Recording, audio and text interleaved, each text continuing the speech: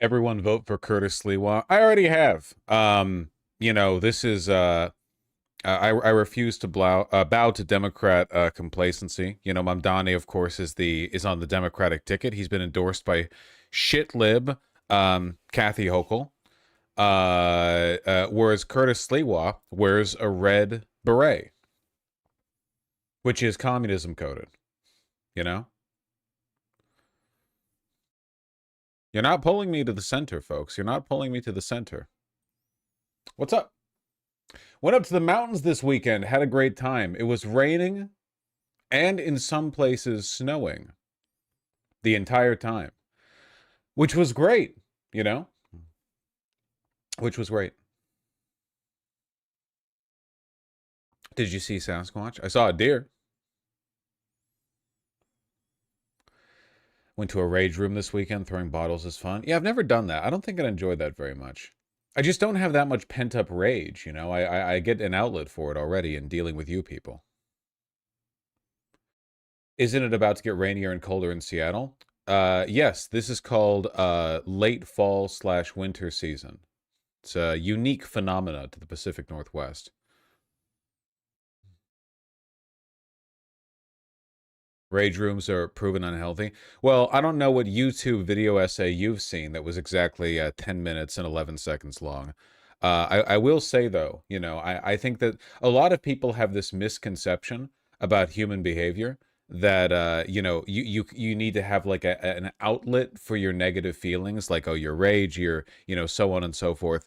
I don't really think people work like that, People are kind of inertial. If you get in the habit of being a little salty rage lord, I think you're just more likely to do it in the future. You're training yourself to accept that as like a mechanism for venting your frustration. It's like how people who rage out at a video game probably aren't like venting a finite pool of stress and then they feel fine again. They're probably just teaching themselves to continue doing that more and more in the future.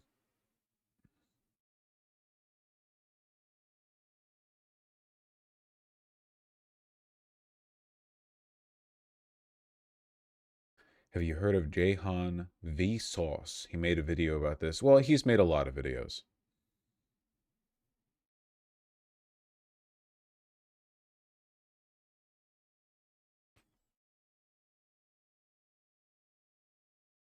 You see this clip of Sliwa? Who hasn't, man? This shit rules. The funniest goddamn clip I've ever seen.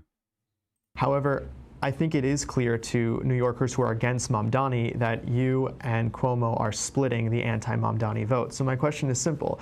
Are you okay if Mamdani wins that you, so to speak, contributed to that? Well, number one, Ackman is a jerk. Has he been right yet? Here's a guy who goes up to Newport, Rhode Island and thinks he's a professional tennis player. Come on, Ackman, stay in your lane. Does he know anything about politics? No. Does he live in New York City? No. He lives in Chapaka, the whitest suburb of America, where even the lawn jockeys are white. The reason he's not a Democrat is because he's too woke to be a Democrat. A Democrat couldn't get away with saying, we all know he's correct. We all know what he means. You know perfectly well if he pulled some shit like this in the Democratic debate stage, some bitch-ass Hillary Clinton type on the other side would be like, what do you mean by that? Remember that one lady on The View who said, Mr. Trump, you want to deport the Mexicans? Well, who's going to like mow your lawn or whatever? And everyone had to pretend it was super racist to say that, even though in Los Angeles, 99% of the landscapers are Mexicans. Like everyone acting in good faith immediately understood what she meant and knew the point she was making, but a bunch of fake ass, fake woke id pullers were like, are you implying that landscaping jobs are only for a racial underclass? Fucking annoying.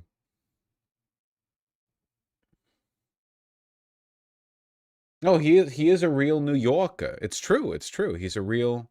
Oh, that's not. Yeah, exactly.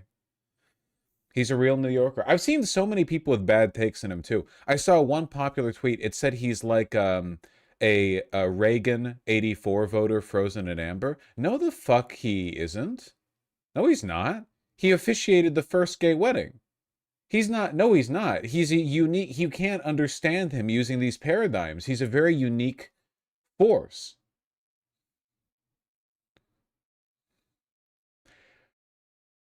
He's like a 94 Clinton voter, honestly. He literally said Reagan's the best president ever. Sure, but he's not a 84 Reagan voter frozen in amber. He's just not. He may know Wall Street. He may know hedge funds. He has been wrong every step of the way with the billionaires. So let's say people come to the conclusion, if somehow I lose, and we know Andrew Cuomo's lost, he's already tossed in the town. Oh, it's because of you, Curtis. Because of, really? It's because of the Democrats. Wait a second. Who created Zohran Mamdani? Who embraced him? Who nourished him? Who supported him? And how dare you, people who know nothing about politics, suggest that everybody who's going to vote for me is suddenly going to be reborn. We love Andrew Cuomo. He killed all these elderlies. Does anyone else feel like he pulls a bit of a Frank impression from It's Always Sunny a little bit when he's doing his like lofty, fake, sincere voice? I feel like he sounds just like Frank, like right on the money. We love Andrew Cuomo.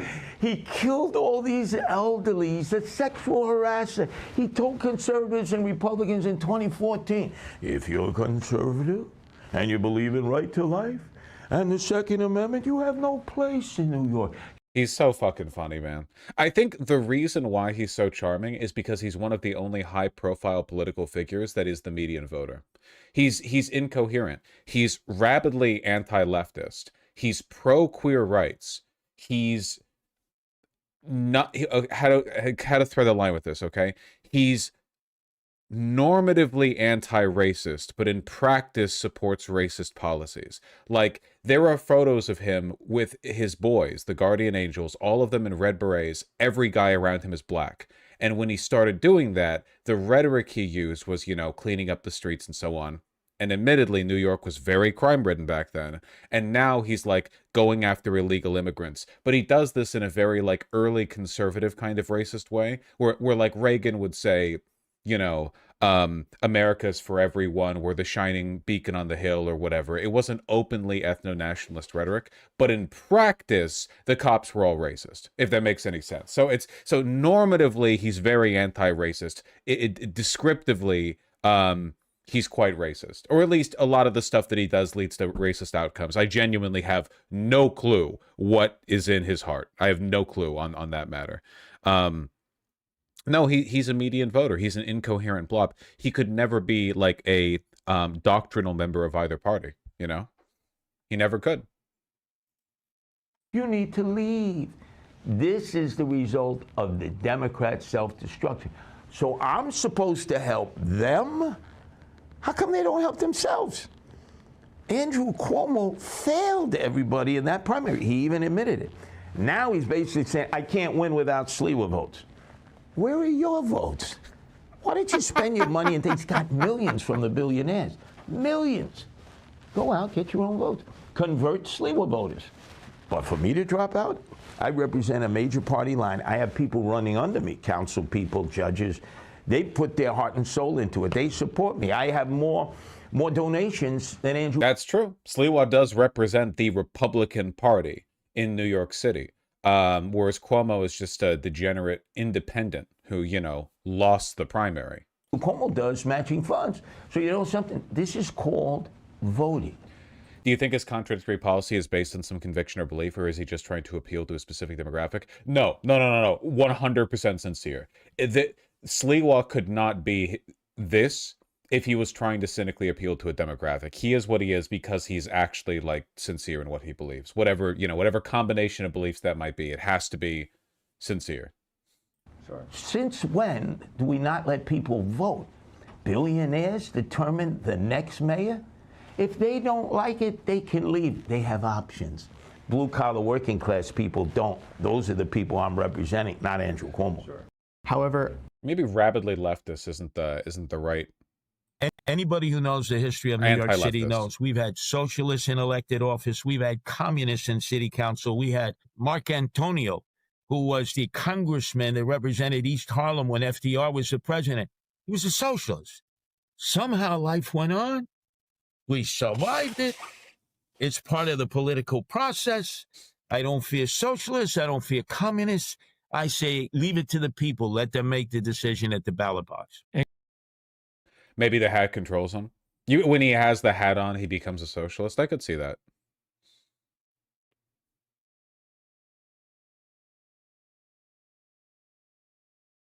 Did you see the slapping fannies quote? Respectfully, literally everyone has. If you haven't, you weren't paying attention to the mayoral race. Eric Adams is damaged goods. Every day, a new case of corruption in the police department. They believe he's corrupt. Andrew Cuomo is a creep, slapping fannies and killing grannies. Everybody likes Curtis Sliwa. My favorable ratings are the highest in this election cycle. So get. It's so right. It's true. It's true.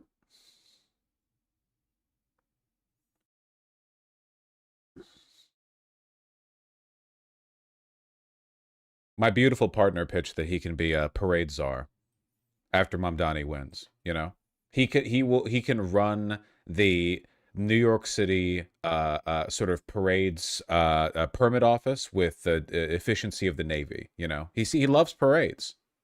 He thinks there should be more parades. I think that for him, an ideal New York City would be one in which at least one major boulevard was always closed for a parade. I think that he should facilitate that.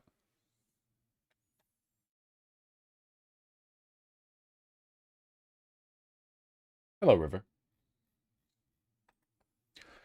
He was born in the wrong state. Strongly disagree. He couldn't be anywhere but New York. Nowhere but New York.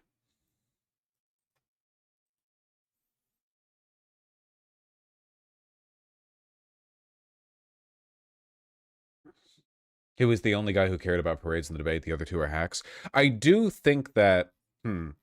I do think that when Mamdani actually is mayor, and he's going to be mayor, he does need to care more about pageantry. Love this old picture of Sliwa. It's a good look on him. Man, look at how much better t-shirts fit back in like the 1980s, you know? The super tight cropped with the short sleeves.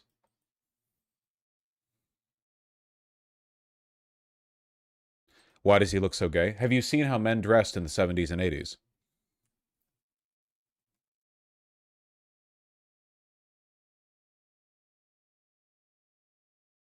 Are you sure it's not just how much more ripped the men were? Well, that's another thing. We all have to get skinnier now. I'm 2/3 of the way through The Devil Wears Prada, and that's the lesson that I'm taking so far through the movie. I got 2/3 of the way through before I fell asleep, okay? The lesson I'm learning is that we're all fat. I think that's the point of the movie.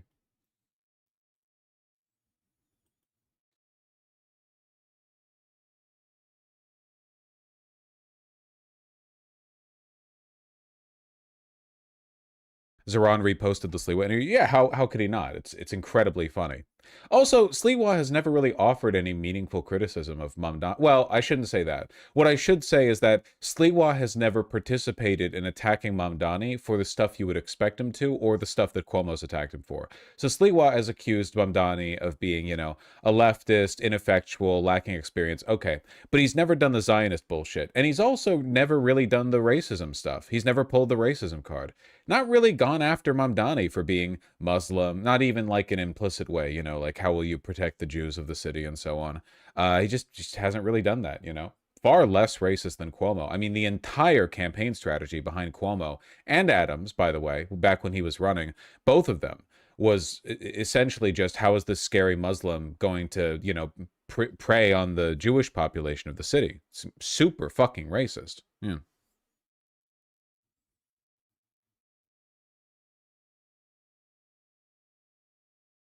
Watch him describe the assassination story. Okay, last thing we're watching on Sliwa, and then we'll get to actual. We'll get the news. Okay.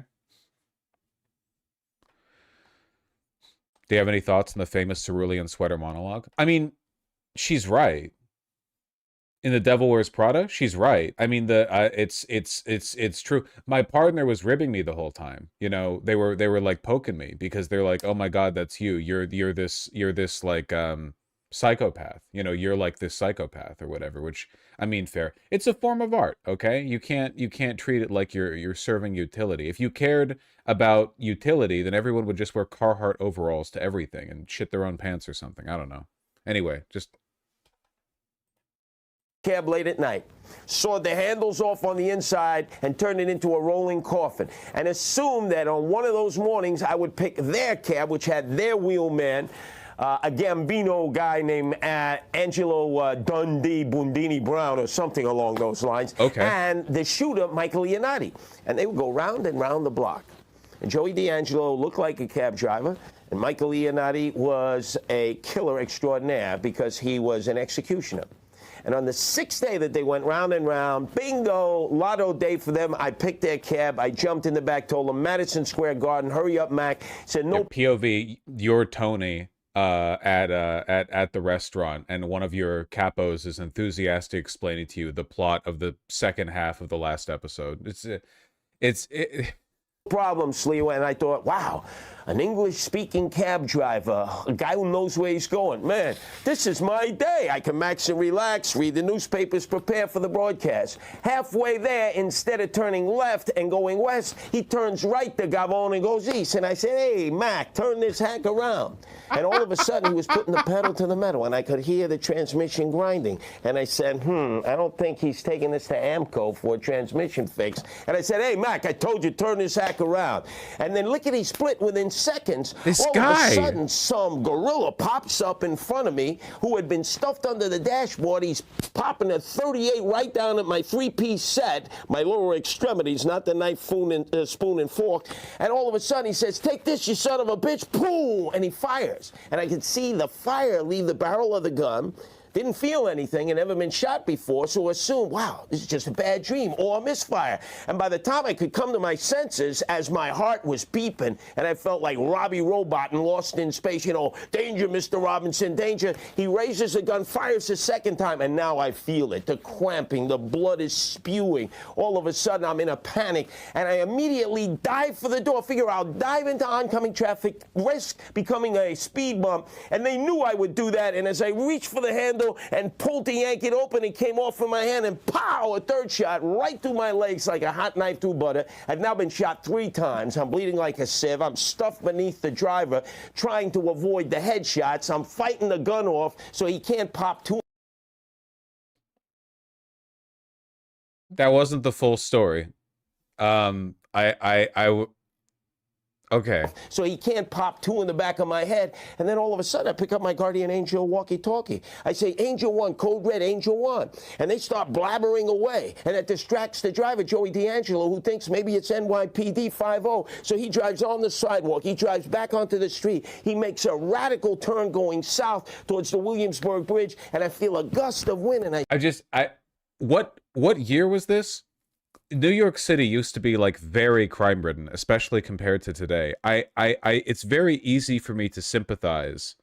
1992? Okay, it's very easy for me to sympathize with the Guardian Angels in concept back when they were made.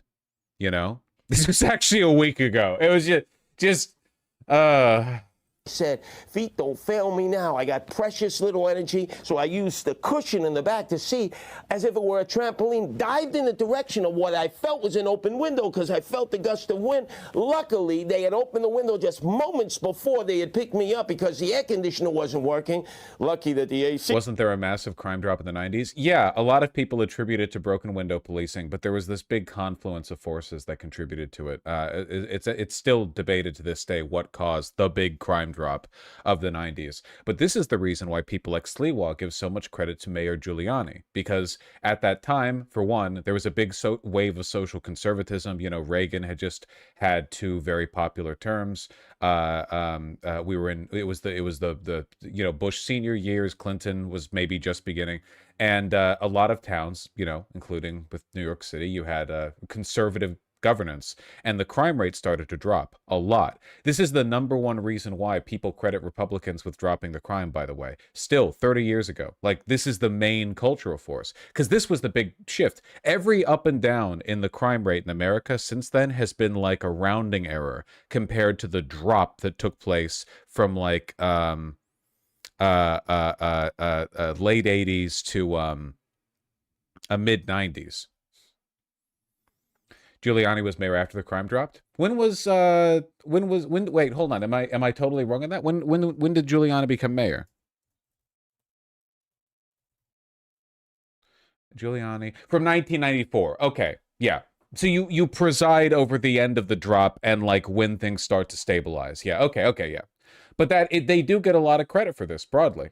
By the way, I just Googled Giuliani mayor. Number one pop-up from Facebook was a picture of him getting his hand shook by Sliwa. So, you know, there you go.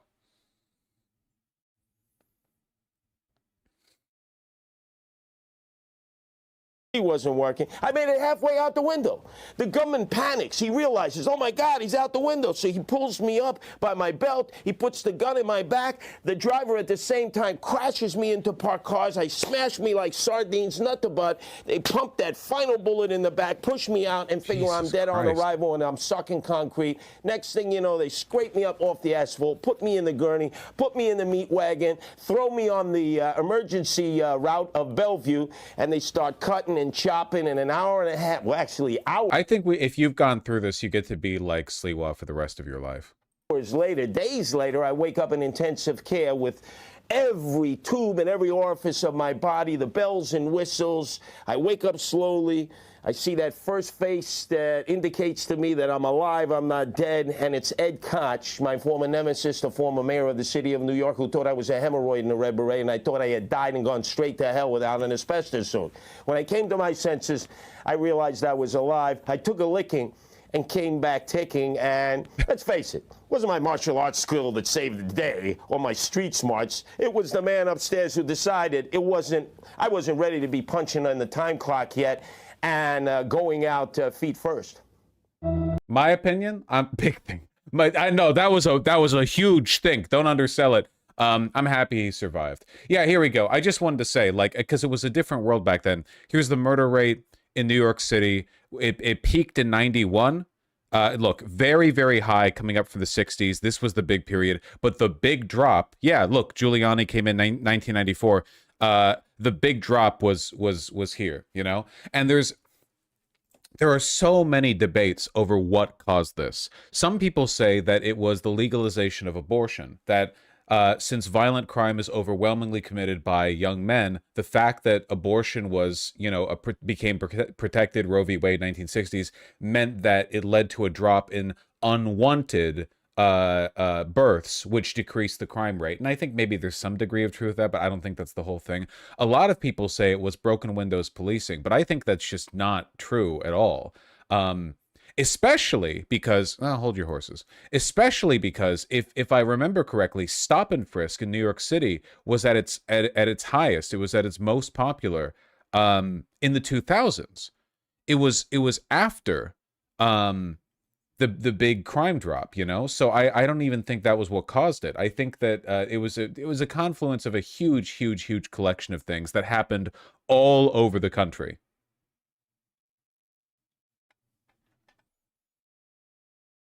Stop and frisk graph.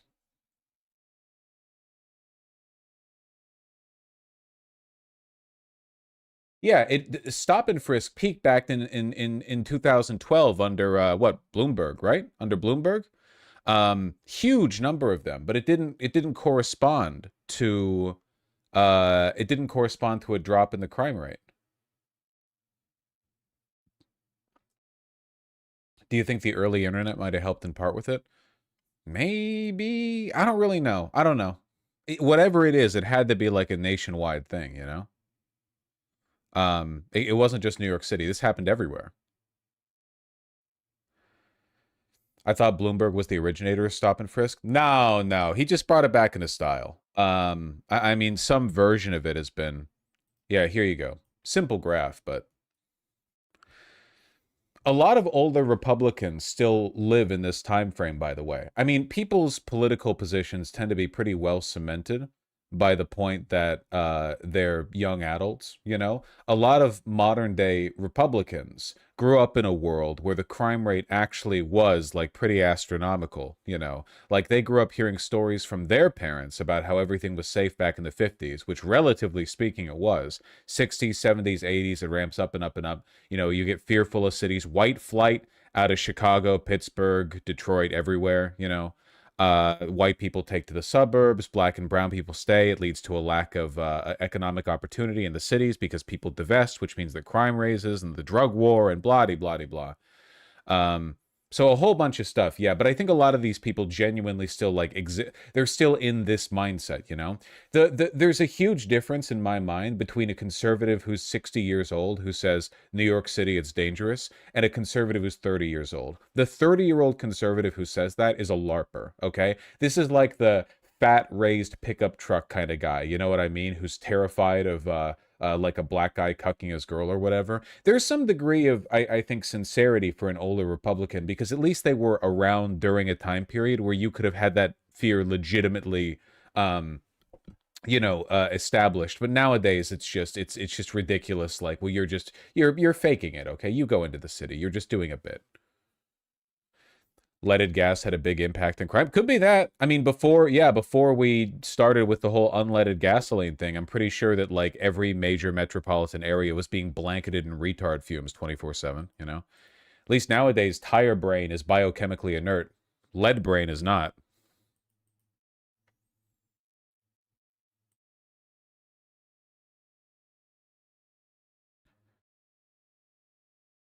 That's probably a big part of it. Crazy, huh?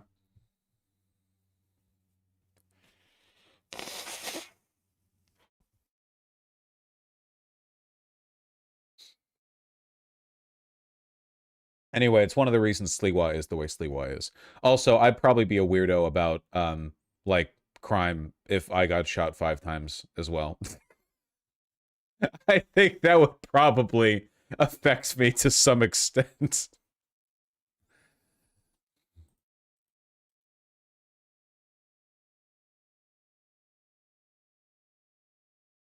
Just read the couple in the gay wedding that he officiated were named Ralph and Vinny, and I laughed so hard. Yeah, they were also like employees of the McDonald's he managed, weren't they? It was back in the 70s. No, he's a crazy guy.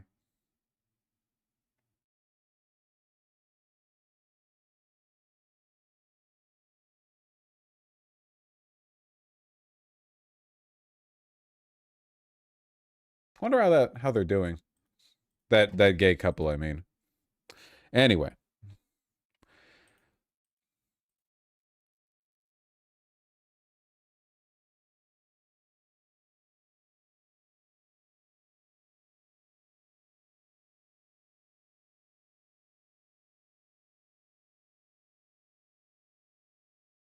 Do you think they're voting for Sliwa? Maybe. What is this?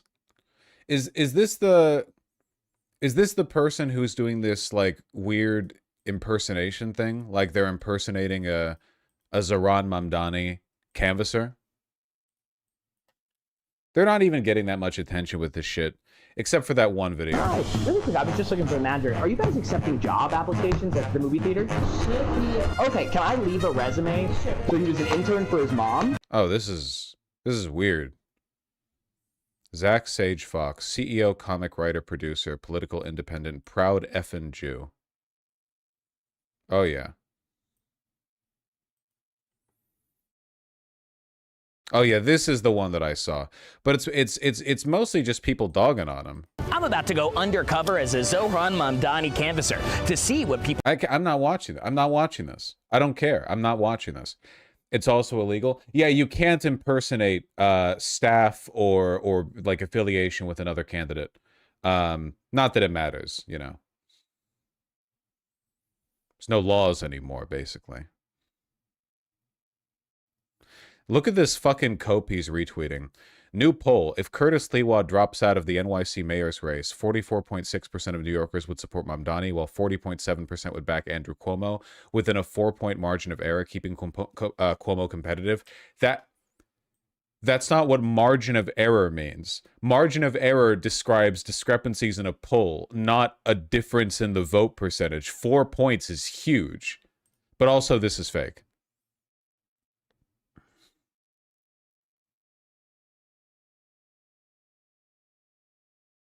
Wouldn't satire be allowed, though? I mean, it really depends on how satirical you're being. You have to be pretty satirical to not run afoul of that one.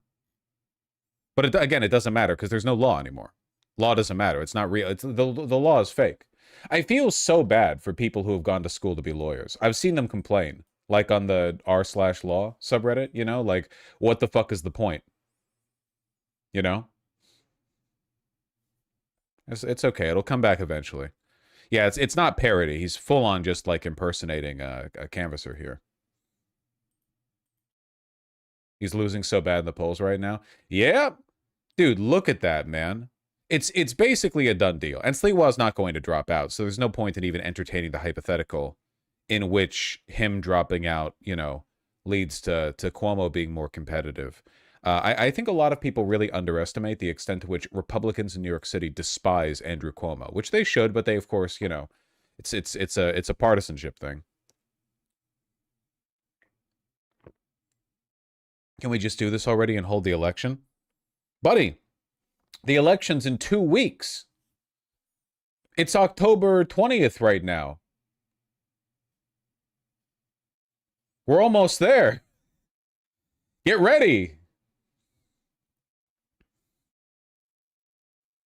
But I want it now. Yeah, me too.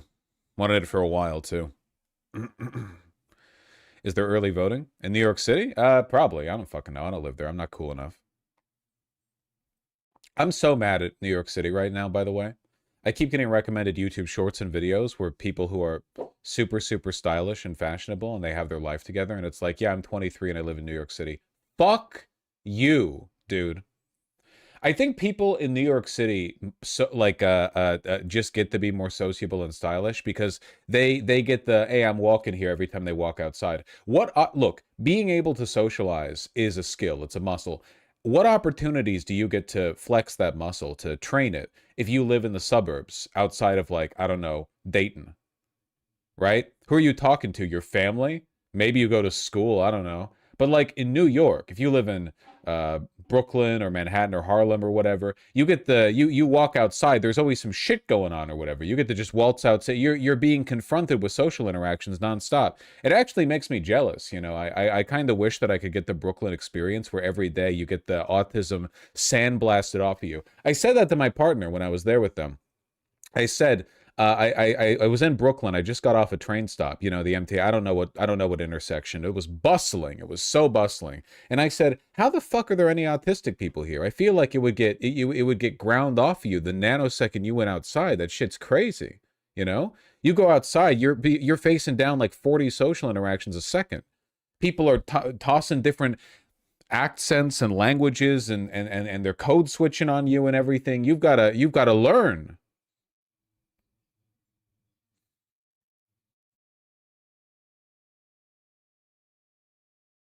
Do you not have the money to live in NYC? Yeah, but my friends and family are on the West Coast. I could live in NYC for sure. Though, look, again, streaming's great. Love the job. Not going to say I'm underpaid. However, I've seen what the rent goes for in the good parts of Brooklyn and Manhattan, and that's not exactly... I mean, that would pull things a little tight, okay? That's all I'm saying. That would pull things a little tight. Worse than Seattle? Yes? Brooklyn and Manhattan? Jesus, yes. Oh my God. Home of the, you know, 4,500 a month, 600 square foot studio apartments. Fuck that. Jesus. Vosh, I live near Dayton in the suburbs, and I'm moving to New York City in May. Well, shit, there you go. You've probably got autism if you're watching me. Let me know how it goes once you move there.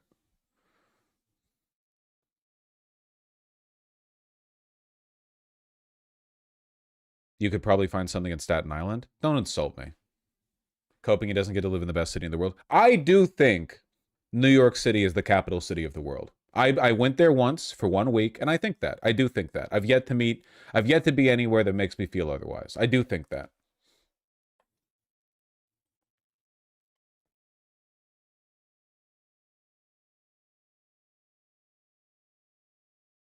They do have the UN. What about Madrid? Come on. You should visit China. China can never compete because New York City is a hub of immigrants. That's why Tokyo's not even in the running. No, I'm serious. There's not a city in China that even comes close because in order to be capital of the world, you need to be you need to be like the epicenter of international culture, and New York City is way up there, and there's nothing in China that comes close. Not Tokyo. Tokyo's a wonderful city. I love Tokyo, but you know, like the rest of Japan, it's pretty monoethnic. Doesn't work. Yeah, Hong Kong is the closest you can get, but they're nowhere near as diverse as maybe Hong Kong in like 1999 or before the Chinese Communist Party like completely fucking annexed the you know, city state or whatever. Singapore? I've never been. I probably wouldn't put Singapore above New York City. New York City. Come on, guys. New York. New York. Have you heard the song? New York. That's city. New York City. Come on. So does it just need to have a ton of immigrants? Are you dense? Do you think that because I'm a live streamer, you have permission to engage with me at a lower level than you would like another piece of media? You finish, you know, Citizen Kane, and you're like, the whole thing was just about a sled. Well, you have to listen to the meaning here. What? Because I mentioned the immigration, you think that's it? Okay. What about this town in Michigan that's 43% Haitian? Like, no, come on. Use your head. Use your head. Sucks the Middle East used to be the center of the world and it doesn't have a major international city like NYC. You know, there is a world where like 100 years from now, Beirut is like one of the big capital cities of the world. The closest the Middle East has right now, yeah, is Istanbul. And admittedly, Istanbul is one of these cities, for sure.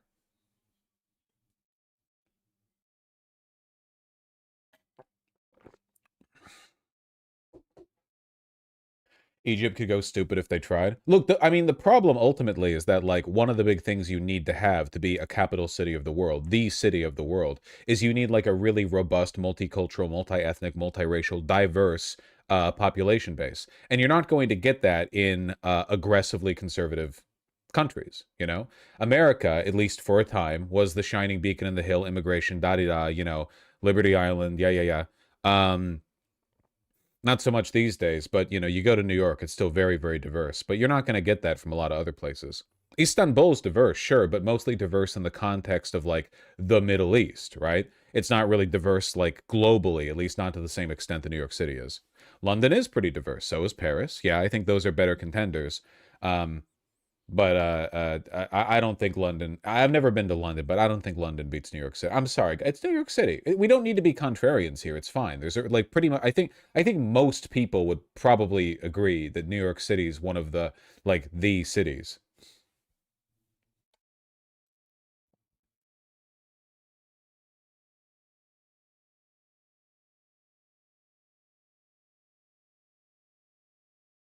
What about Stockholm? Jesus Christ, you people are dense.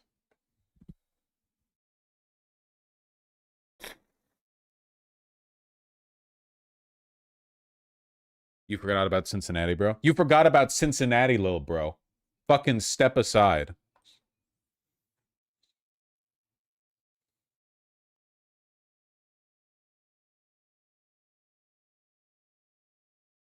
Jacksonville. All right, fuck you. We're moving on. Moving on from whatever the fuck this is. Oh, wait, what's the title of this segment? Election in 2 weeks? More or less 2 weeks, you know? 37.5% of NYC's population is foreign-born. 36.4% of London's population is foreign-born. Pretty similar. Yeah, but being foreign-born isn't the only criteria. Another big difference is that New York is New York and London is London. I'm sorry, that's a pretty big difference, okay? I don't know. Look, the problem is that, like, New York, in addition to being a financial capital, is also a thriving hub, a hub of culture, and I just don't know if London meets that same. Like, yeah, look, I'm not saying London produces no culture. I mean, certainly the most of any like population hub in the United Kingdom, but yeah, compared to New York, I just don't think you're getting it. I don't think you're getting it. Still a financial capital, but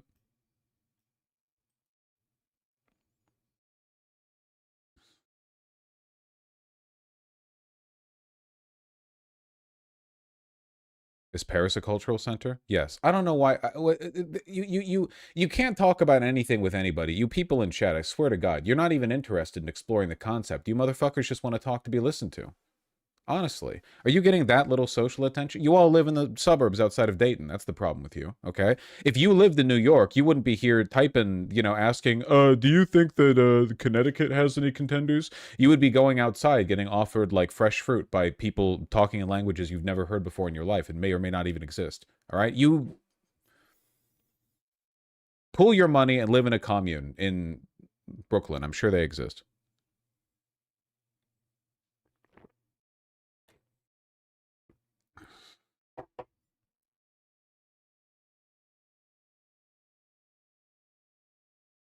Yes, I am getting that little social attention. Now comment on Calgary being a candidate. It's rough out there. It's rough out there for you Calgaryites. Calgarites. Calgarians. Okay. Super quick. Super quick. Quickerino.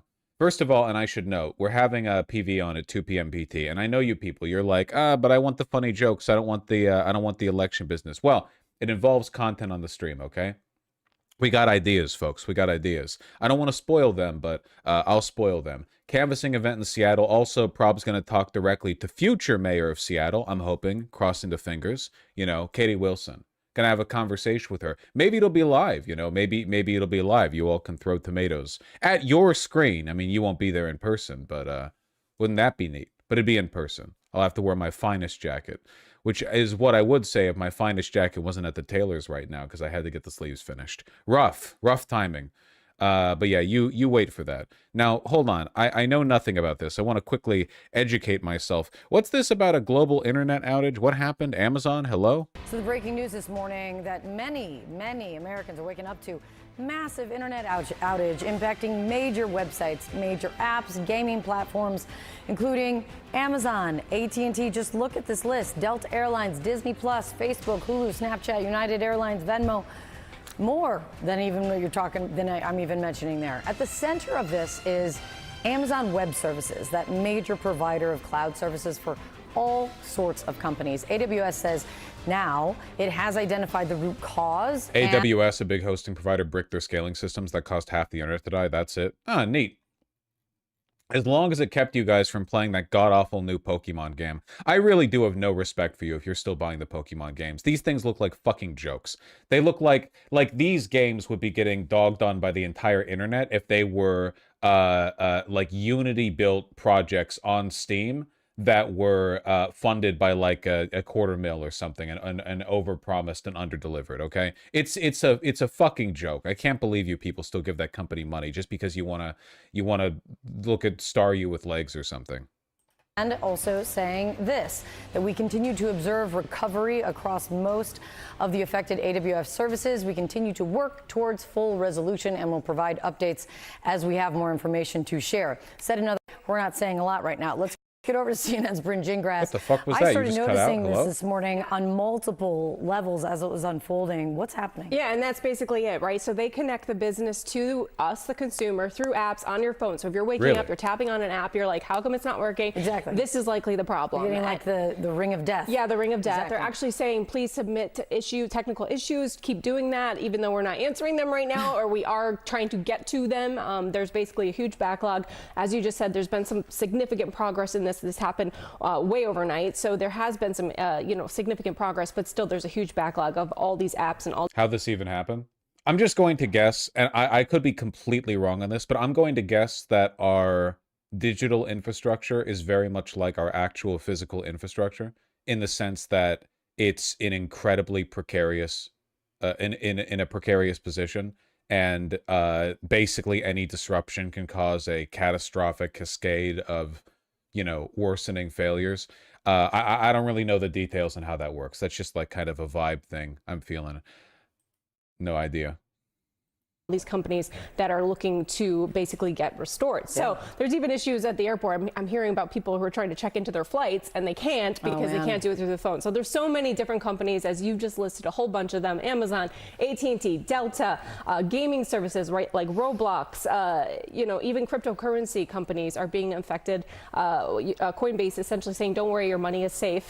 So there are companies now having to also just kind of... I hate that CNN can talk about Coinbase now without needing to preface what it is. I hate the financialization of everything, parentheses, crypto, you know? Respond to consumers at this point. But like you just said, what Amazon Web Services is saying is that they are seeing significant signs of recovery, and they're continuing to work towards that full resolution, and they're going to continue to provide information as we have been seeing overnight, continuous updates.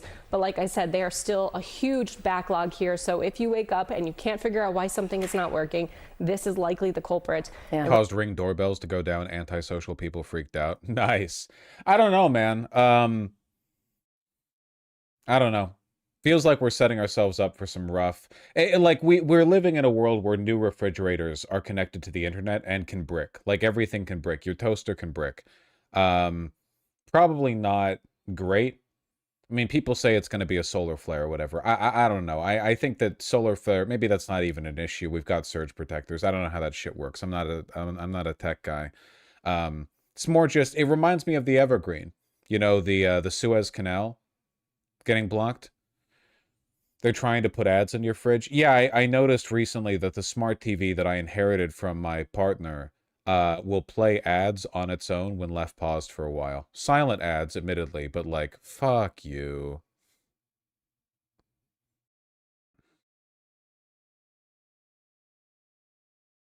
Is it a Roku? I don't know. I don't believe in that shit.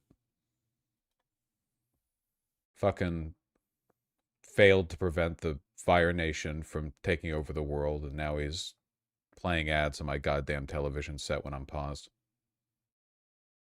We're going to continue. I mean, I started noticing it on various apps around like 3:30-ish this morning. Why were you up at 3? Yes, this is what time we wake up around here.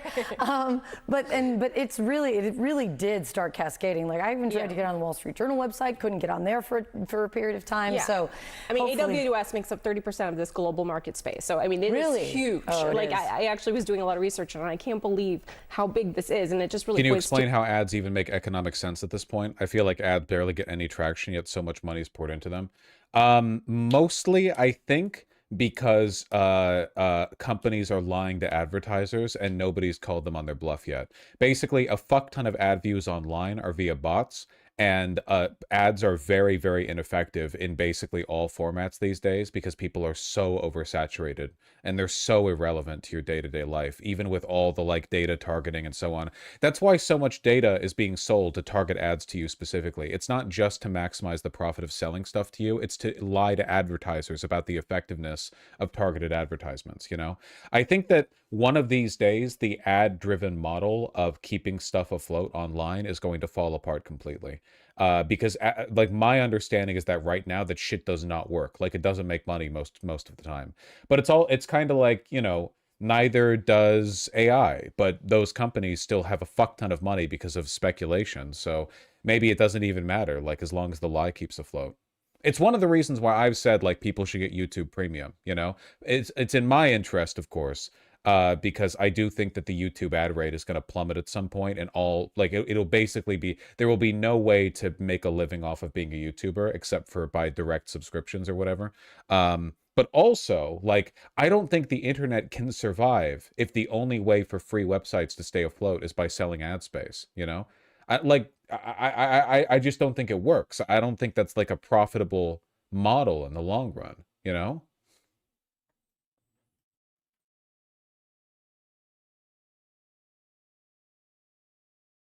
How fragile this infrastructure is should something happen like this. I mean, understandably sparking fears of like vulnerabilities, of course, but let's see what happens throughout the morning. But Bryn's on top of this for us. Thank you so much, Bryn. Jimmy. All right, with us now, Lance Ulanoff, editor-at-large for Tech Radar. Lance, great to see you. Kate says she noticed when she was reading the Wall Street Journal I was reading FanDuel. I was on FanDuel this morning, and that wasn't working. But everything from the Journal to FanDuel to, you know, our big, beautiful walls here, tech going crazy just about everywhere, including in our studios. Can you explain how it is that this one thing can affect so many different things? Well, first of all, the most important site that's down is Starbucks. That's number one. Jesus Christ, how many fucking speaking of advertisements, how many fucking reads did they sell for this segment, man? Coinbase, Starbucks, the sports gambling? Jesus fucking Christ. Number two, AWS sits in the middle of everything.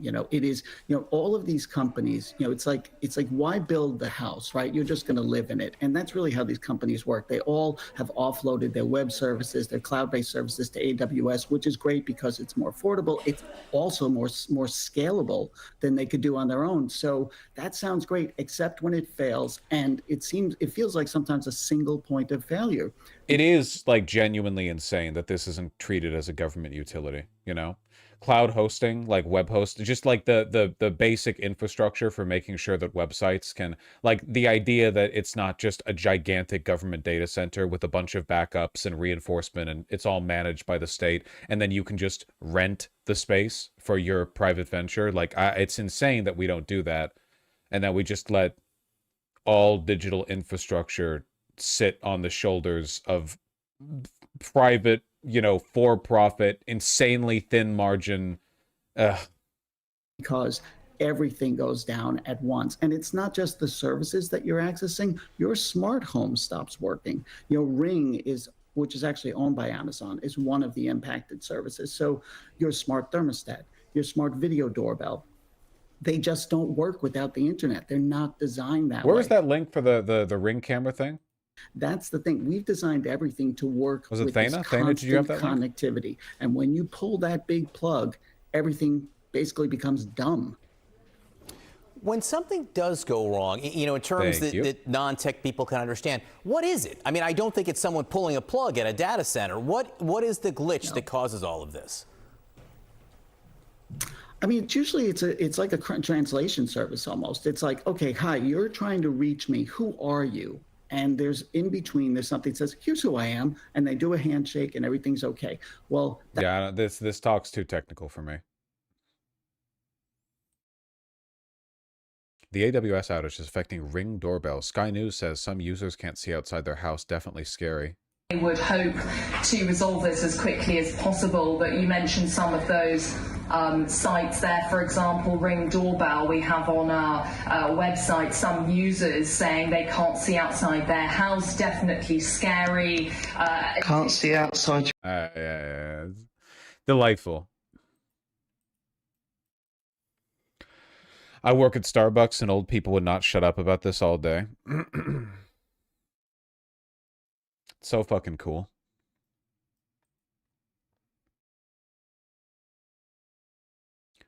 Do people in the US not have Windows? I'm sorry, did either of the voices that you just heard in this sound American to you? We're talking about like terrified Brit bong boomers or Australians perhaps. I think Sky News is watching both, but this is .co.uk, so it's a white people thing broadly. A white people thing broadly.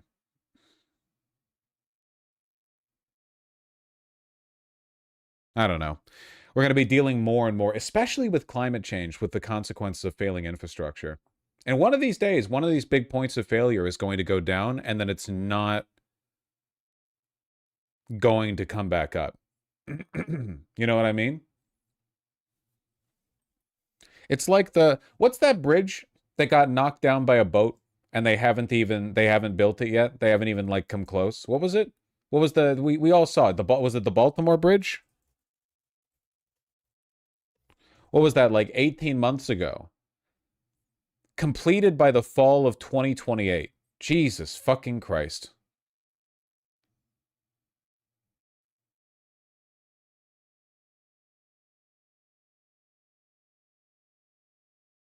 You're going to see it with physical infrastructure. You're going to see it with digital infrastructure. You're going to see it with utilities, 3 years? 4.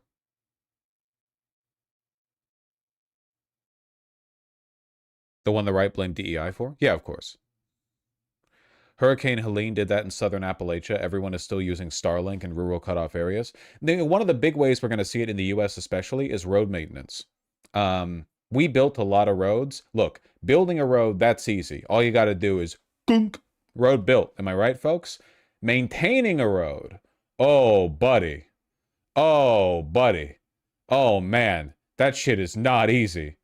You start getting problems with the road, orders of magnitude more of a pain in the ass. It's basically a mathematical certainty. And I wish I had like the articles that I've read on this, because I've read several. I'm not just pulling it out of my ass. But the estimated maintenance cost of the roads and highways in America vastly exceeds what anyone can pay for it, you know? Not to mention bridges are very expensive to maintain, of course. We're not maintaining those. Our infrastructure's at like a D- or something. Maybe build high-speed rail. Well, it's not really a high-speed rail problem. It's that if you want a country that is laced top to bottom with a bajillion miles of road, you need to invest in the road worker core that is going to keep those roads functional. You need FDR shit, you know? Like, our roads and our highways were built back during a time where people's employment, it was robust. You had a lot. The government would regularly hire people to go like, oh, go over there and repave roads. Go over there and build this, fix this, whatever else. You know, we don't do that anymore. Now we no longer allow money to circulate in the economy in the form, in this case, of the wages of construction workers. Now, instead, we tax the wealthy a pittance, and then with that tiny money the government gets, they spend exorbitant amounts on private contractors who do nothing for large amounts of money. We've spent more on AI investment this year than the money it took to build the entire interstate highway system. That's fucking awesome, Thana. That's so cool.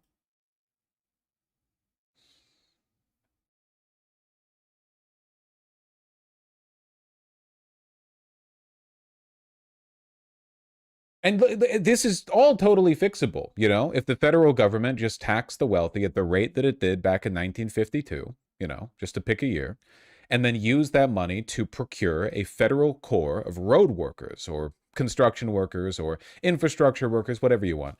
And they went everywhere and they just fix stuff. They could do it. In fact, we could do it with plenty of money to spare. It wouldn't even come close. You know, they could do it quite easily. Illegal immigrants? Sure, amnesty for somebody who works on the rail program or the road program for 4 years. Fuck it, I don't care. Whatever, I don't give a shit. Our roads are falling apart. Do something.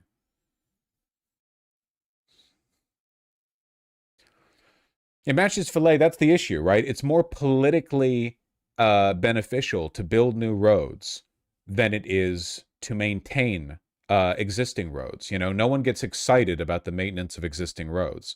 So, because, there's less political capital to be had in it, no one's, cutting ribbons over that shit. Just ain't happening.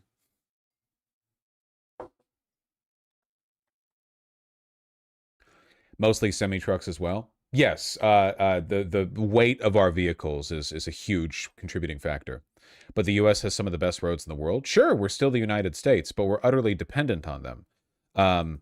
With the amount of trucking traffic running across the oh, I'm sorry, wait, hold on. Road connectivity index. Buddy, this is exactly my point. We built too many roads. Look at the disconnect here. Road connectivity index. Yeah, we built roads everywhere, but it costs money to build and maintain them. In terms of the quality of these roads, well, where does America rank? Oh, there we go. Oh no, we're not. It doesn't say. Fuck you. I don't care. I don't care. We're 11th in road quality. Maybe.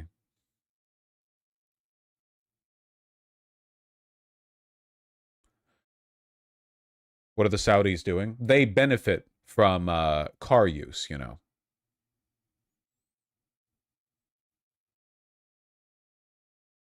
Oh. Anyway.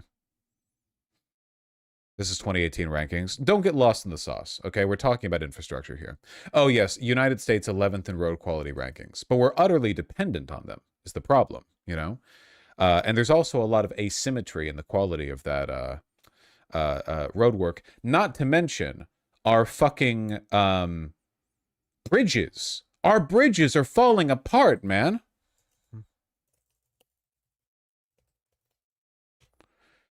They're quite bad.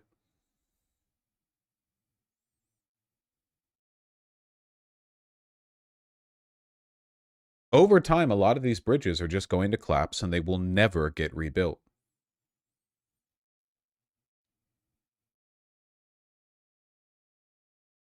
.5% of our nation's bridges are considered structurally deficient.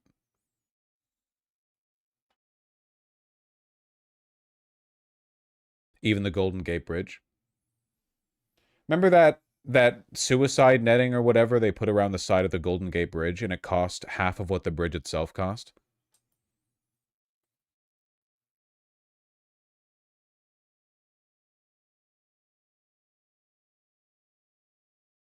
How? Permits. Just let them jump at that point? Honestly, yeah. $200 million for suicide netting that's going to save, what, maybe a couple of lives? Probably none, because what idiot would try to kill themselves by jumping off a bridge where they know there's a net, you know? Put those $200 million into literally any social program. You will massively reduce the amount of humans. This is like the most inefficient possible way. And what a joke, too. Like, that's where you're going to intervene? $200 million, that's where you're going to intervene. To catch a person as they fall? You couldn't have put any of that money into the local school system? Or, like, WIC or anything? Like, it had to go there?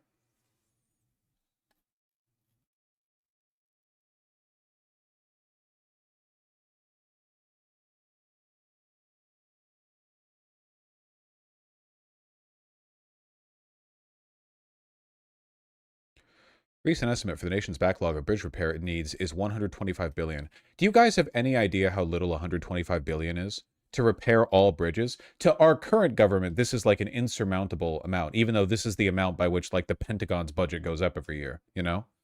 $125 billion. We could, like that. Literally, this is like 1/3 Elon Musk's net worth. Like you could just take one wealthy guy and go yoink, and that's it. Yeah, we're giving $40 billion to Argentina for no reason other than because he's like the epic libertarian chainsaw guy.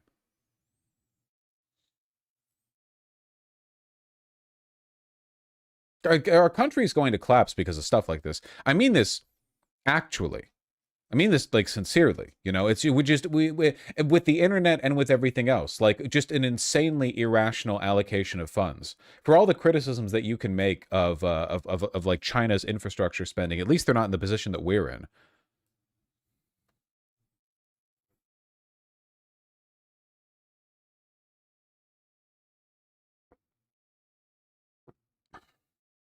And when those bridges start collapsing, man, I mean, you get like failures at points of contact, basic infrastructure going down.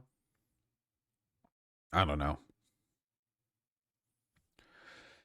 It only took 4 years to build the Golden Gate Bridge. We cannot repeat that today. I don't know, man. 4 years to repair the fucking Brooklyn Bridge.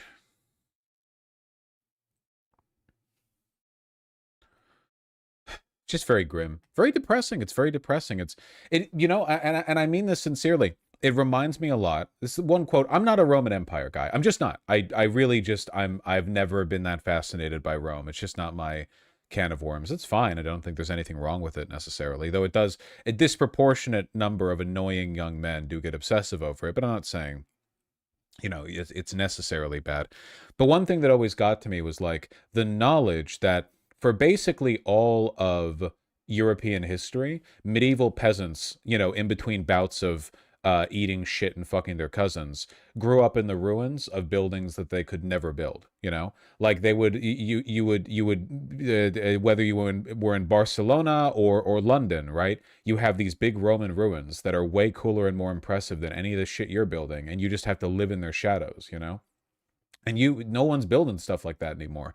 And unfortunately, that is the position that we're going to be in. It already is to an extent. If you go down to New York City, you walk in the shadow of buildings that are cooler than anything anyone builds today. And I'm not saying this in like a return with a V kind of way. I mean it sincerely. Nobody's building stuff like the Empire State Building, you know? We build stuff that is as expensive or vastly more expensive than the Empire State Building. It takes much longer, of course, but we do it. But it all looks like shit and no one likes it. It's not the Empire State Building. We don't build things that are impressive. We just build things that cost as much as if they were impressive. Same with our bridges, you know? Everything now is austere. Everything's run down. Everything costs 10 times as much as it should. It never gets finished. And if it broke, we would never know how to fix it.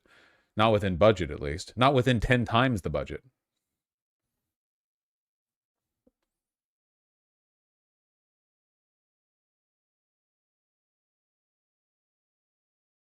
Why don't you like glass and metal? Don't waste my time with your insipid contrarianism. We all know perfectly well that the style of skyscraper construction that started in the 1960s and ramped up in popularity from there is disgusting compared to what we used to build. Let's not pretend otherwise. Everyone believes this. There's not a single person on earth who doesn't believe this. I'm not even talking about Art Deco specifically. I'm just talking about ornate masonry, buildings that you can be proud of, you know? That shit does just nobody builds stuff anymore. And we can't do it. You know where they can do it? In China, because China's not saddled with the regulatory and governmental problems that we are. They're saddled with many problems, but not those ones in particular. So you can go to China and see amazing infrastructure projects that were built last year. Here? No. And as long as we continue to allocate our money the way that we are, it's going to stay that way.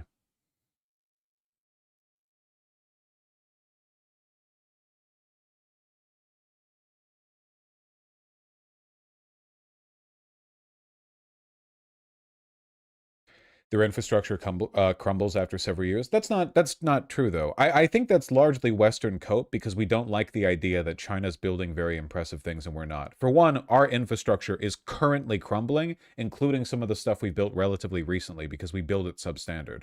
But for two, there's plenty of infrastructure built in China that's made to last. It's enduring, you know? Not all of it. Certainly, you know, there are consequences for building as quickly as they do, but...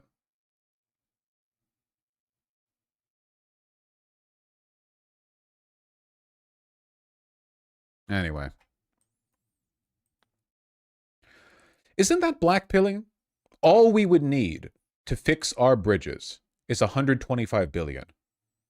It really is not a lot. Again, it's less than what we pay on interest on our national debt. It's less than the amount we've raised the Pentagon's budget in recent years. It's not a lot at all. It's totally manageable, but we'll never get the money for it. It'll never happen. 10, 20, 50 years will pass. We'll never get this money. Bridges will collapse. We'll never get this money. Internet infrastructure, power systems will collapse. We'll never get this money. You know, we don't build energy infrastructure in this country anymore. Even the puny subsidies that the Trump administration has canceled for solar and wind and so on in blue states is nothing, absolutely nothing, compared to what we ought to be spending on it, you know?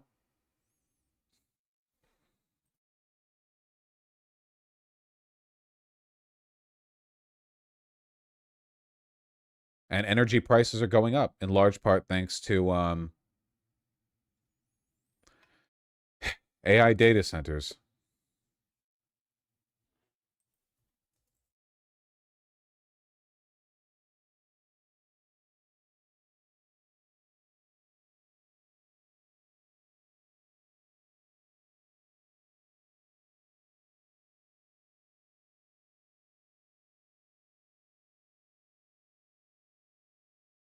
Sorry, I was thinking about the collapse of society for a bit. Don't mind me. Government doesn't, government contractors do. Yeah, we gotta stop contracting.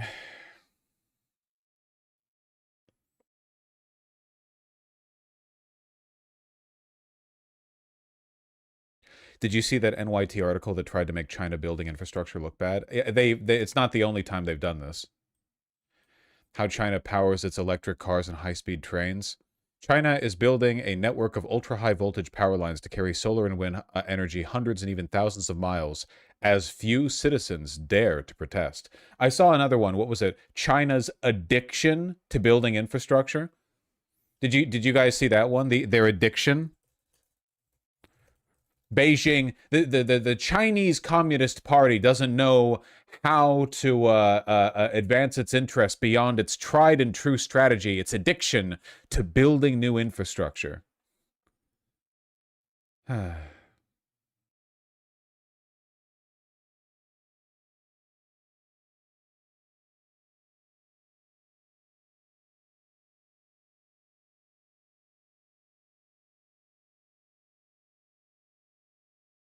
This one? Oh, you found it. Oh, yeah, there we go. China struggles to break its addiction to manufacturing. Remarkable, truly. A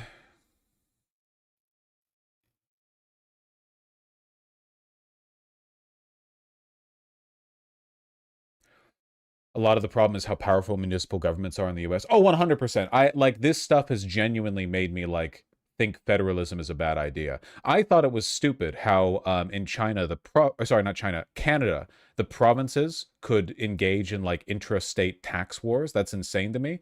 But it's nothing compared to how much power state and local, especially local government in America has to fuck up every single project. It's like the California high-speed rail. Past a point, democracy should cease to matter. Municipal governments, individual lawsuits, these things should be like, butter through which the hot knife of federal spending cuts easily. You should not be able to halt a multi-billion-dollar infrastructure project with fucking environmental reviews. And don't be fooled by the name, by the way. Environmental reviews conducted on these projects are not actually environmental reviews. They're cynical delaying tactics put forward by lawyers, in order to block production for 18 months. They almost never have anything to do with actually reviewing the environmental impact of the production. Sometimes they do this shit for like individual apartment blocks being constructed. An environmental review for a 5/1. What possible impact could we be talking about here? It's bullshit. Sometimes, by the way, it's bullshit fronted by lawyers who are affiliated with the contracting teams because the contractors want to be able to bring this out for more money. That's a real thing, by the way, you know? Oh, look, this is like a 2-year build, but it could be a 3-year build if some enterprising lawyers representing, an affiliated interest were willing to delay the project.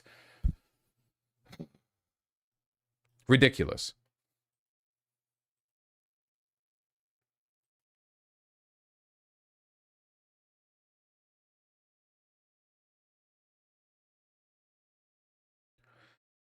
How do you get rid of that without just gutting all environmental protections? Though the thing that I'm describing genuinely has nothing to do with environmental protections. If there are real environmental concerns, they're usually like brought forward by the EPA. Like if it's a big federal project, the actual environmental side of things are usually handled by the regulators. These individual lawsuits that just force everything to grind and slow down do nothing but add billions and billions of dollars of cost.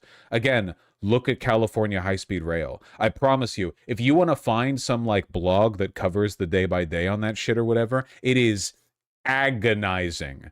It's just a machine that drains money from project pools. It's awful.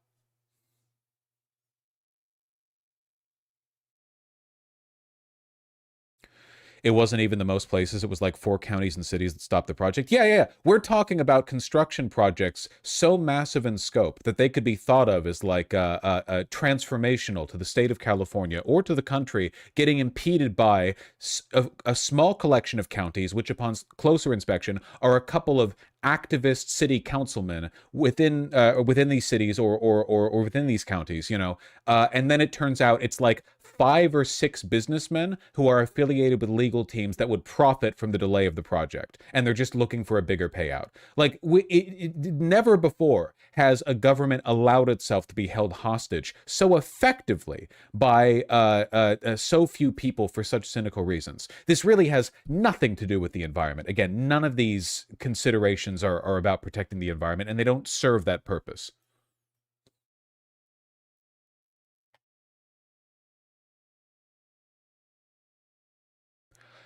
I don't get why 100 years ago we were able to build infrastructure, but now we can't. I'm telling you right now, it's because 100 years ago we didn't have this insane, like, local municipal like these protections that allow them to slow everything down. That's it. It used to be if you wanted to build a big mega project, you could just build it.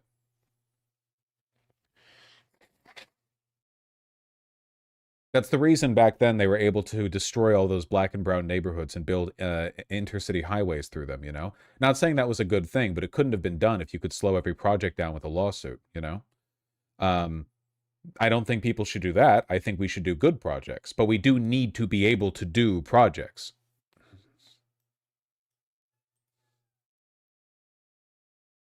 Biggest difference is that in most countries, municipal governments are legally in the jurisdiction of the equivalent of state government and are at their mercy. Not so much these days.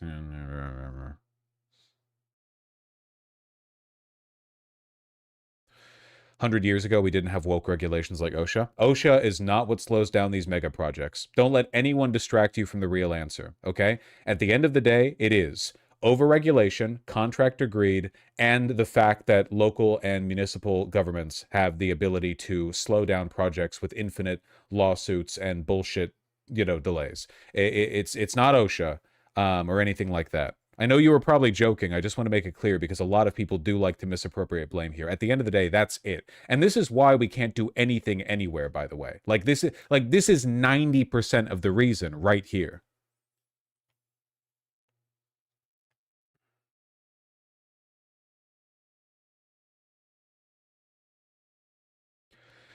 It depends on the state and state law. This is a blue state problem a lot of the time.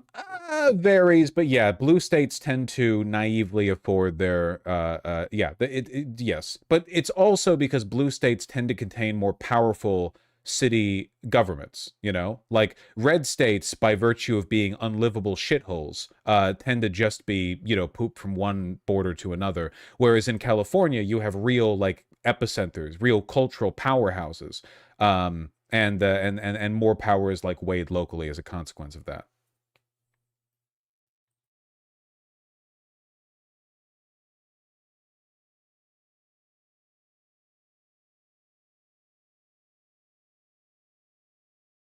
Texas has the same issue that's blocked our trains too. Yeah, well, there you go. Anyway, sorry. Long tangent there, but yeah, we really are, you know, sort of living in the ruins of an empire, I feel, you know. Unfortunately, like pretty much everything good in most cities in America is both in the past and unreplicable under our current, you know, system. It's just can't really be done. It could be. We could fix it.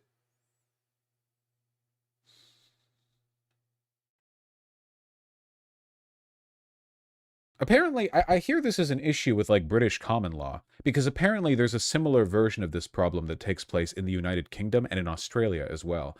Country and Canada. Countries that are derivative of British common law, like directly, it seems, have a particular issue with this. And I think that might have to do with their branch of federalism. I'm not entirely sure. Yeah,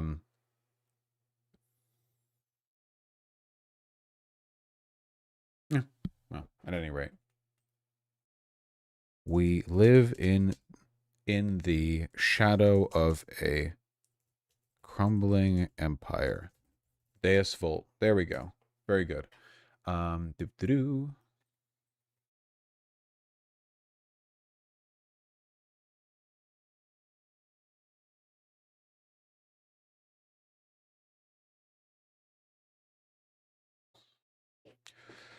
Literally nobody knows anything about this topic. Well, except for me, obviously. Like and subscribe. You already have a yellow name, so I won't press you for it, but everyone else should have one too.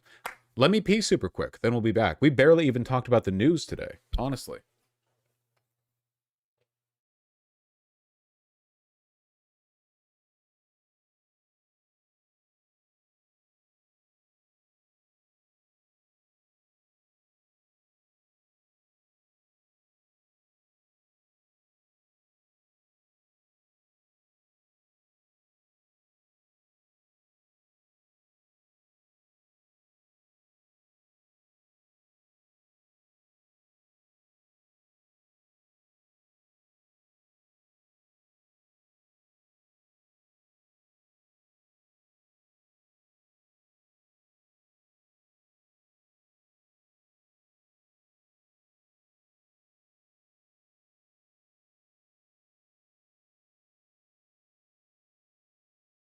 All right.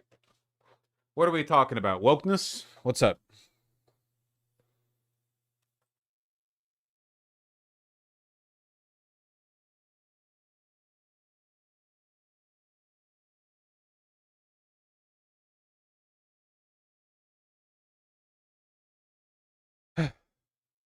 Mehdi was so good at No Kings. Oh yeah, No Kings. We got to talk about that. Dem voters are way too lenient on Kamala and Schumer. Yeah, I gonna be honest with you. This is something for which I am really, really negative on AOC about. You know, the reason why Dem voters don't seem to understand that people like Kamala Harris and Schumer are responsible for Trump's victory, the reason they're so bad, the reason we're in this mess to begin with, is because for some reason AOC and Bernie Sanders, who isn't here because he's not a Democrat, won't shit talk them. I don't understand why. Like it's crazy to me. It's not enough to talk bad about Republicans. Democrats already know Republicans are bad. It's not exactly like a, ambiguous coin toss issue among people who vote for Democrats. It's pretty well known. I really, really wish that she would spend more time doing this. Because if you are contributing to a culture of acceptance of Kamala Harris, I think that you're complicit to a large extent for this in this administration, you know? I think you need to be aggressive there. It's not enough to be anti-Republican. Wow, how novel. Schumer is anti-Republican, you know? Yeah, the fact that Joe Biden and Kamala Harris are so net favorable is just not acceptable. And it really does make me feel like the Democrats are going to make this mistake again in 2028. You know, it's going to be Gavin Newsom versus Kamala Harris in 2028 or some awful shit like that. They're not going to learn any lessons.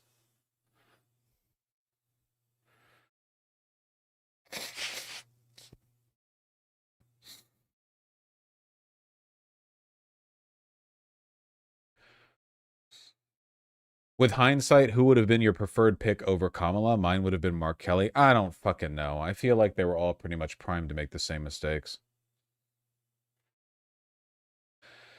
Do you believe Dem normie voters not being motivated by anger, unlike Republicans, is bad? People should be motivated by anger, especially Democrats. Right now, Republicans have nothing to be angry about. All their guys are in power, and they're getting everything they want. They're only angry because they don't know any other emotions. Democrats should be angry right now.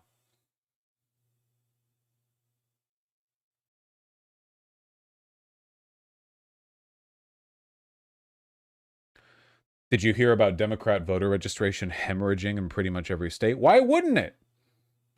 Why wouldn't it? What are the Democrats offering people right now?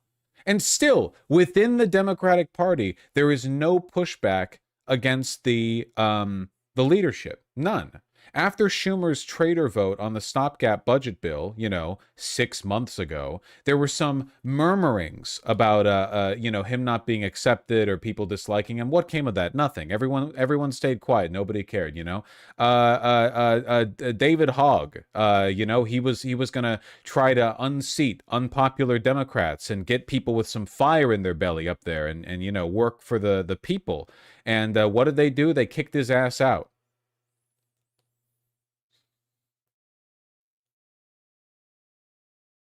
They're still pushing Jeffries. Schumer still won't fucking endorse Mamdani, even as his cousin Amy Schumer endorses Cuomo. It's sickening, really.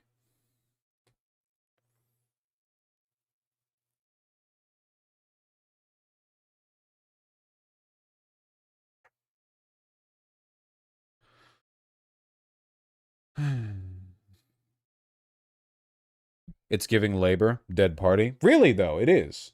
It is. I mean, there might be some do-gooders within the party, but they're basically independents, right? Like, let's be real here, okay? Mamdani might be running as a Democrat, but spiritually he's an independent. We know that. Vote blue no matter who, sure, but like this guy had to pry himself away from the entire Democratic establishment. Cuomo was the Democrat pick, and a lot of Democrats still won't fucking endorse Mamdani, even as it's clear he's going to win. They want to hitch themselves to the losing ticket because they're that obstinate about being, Israel's greatest, Israel's greatest soldier, right? Platner likewise. And yet Dems have started stealing his messages? Yeah. Because you know, they don't believe in anything. They just want to cynically hawk whatever like messaging style or strategy they can off of the successful people.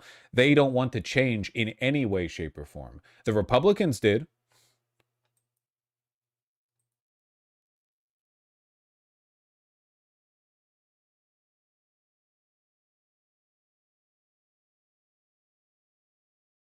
People should use Mamdani's approach as a template. I 100%, I think that's a very good thing to do.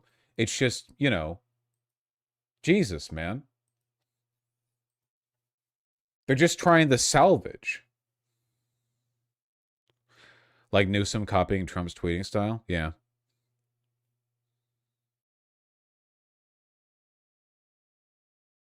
We had the White House econ advisor saying the shutdown would end this week. I don't buy it, should I? How the fuck should I say whether or not you should buy it? I don't know.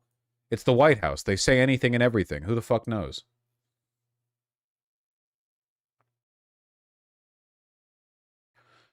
Honestly, Vosh, I think the No Kings protests are a perfect example. What did the protests demand of the Democrats? Was that anything but old man yells at cloud? Look, I don't expect the No Kings protests to be like anti-Democrat, anti-both sides or whatever, but it's still like, again, it's a messaging issue, okay? If you want to be like a independent-leaning Democrat who's going to unseat somebody, you know, make a big stir like Platner or Mamdani or whatever, you have to bend the knee so fucking hard to the Democratic establishment. Mamdani hasn't bent the knee in the sense that he's compromised, but like Mamdani could pretty rightfully spend 30 minutes of like primetime news coverage just tearing down the Democratic leadership, and he would be morally justified in doing so. He doesn't because it's effective for him not to. He understands what he's working to prioritize right now. But like everything has to take place under the shadow of the most powerful, least effective people in the entire Democratic Party. It's insane. And it's not changing as long as nothing is done about the widespread perception among Democrats that these people are good for the party in some way. These right here are failures of messaging. And I do, to a large extent, hold AOC accountable for this because AOC was successful in being the bridge, the person who is on the left but is still popular with liberal Democrats. And she's not doing anything with it. Not at least in terms of moving the party left. Like, this is the position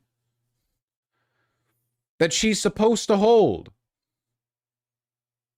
That was the whole point of you getting in with the norm. You can't get in with the normies and then just stay there having not used that position to agitate in some way. I don't understand why she's so fucking quiet. And a lot of it is just representative of the average voter not knowing anything. Why, for example, would a person disapprove of Chuck Schumer, who's only +8 favorable, but then approve of Harris or Biden? Can't you see these are all the same people? They're all the same people. They represent Democratic leadership. There's no daylight between them, no internal division, you know?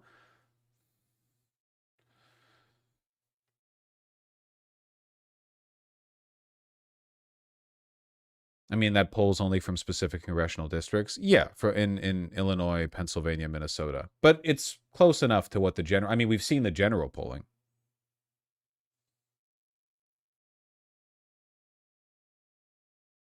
Schumer being as popular as AIPAC is crazy. No, you're misreading. It's AIPAC is majority unfavorable. See, 40 unfavorable, 16 favorable.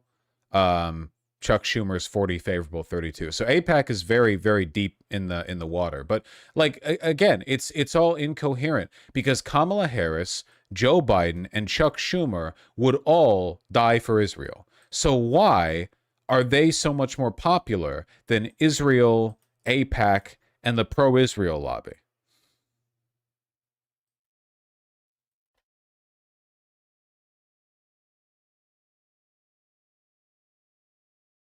Like, they're the reason we're in this position. Joe Biden was agreeing with Republicans on how the peaceful campus, college encampments, the ones protesting the genocide of the Palestinians, he was fueling the flames. He was arguing that they were beds of anti-Semitism. One of these days I'll learn how Instagram works.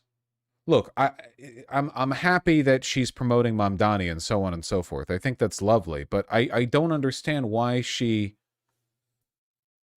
doesn't talk about the damn Democrats.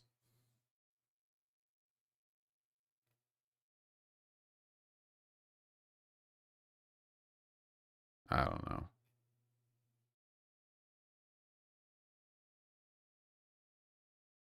Senate run, maybe. But if she ran for Senate, she'd be running against Schumer.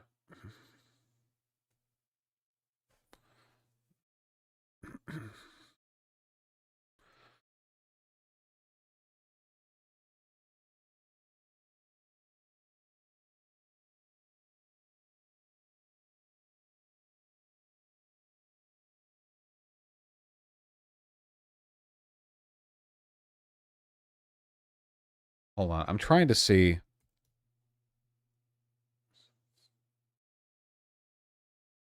Any messaging from AOC on, like, say, Schumer.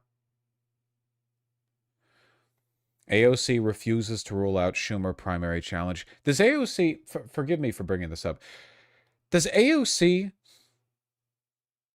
even talk about Israel? Chuck Schumer, I guess the Senate Democratic leader, your senator, said at this meeting that he is going to vote for cloture. He is going to vote to allow there to be a simple majority vote. You think that's wrong? I believe that's a tremendous mistake. Yes. Why? I think, well, first and This is all the way back. This is all the way back. This is back for the stopgap bill that Schumer betrayed the entire party on. foremost, the American people, if anyone has held a town hall or has seen what has been happening in town halls, American people, whether they are Republicans, independents, Democrats, are up in arms about Elon Musk and the actual gutting of federal agencies. You can tell it's old because nobody talks about Elon anymore.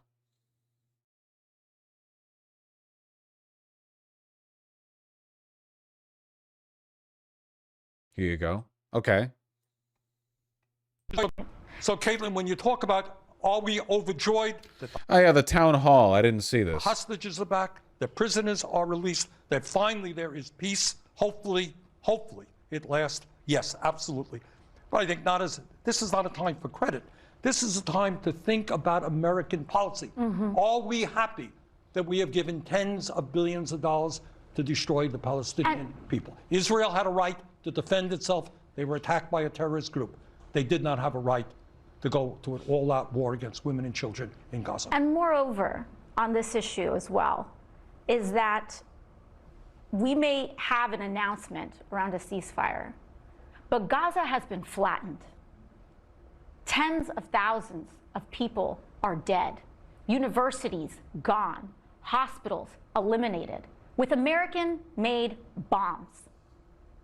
With our tax dollars.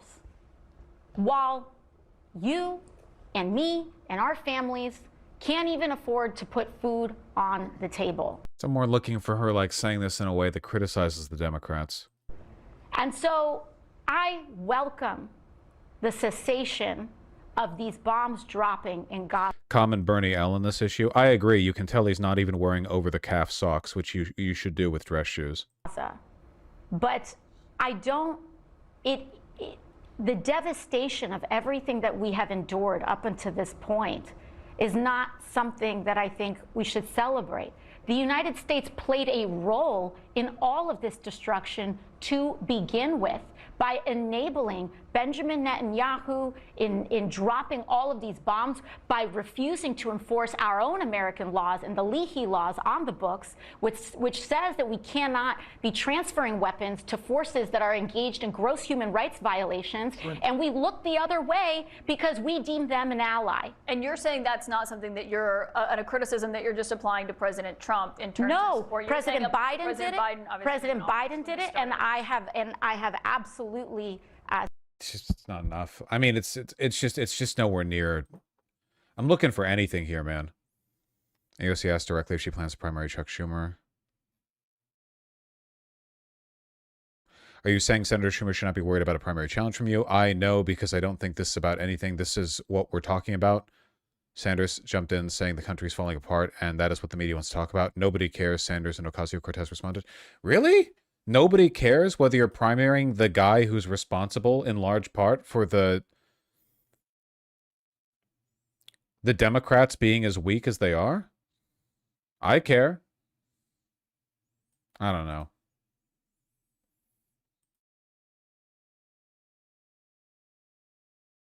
Such a disappointment to me.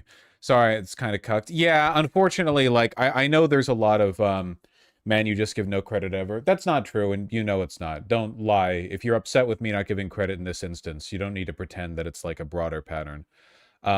Unfortunately, like AOC does get a lot of bad faith criticism, so people will lump you in with it if you do criticize her. And there's also a lot of liberals who watch me who kind of delude themselves into thinking that because they can tolerate AOC, they're on the same like ticket as me. So when I criticize AOC, they're like, oh, the leftist is going too far. He's burning the bridge or whatever. But it's like, this is like a bare minimum, man. The Democratic Party is being driven into the ground. It has never been this unpopular in all of the party's history. For as long as polling goes back, it's never been this unpopular, woefully ineffective, doing nothing, can do nothing, everyone's weak. It's disgusting, it's pathetic, it's incomparable to any other point in the party's history or any party's history in modern America. And it is because of certain people and certain influences. And the whole point of AOC getting popular was that she could operate as a bridge and she could try to move more people over to her side, but instead she's moved more over to theirs, you know? It all began with the fucking Iron Dome shit, man. She only attacks Dems when it's safe to do so. Yeah, no, she only, like, the barest minimum. The barest minimum. How it is so safe to attack Dems right now. Nobody likes them anyway. We're not in an election year. It's 2025. We're a year out from midterms and 3 years from the presidential. Now is the perfect time to start attacking people. And yeah, and her seat's locked in. She has no chance whatsoever of losing her seat. And she would win if she ran for the Senate as well.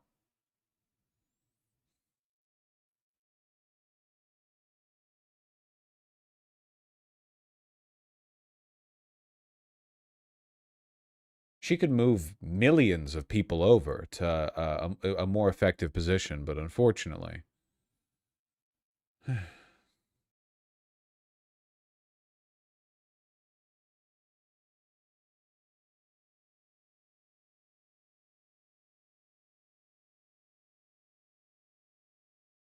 defense would probably be alike too, but we need unity against Trump. I don't know, man. Yeah, that shit has always been used to browbeat leftists who want to improve the party. Nobody says that shit about Mamdani, you know?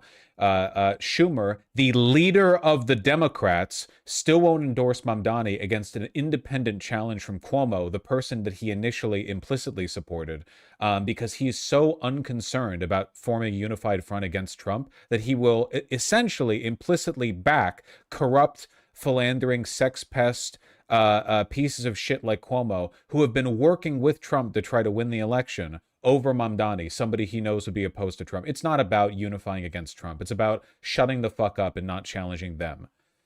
We're consigning an entire country to defeat here because we're unwilling to challenge the careers of a bunch of 85-year-old pedophiles. It's ridiculous. These people, I mean, they're on their way out anyway in every possible sense, and we're so desperate to avoid challenging them that we're willing to sell the country out to do it. It's insane.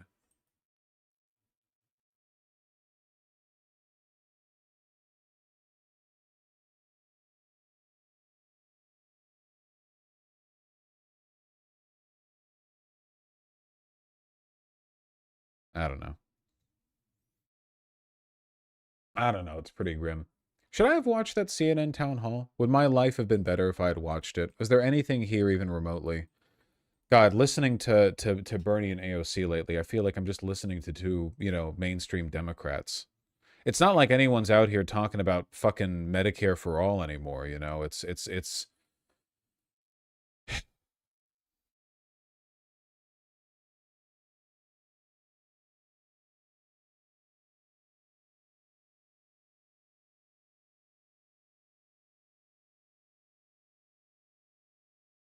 Ugh.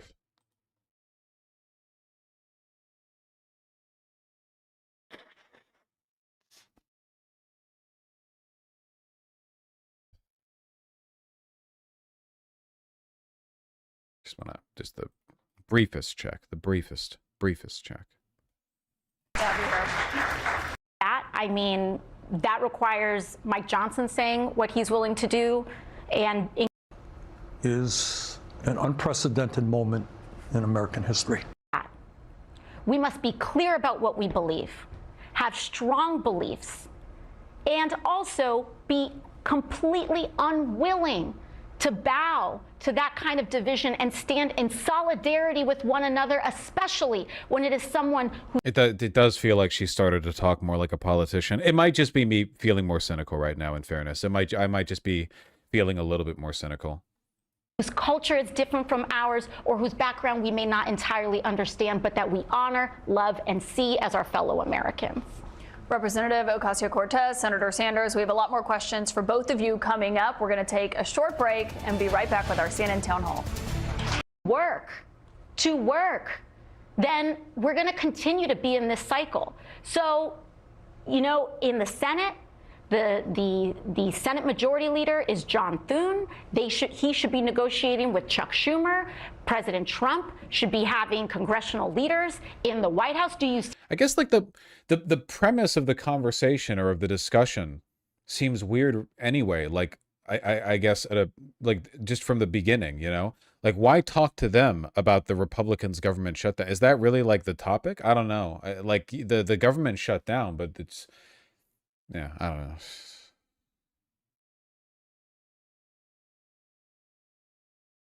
Hey.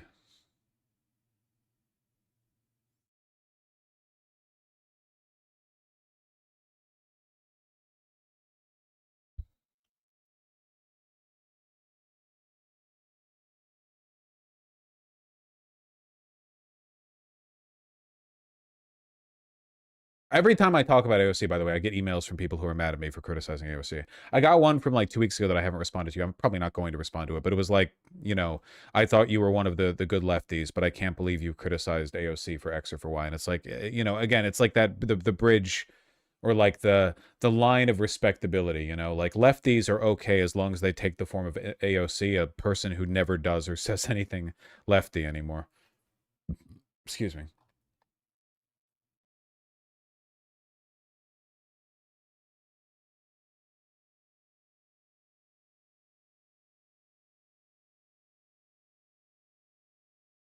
Going on to people I'm not permanently disappointed in.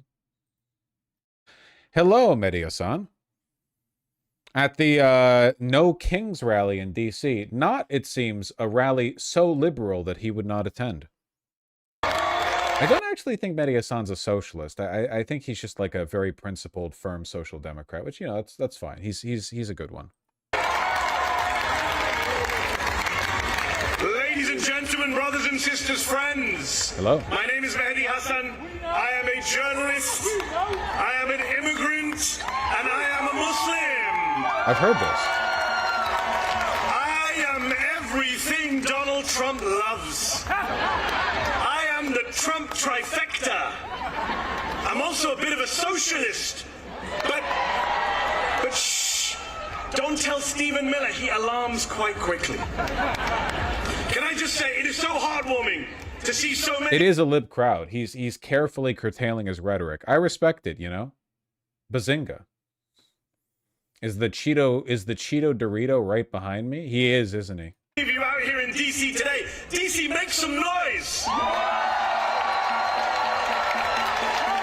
We need to make sure today that they hear us in the White House and in the Capitol.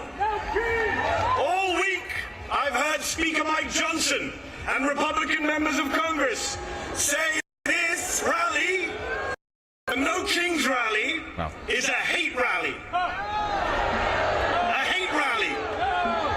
The people who can't get through a single day without hating on late-night comedians and overweight soldiers and Muslim politicians and Mexican immigrants. And we were hating on overweight soldiers a bit ourselves, weren't we, when we saw the Texan National Guard being deployed in Chicago? That was a bit of a fun time. It's okay when we do it, though. Palestinian refugees and black women and transgender kids. Holy shit.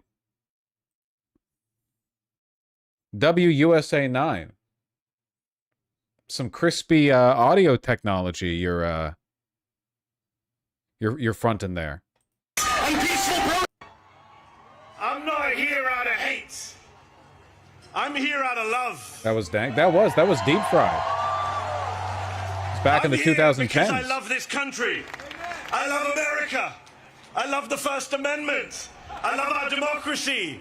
I love our diversity. Yes, our diversity. And I am not willing to sit back. Those guards ended up being sent back home because Hegseth was made. They were being made fun of. Was mad they were being made fun of. Oh, I see. Oh, the Texas National Guard? Oh, okay, that makes sense. All right, this audio is a little bit too crispy for me, folks. Did I just see a fucking fursuit in the thumbnail preview when I moused over that?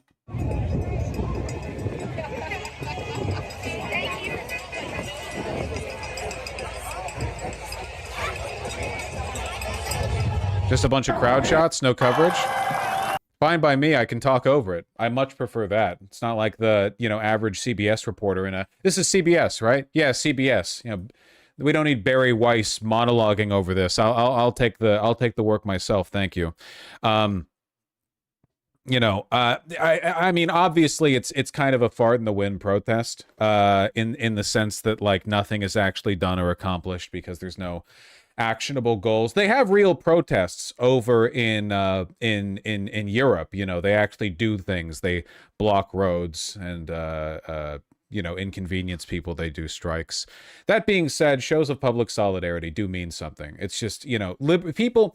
look, I'm a centrist on this, okay? People do too much on both sides. On one end, people sometimes act like these are the bravest acts of public solidarity yet seen in America. And I think that's dumb. But there are also people who act as though liberals walking around looking like this in some way nullify a public movement, which is just not true, okay? I guarantee you that, at the French Revolution, there would have been people holding cringy signs up if they had invented cringy signs yet, okay? Maybe they did.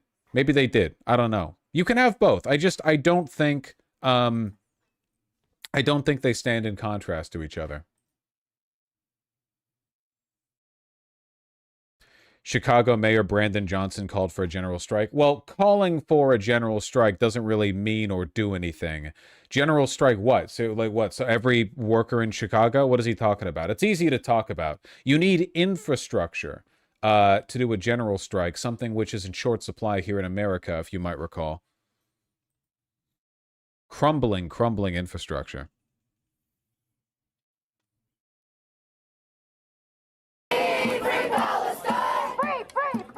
Did I miss the fursuit? I was looking at chat.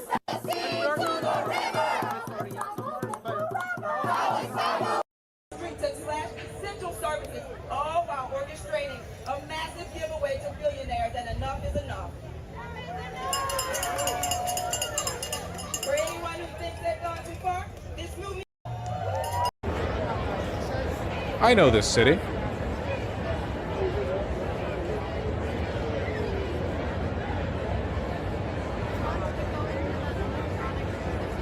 Man, bustling out here. How is it so quiet? I used the YouTube website's volume feature on the video to lower the audio coming through.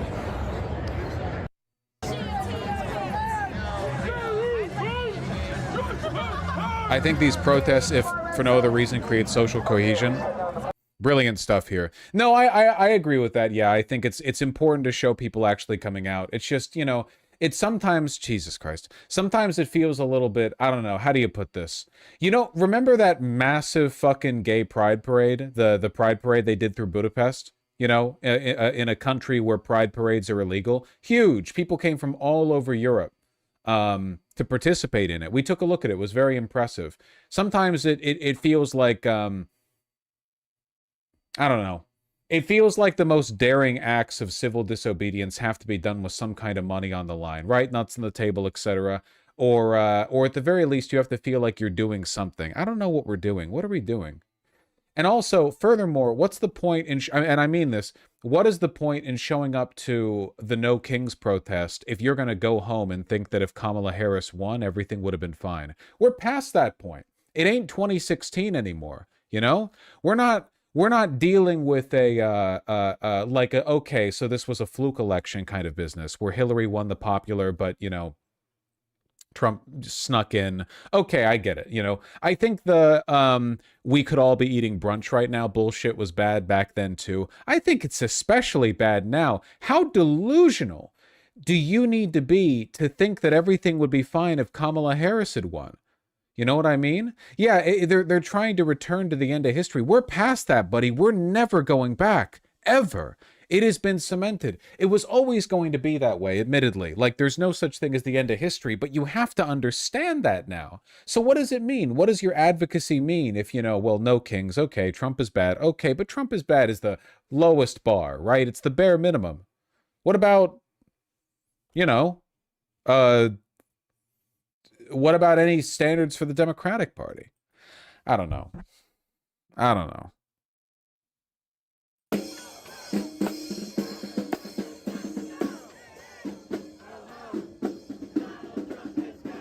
Rudderless? Yeah. Why censor signs? They're probably censoring swearing or somebody drew some titties or something. I don't know. To be a king and is doing everything he can, it seems to me, to become a king. I'm a veteran of the free speech movement in Berkeley in the 60s. We fought for women's rights, civil rights, and we're out here fighting for democracy again. We are protesting authoritarianism. Oh, goodbye, I guess. That was all we get, thanks to CBS. Maybe she was about to criticize Israel, so Barry Weiss had them quickly cut it right there, you know?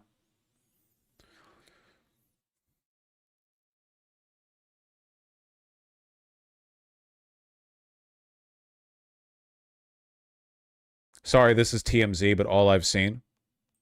What is it that you've seen? Is this TMZ? Is this what we're talking about?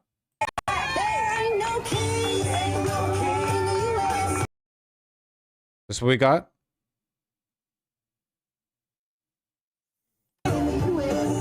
I'm just glad they're having fun, personally, okay? Protester popped for aggravated assault, allegedly tripped MAGA supporter in viral video. Oh, I saw this video. I saw this one. Ride your bike, you fucking fag! Go get a job!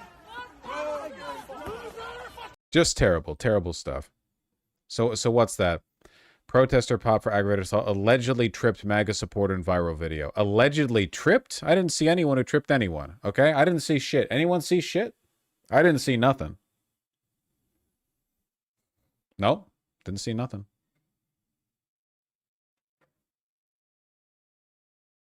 Well, I'm glad something consequential came out of the No Kings protests, at least then. Is this the false flag? Yeah, this is the pretext for invasion they were going for. Hello. Johnson called it, quote, the Hate America rally. Here in New York City, police say 100,000 people turned out at multiple marches. Big tendency you notice at a lot of these No Kings protests is that there are no young people. It's overwhelmingly old people, you know, them and their wacky signs and such.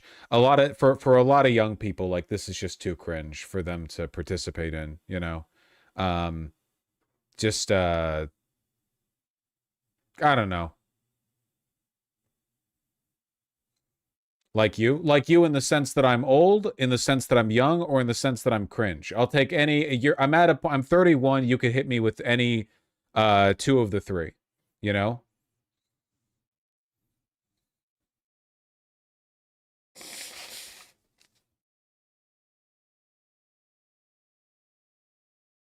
That's true. I was on the train from Westchester, New York City Saturday, and it was all old people with signs.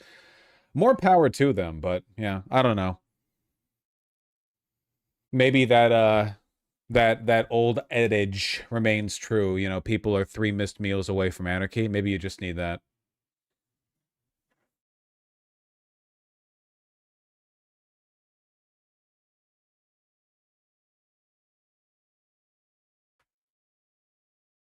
Was he trying to say Adagi? No, I was trying to say Edig.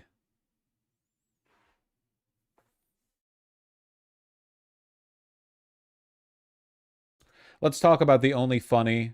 What the hell was that? Oh my god, my fucking keyboard has been on the fritz lately, man. Come on. There we go, Jesus. Let's talk about the one funny thing to come out of the No Kings protest. I just saw CNN posted a video about it. I'm desperate to know what they have to say about it. Johnson got asked about it. Oh my god, please. Absolutely. Just show the video. CNN, I don't want you to talk first. I just want you to show took to the streets to the video. protest the Just current show. administration. This was President Trump's response. Okay, well we can't play the copyrighted audio, so I'm going to mute that.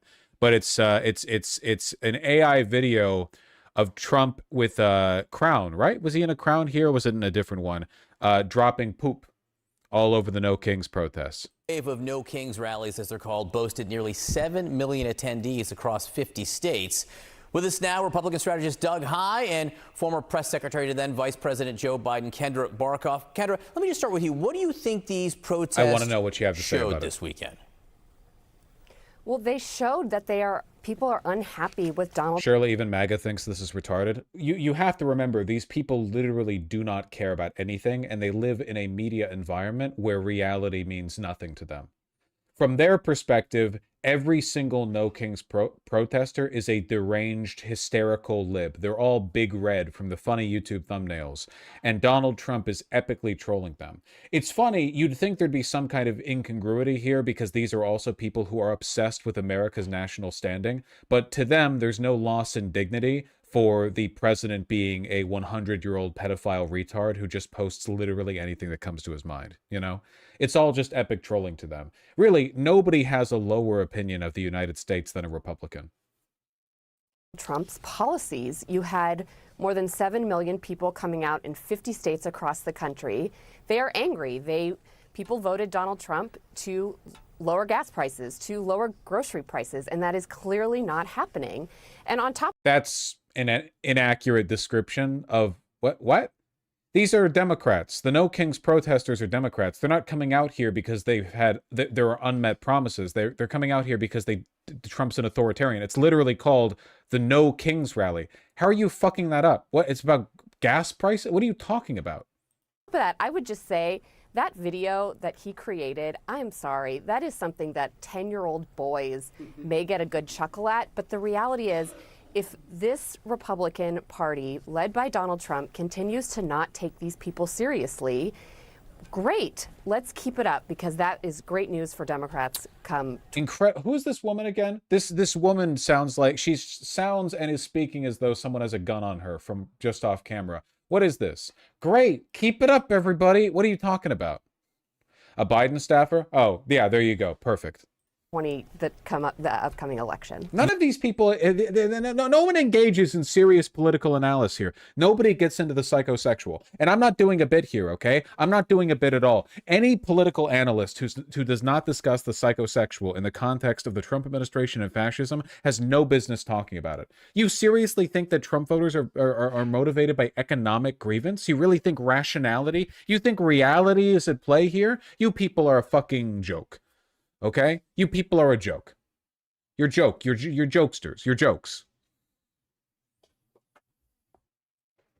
These people are mentally 12 years old. Okay? And you're part of the reason we got here, with your flagrant dishonesty that no one could believe unless they'd already drank the fucking Kool-Aid. And the fact that you, like every other institution in this country, has lowered your bar for understanding to an 8th grade level. You know, everything is produced at a level where you would expect an 8th grader to understand it, which means that the average 8th grader couldn't understand it. It's meant for the average adult, and the average adult still can't understand it, okay? It's it's lowest common denominator politics and political coverage, and we are where we are for a reason. This is what President Trump had to say beyond the AI video. Listen. I think it's a joke. I looked at the people. They're not representative of this country. And I looked at all the brand new signs paid for, I guess it was paid for by Soros and other radical left lunatics. It looks like it was. We're checking it out. The demonstrations were very small, very ineffective, and the people were whacked out. When you look at those people, those are not representative of the people of our country. Mr. President, besides San Francisco... And by the way, I'm not a king. I'm not a king. So Dougie called them very small, very ineffective. I will note, I mean, we're just a few weeks before elections across the country here. I assume there is a risk to overstating the importance of these, but how much of a risk is there to understating the importance if you're Republicans? Well, it certainly can tell us maybe something about Democratic intensity. But as you mentioned, we're just a few weeks away from elections in Virginia and New Jersey. And so as I saw rallies in Washington, D.C., Philadelphia, and New York, big crowds at those. But ultimately, I would rather on one of the last Saturdays before the election have those people knocking on doors and making... Oh yeah, this was one of the only things that I saw that I actually liked. Over in San Francisco, a bunch of humans, well, obviously humans, I mean like it's a human sign, you know, that visible from the air. They got together and they made No Kings Yes on 50. Which I thought was nice. 50, of course, being the ballot referendum to redistrict California, to allow for California's redistricting. You know, Prop 50, yeah. So I thought that was quite nice, you know. One of the few things you like. Well, yeah, for the most part, it just seems like to me, this is a floppy dick protest, you know? It seems to me like when you read about most protests in most of human history, these are like these big pivotal turning points that define the beginning or end of political legacies. But in America, you know, over here, we do our No Kings rally, our second No Kings rally. We do our Black Lives Matter. Turnout, 50 trillion. Effect, not much at all. It bothers me a little bit, you know? You have your protests, you have them in Budapest, you have them in Kyiv. And, you know, they're very impressive. You read, oh, how many people at Euromaidan? A tiny fraction of the No Kings protest, but somehow they got a fucking president to flee the country. It's just a huge difference in the material conditions. I'm not mad at these protesters. Do not mistake what I'm saying. Sometimes I get the emails, right? And people are like, well, I went to the No Kings protest. Do you think what I did was useless? No! No, I'm just talking about the general state of things. I'm glad you went. Phone calls and actually trying to affect elective change if I'm a Democrat, than waving signs and whatever else. It seems to me to be a missed opportunity here. And don't get me wrong, John, what is more fun? It's a great little Saturday to dress up like Kermit the Frog and, you know, wave posters of J.D. Vance with a bald head for some reason. That's a great Saturday. What it doesn't do is it doesn't help Mikey Sherrill. Not really entirely sure, like why you'd think more of these protests would have been like coordinated around ICE facilities as well, but they just tended to be like general, you know. Win in New Jersey. It doesn't help Abigail Spanberger win in Virginia. I would think that that would be the Democrats' priority. And you can do this in a politically smart way. And it's why I think that the organizers here aren't campaign people. You do this rally after the elections, because if the Democrats win these two elections, then you can demonstrate real momentum, regardless of, yes, as I would agree with... This is stupid. This is dumb. Donald Trump, maybe not with all of his imagery, that some of these people aren't exactly representative of real American voters. Organizers say more than 7 million people showed up at these 2,700 rallies. Unironically suggesting that protests are not useful or effective. I don't believe I said that. Did anyone hear me say that? I don't believe I said that.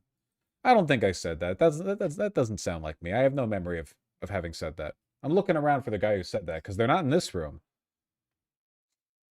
Protest President Trump's policies, his agenda. So, you know, how much does this potentially energize Democrats or other opponents of Trump's agenda, especially ahead of the New Jersey, New York, Virginia races?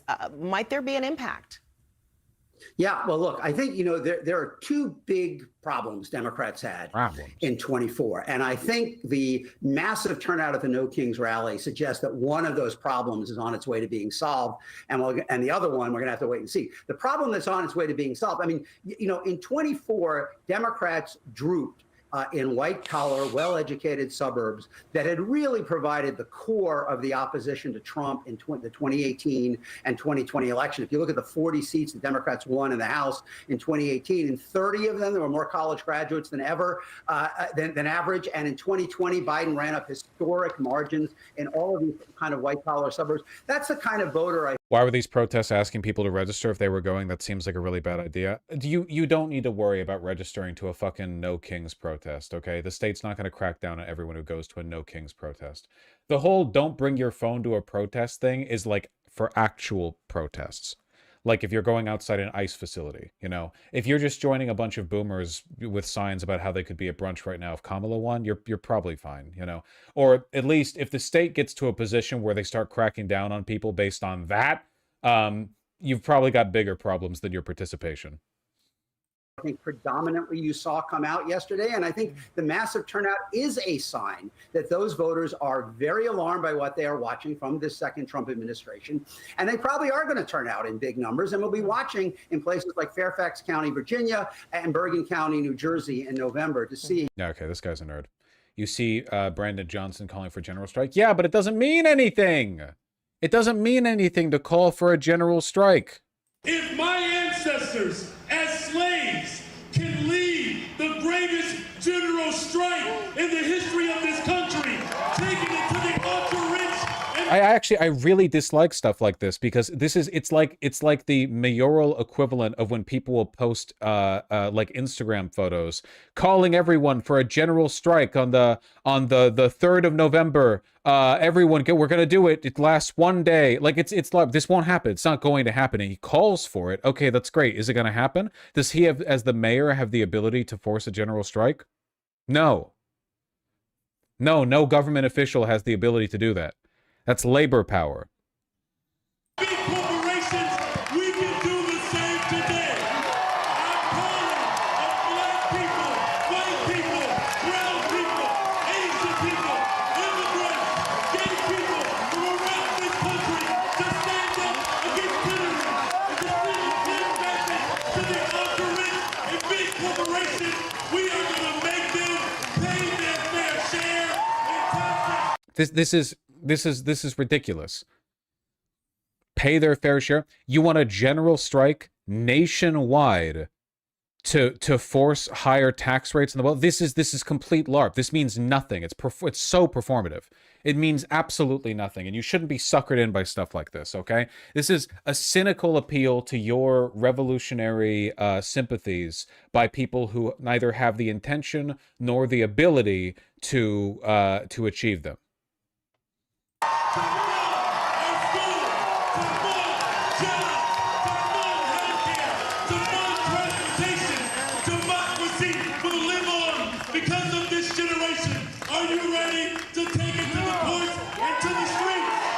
To the courts and to the street. What the fuck does that mean? General strike the courts? What does that mean? Court? What? You're asking for higher taxation. What court issue? What are you taking to the courts there? What does that mean?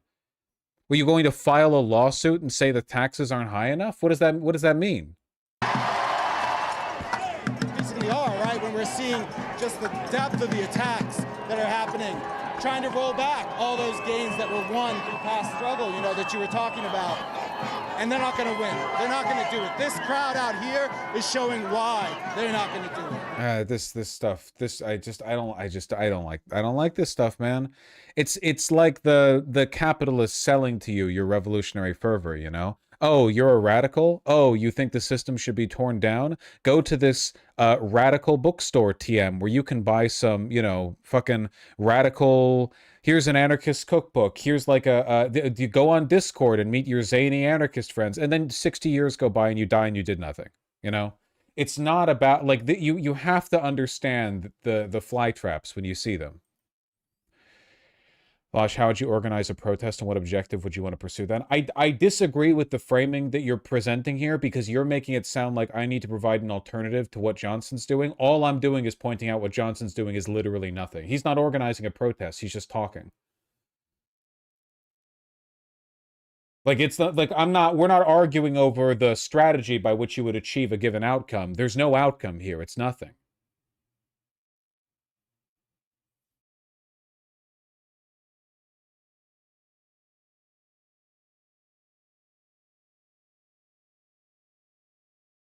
I dislike everything. What would you do? Substance Soda, are you being have you drank the sippy sip the stupid juice? What are you talking about here, man? This is nothing. It is nothing. The alternative is join PV. Yeah, that's true. This is a constant problem you have. You talk trash but never have a better idea. Because the problem is okay. Here's the main problem. Here's one of your many problems. You have such a poor understanding of what politics enacted looks like, indicative, by the way, of where we're at, by the way, in this country, that this is the conversation we're having, that you get pitched something from a magic bean salesman, and when I tell you that doesn't work, you ask me how I would make a vine stalk that goes up to the clouds. What's your strategy? That's the thing that bothers me. This is a mayor calling for a general strike nationwide to force higher taxes. It's incoherent. This makes no sense at all. Absolutely nonsensical. It doesn't mean anything. It's just self-promotional bullshit, okay? You want me to give you a better magic bean. There are no magic beans. If you want to work towards strikes, you need union power. You need labor power. That requires years and years of groundwork of rebuilding these institutions. Very difficult to do if you're a mayor, by the way, even if you're sympathetic, because there's a lot of power involved that you don't have direct control over, you know?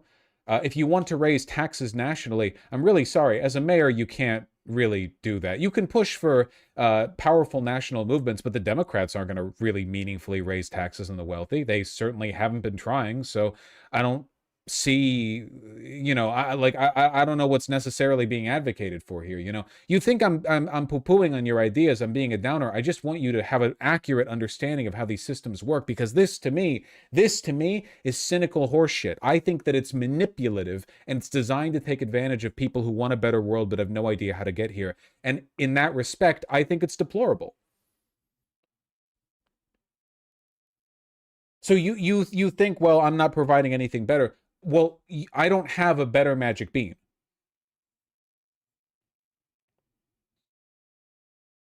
You can approach this, you can build it brick by brick, you know? But this is a magic bean video.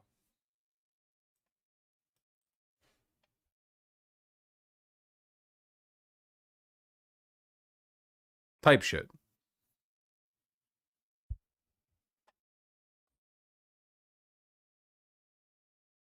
It's our money. It's supposed to go to us. And so when we go on a general strike, we're basically saying we want our money to go back to us. We want our power to go back to us, not to these. It's just not how it works. That's not really how it works. Also, a general strike just can't really happen in this country. We don't have the labor power. Like, general strikes are really tough to do, even in countries that have much greater degrees of labor solidarity than ours. In this country, it's borderline impossible, or at least there'd have to be like an incredible transformation of our, labor infrastructure. People want change, but like here's a big problem. You know what a big impediment is to change? The Democratic Party. You know the Republicans are bad. Let's talk about why right now. You need to listen. Okay. Politics in America is just like Neon Genesis Evangelion. Okay, it's exactly like Evangelion. All right. The only way to defeat the angels is by the use of an Eva, okay? You need the mecha. You can't fight them with conventional weapons. Even N2 mines do nothing but slow them down, okay? Now, our Eva, our mecha, is the Democratic Party. You need a party apparatus. You need a party infrastructure. There's no way an independent movement without the power that comes along with the cohesion, the coordination of a political party can function at the level it would need to succeed in this country. It could in some other countries, but in this country, with the amount of power and money on the table, you need to operate within the apparatus of a party. Bernie Sanders understood this when he ran in 2016 and 2020. Mamdani understands this right now. He understands this. Plattner does as well, because I guarantee you he's not too sympathetic to the Democratic leadership, okay? You need to be in a mecca, all right? So we all agree that the enemy, the angels, okay? The inhuman beasts, I guess they're kind of it's watch NGE, okay? The Republicans, in order to defeat them, we need to get Unit 02 online and operational, okay? We need to get O2 operational, all right? How do we do that? Well, we need to have conversations about the functionality of the AVA, of the unit, and what we can do to fix it. Simply agreeing that the angels are dangerous is not enough, you know? We need to make our side, our party, functional.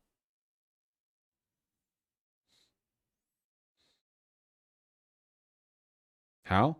Well, I mean, it's complicated, but I'd like to think that I'm part of that project to a tiny, minuscule. I mean, I'm just a YouTuber, but I think that I make pretty good arguments against the Democrats in their current form and how the party needs to improve if we're going to stand any chance against the Republicans.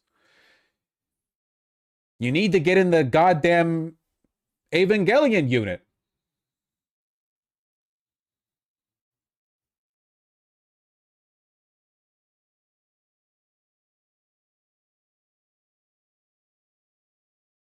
No.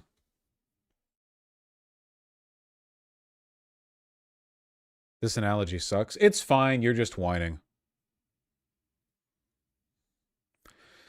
See, it's just stuff like this really gets me. This is more important than protests, striking, and boycotting. Capitalism is their religion and money is their god. No, this is like I'm 14 and this is deep rhetoric. This is not how any of this works.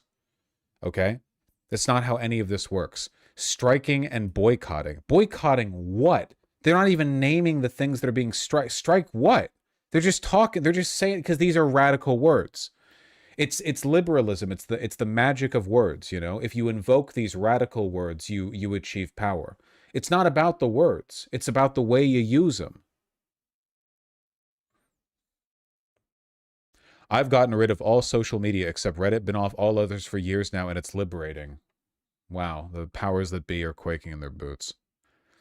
Abandoning 2 of our controlling billionaires' platforms was an easy first step. That's how we that's how lefties win. They get off social media. The one fucking the one place where you can get your message out with very little like upfront cost, which the left tends not to have.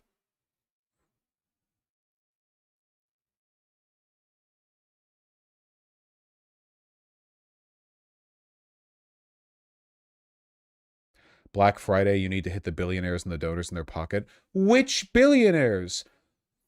Which donors? Not buying stuff on Black Friday is going to hurt the donor? What does that mean? All of the billionaires?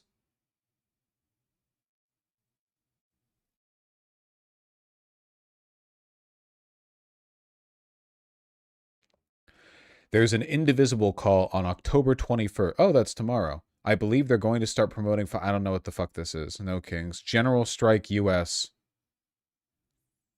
The idea the site promotes a decentralized strike is dumb. Thank God. Somebody knows. I don't know, man. This stuff just aggravates me. It's all so performative. Nobody understands how this stuff works.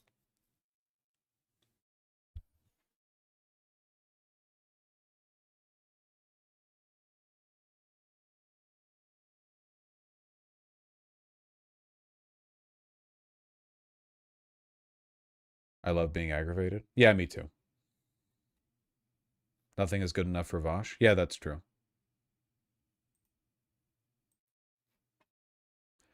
How are we meant to know? Well, you have to know how politics works, which is the whole point of the stream. I mean, like and subscribe. That'll help.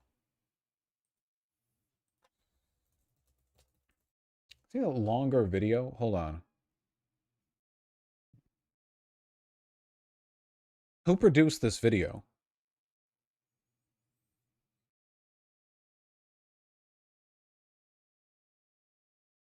I'm trying to see where... Hold on. I assume this was at a No King speech.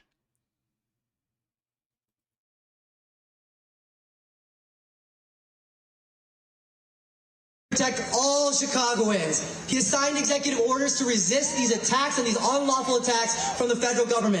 To destroy authoritarianism and conquer this nation will not prevail. Large corporations in the history of this country. Look at this fucking bitrate, man.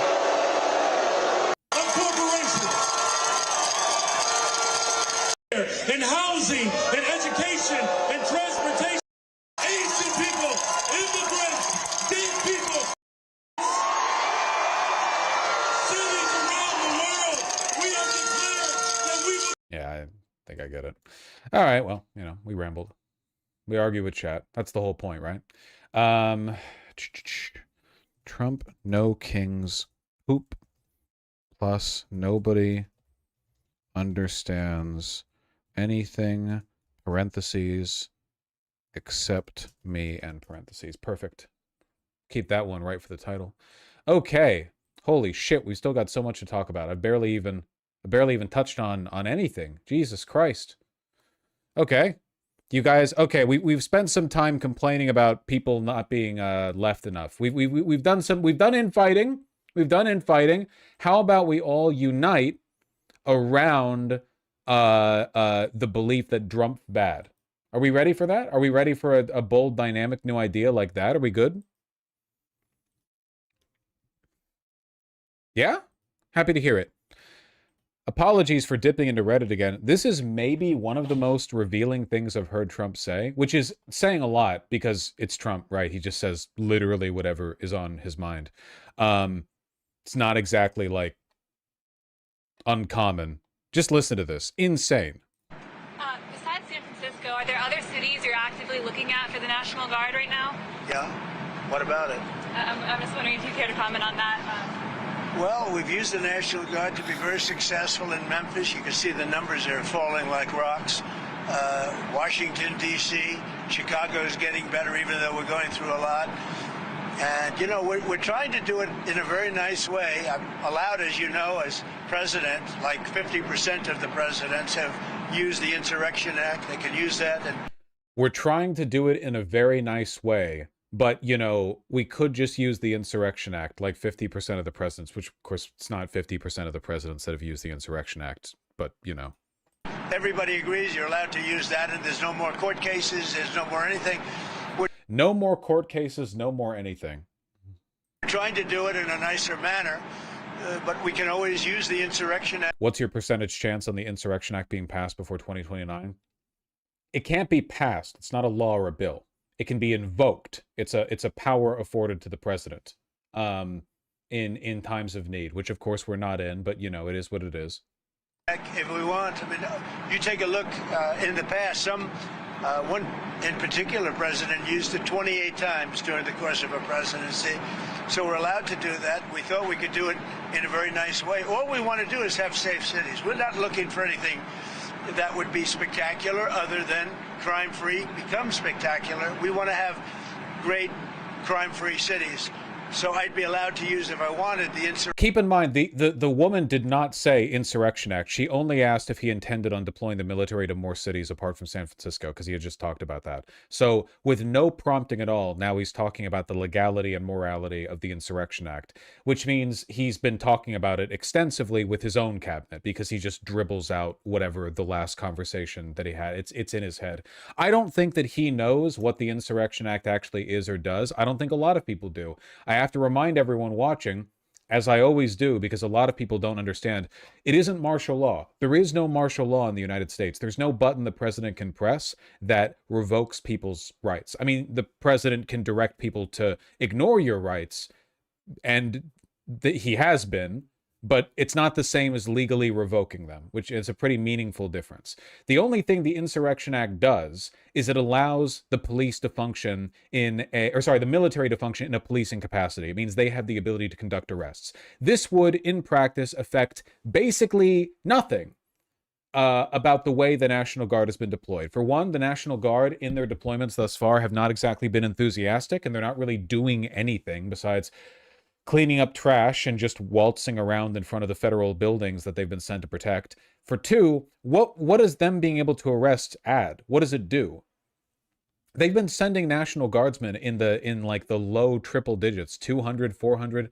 What does adding 200 or 400 extra hands do?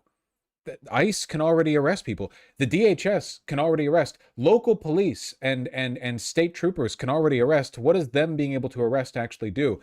The scary thing about the Insurrection Act in its historical invocation is, imagine a scenario where in a state, the police and the state police, you know, everyone, local, municipal, state, are disobeying the law, you know? Like, basically, the governor and the city mayor are saying, we will not arrest people for lynching blacks. You know, you got a lot of lynchings. And the city and the state are both saying, yeah, police, don't even worry about it. Let it happen. Okay? Then The president invokes the Insurrection Act, sends the National Guardsmen in, or the paratroopers, whatever else. And the idea then is that when the local law is not doing their job, the military comes in and they invoke that authority to begin conducting arrests on their own, just directly from the president. And that way it goes straight to national law. Now, there's a problem here. There's a big problem here in terms of this contemporary potential invocation of the Insurrection Act. In all of the cities where he wants to send the National Guard, there are already armies of national policemen, the DHS. All of those ICE agents can already conduct arrests. You're not adding any new federal arrest abilities in a city. Chicago already has ICE agents. You're not adding, it'd be civil war basically. No! You're not listening. It wouldn't be civil war. You're not adding any additional presidential power. For one, right now, while local police might not really like ICE, they're still arresting people who are belligerent at protests. There's not actually any state or city where the local police are just flat out refusing to obey the law. So there's no need being met here. And for two, there are already federal officers down there. Adding the ability to arrest to the, the repertoire of the National Guardsmen wouldn't add any additional power to the federal government. And then you have the logistical problems. What are you going to do with those you arrest? Cram them in the already overcrowded federal detention facilities?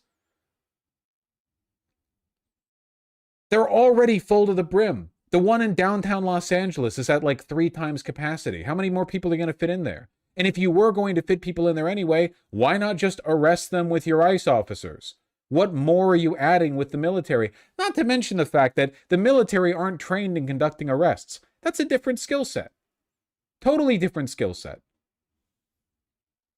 The military are trained on being military. Arguably, it's going to create more problems for the admin than it solves. I agree. And this is exactly the point that I'm making here, I suppose. I don't think anyone actually understands what the Insurrection Act does or enables. It's not martial law. It would probably be more of a hassle for the administration after invoking it, It's not the big red button they could press. If anything, pressing that button would just unify protests against them, because whether or not it meaningfully does much, it still sounds really, really scary. It gives a bunch of people something to protest,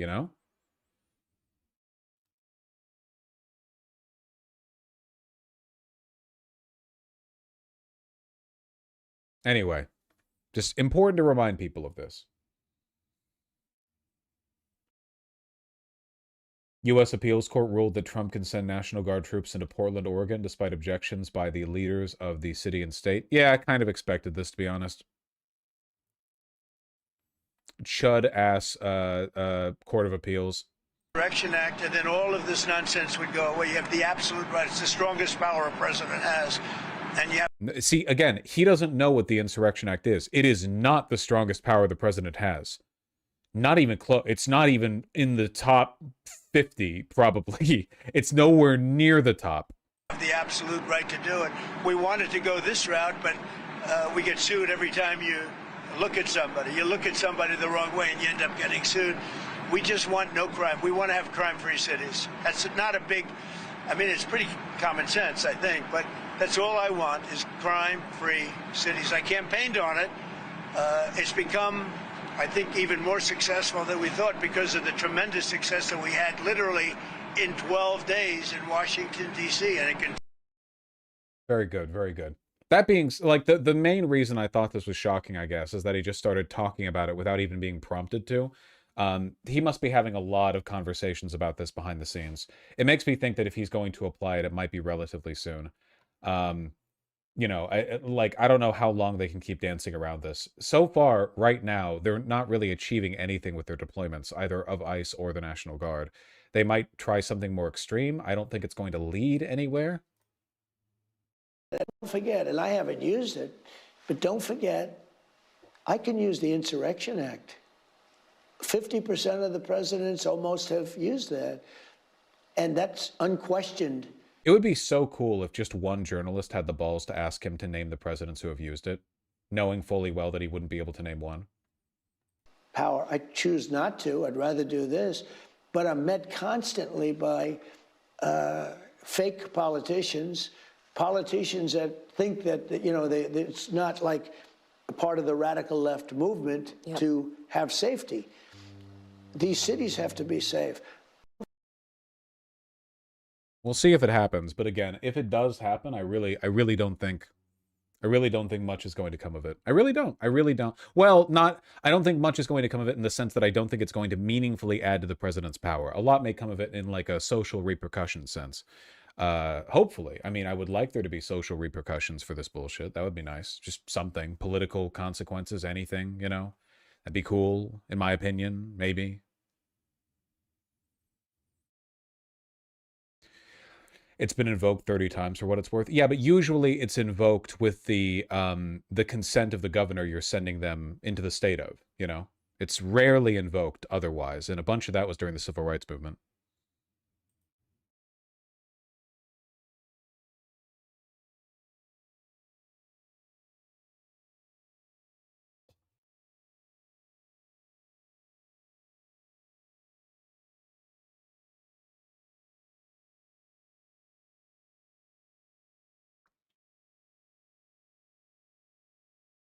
Wasn't it mostly during Reconstruction of the South? Yeah, but they deserved it.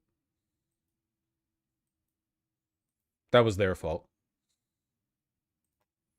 Hold on, I want to see this. What the fuck does he say here? Hold on.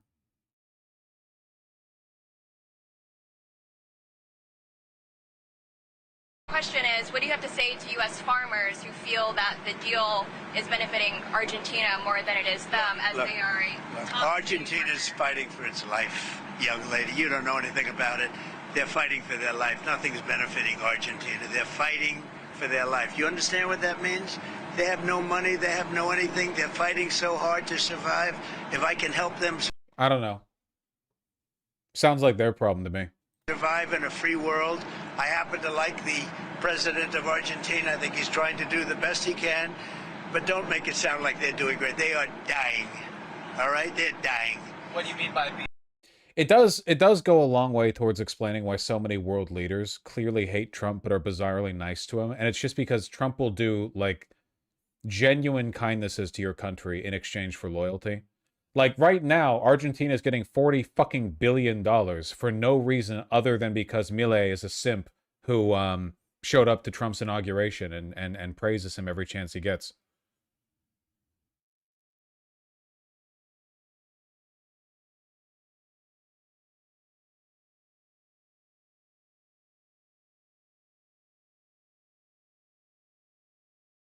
One-third of the bridge money? Yep. Yes, sir.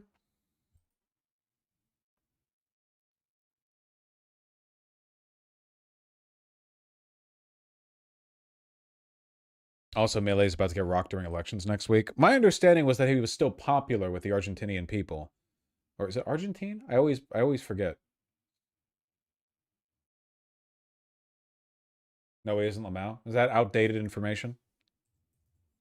I know he was for like a full year after he took power. His party's underperforming in the polls. Back to Peronism. Let's go.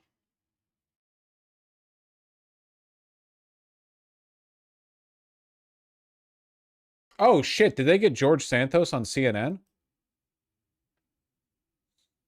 Fuck yeah. What's up, man? President Trump surprised a lot of people on Friday when he commuted the sentence of former Congressman George Santos. Santos was 3 months into a 7-year sentence for wire fraud and aggravated identity theft. Here with me now is former Congressman George Santos. Thank you so much for being here. First, tell us about the conversation that you had with President Trump after he commuted your sentence.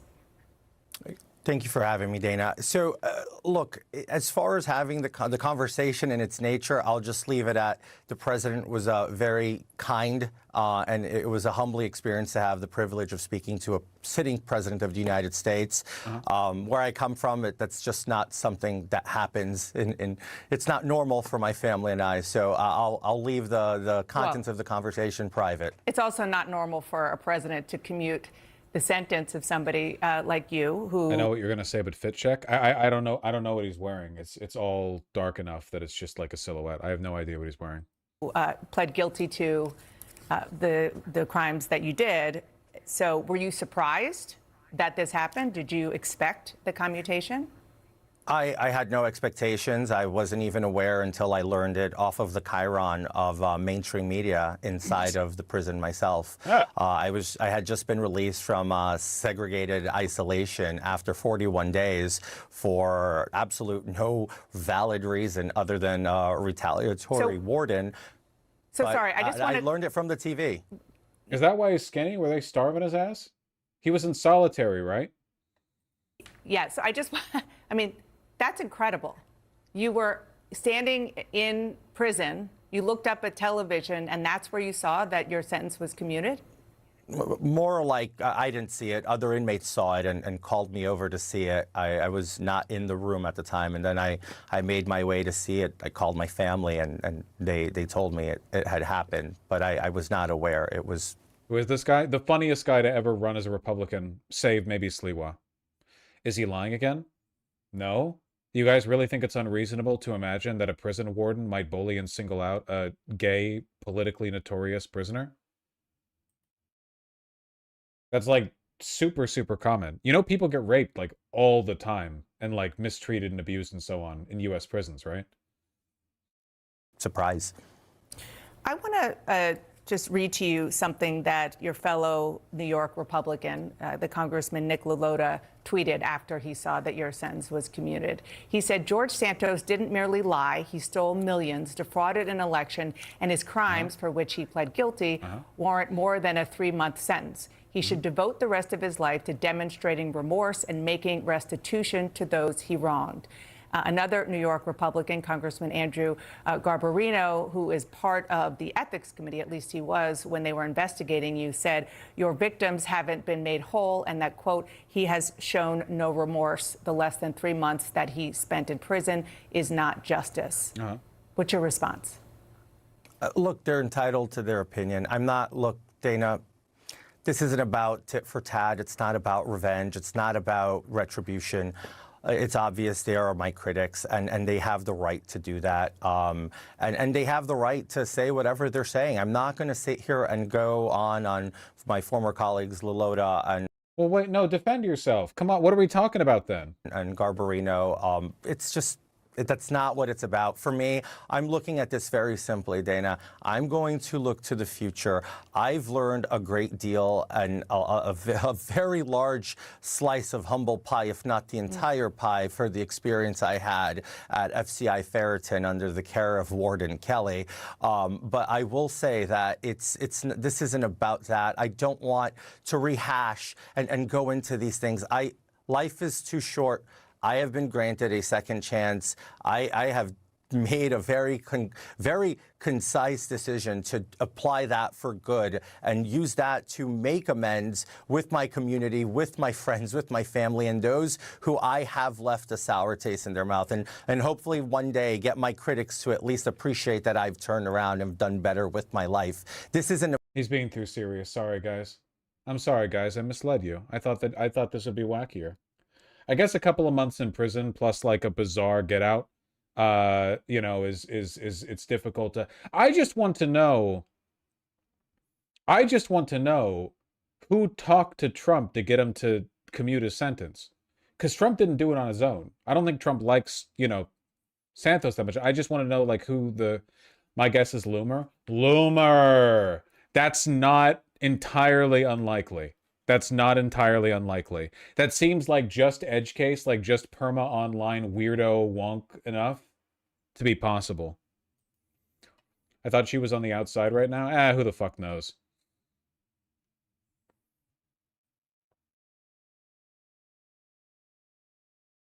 What is this? That they know inherently. The Democratic Party has to produce. The far left runs Mondami for mayor.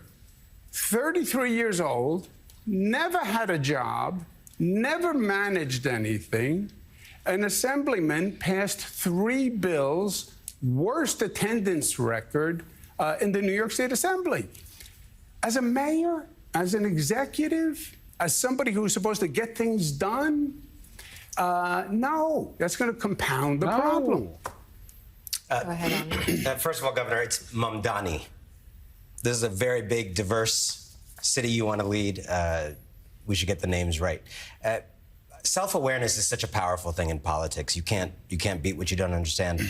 You seem very dismissive of his support, but This guy looks insane, and it's very distracting. I do support the sentiment, but he does look insane, and I am being distracted.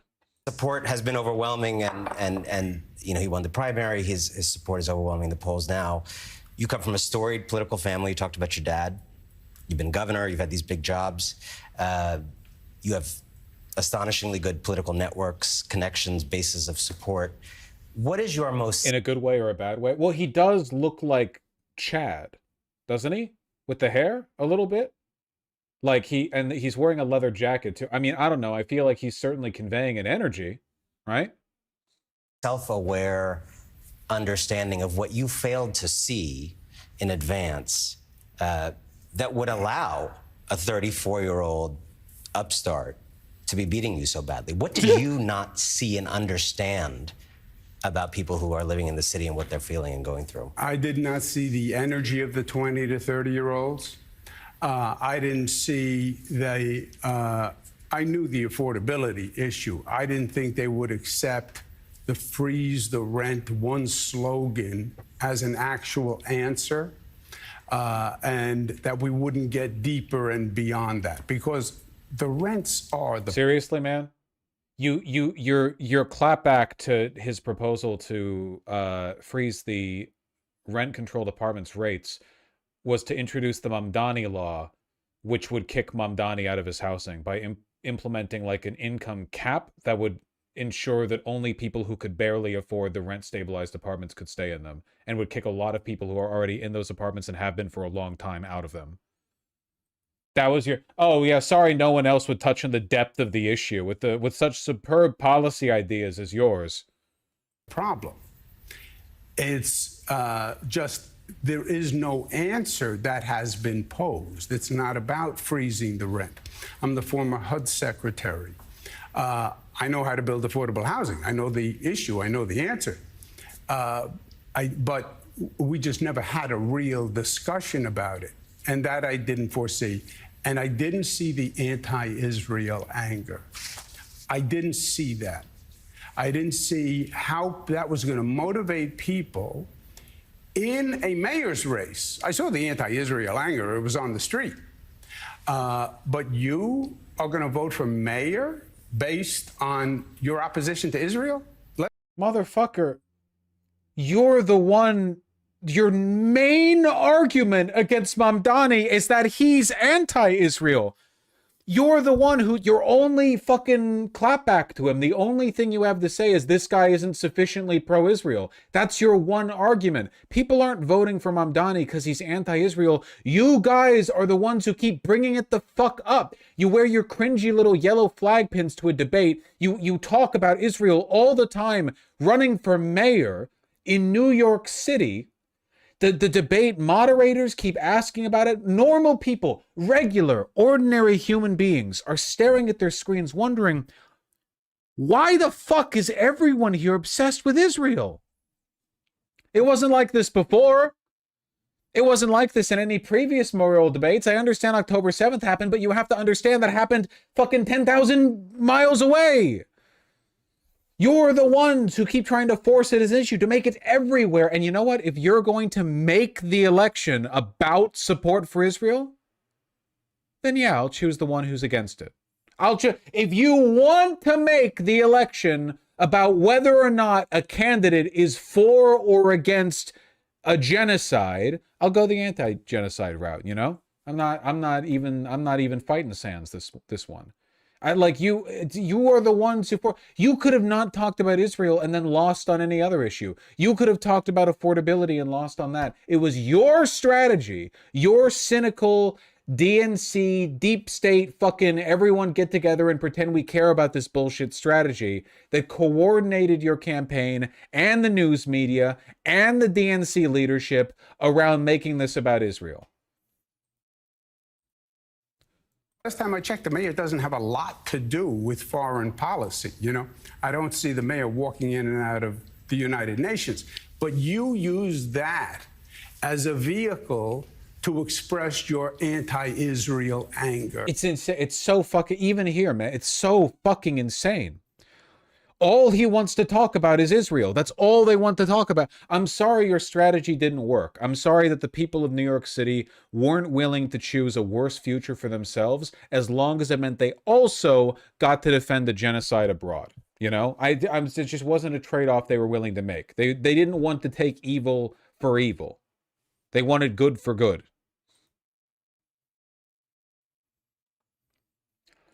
He's hypocritical the way a Republican is. The New York Dems are a joke. Hey, you're looking at Schumer right now, man. They're all in the same fucking camp. Schumer, by not endorsing Mamdani even after he won the primary, we know exactly where he stands on this, okay? We're looking at Schumer, and we're looking at Cuomo, and Cuomo might as well be a fucking Republican for how in bed he is with Trump, okay? They're all on the same team.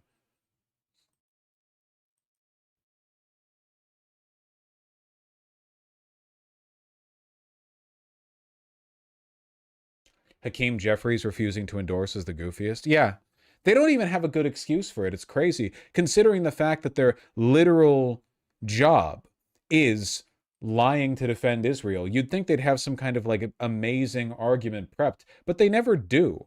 They never, ever do. They always look, whenever a journalist brings it up, they look blustered and confused, like they can't believe you just asked that. Can I find them? Mamdani, Jeffries. Every time they're asked about this. Oh my God, Jeffries fucking, this is Jeffries 3 months ago. So, Leader Jeffries, you wear many hats of ICE right now to do these ICE raids, have started calling for defunding. Won the Democratic primary, is poised to become the next mayor of New York City. Now, he ran as an avowed socialist. He called for defunding the police in 20... Remember, the line a bunch of these lunatics used was that they wouldn't endorse Mamdani because they wanted to see how the Democratic primary played out. That was the big excuse beforehand. Before the Democratic primary, a bunch of them were like, well, we'll see how the people of New York feel, how the Democrats of New York feel. And then Mamdani won. Oh, you're right. I can't watch a bunch of The View. Be endorsing him, and do you have any concerns about... He plans to keep the police fully funded. I'm scared of a conversation about his vision. He did run a campaign that was... He essentially says, well, I need to talk with him more. Now, here's him 3 weeks ago refusing to endorse Mamdani. President. They plan on endorsing Mamdani. Any last questions? Oh, sorry. American people and push back against this partisan Republican effort to continue to jeopardize lives of America and an assault on black and brown of the Republicans' continued efforts. Where? The mayor's race sometime soon. But I'll have more to say about the mayor's race sometime soon. Spoiler alert, he did not, in fact, have more to say about the mayor's race sometime soon. He's been saying this for months. Here's him 1 day ago on ABC. What assurances can you offer Democrats that they will get a negotiation on this? Well, I mean, I think, yeah, I've told them. I said, we are willing to have the conversation. I've said, if you need a vote, we can guarantee you get a vote by a date certain. At some point. Senate Leader John Thune offering, and I want to start right with what we heard from Senator Thune.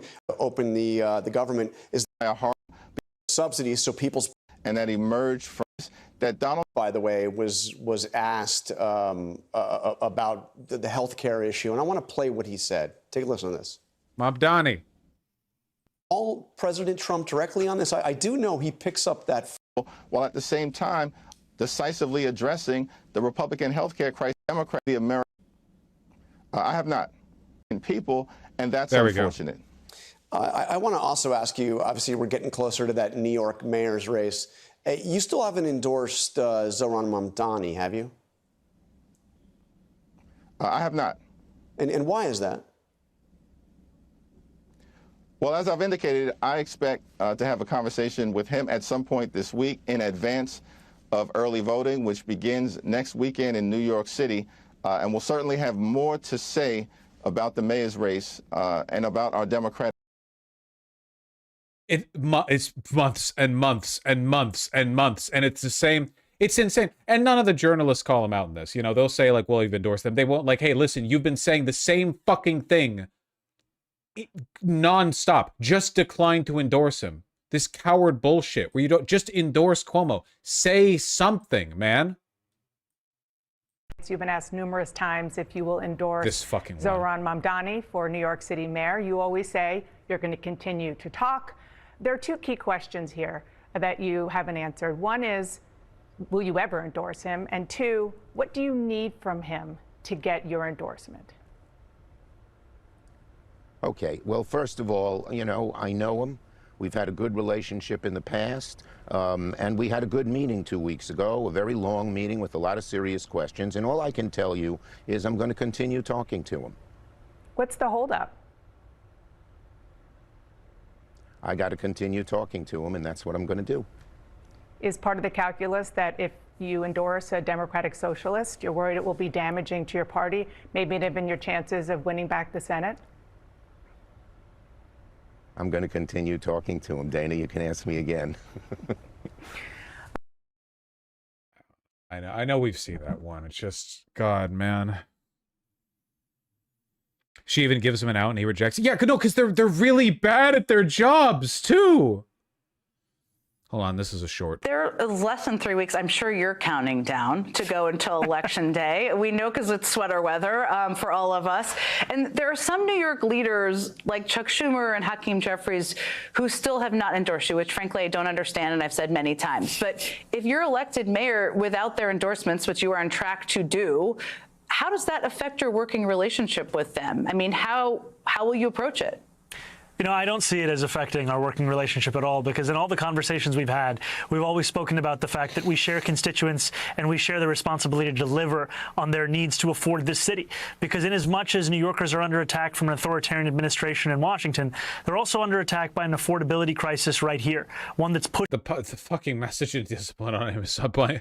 Can you even begin to fathom the willpower that it would take from Mamdani's perspective to not be crowing about this and rubbing your impending victory in the face of every obviously evil, deep state, genocide-aligned piece of shit working within the DNC? You know? Just incredible that he's able to hold it together. Pushing them out of these 5 boroughs and making what used to be New Yorkers now have to live in Jersey City or in Connecticut or Pennsylvania.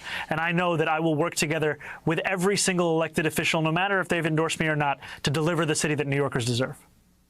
Really just...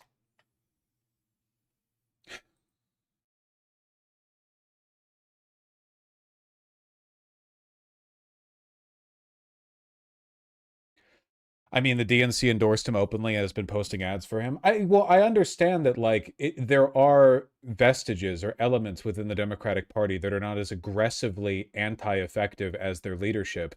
But unless you call out that leadership, it doesn't really matter, right? Like, what is the point of having a political party if the people in positions of power within that party are so openly and belligerently counterproductive, but nobody does anything about it? It's like how after Schumer voted for the stopgap bill and pressed other senators to do so, there were never any consequences.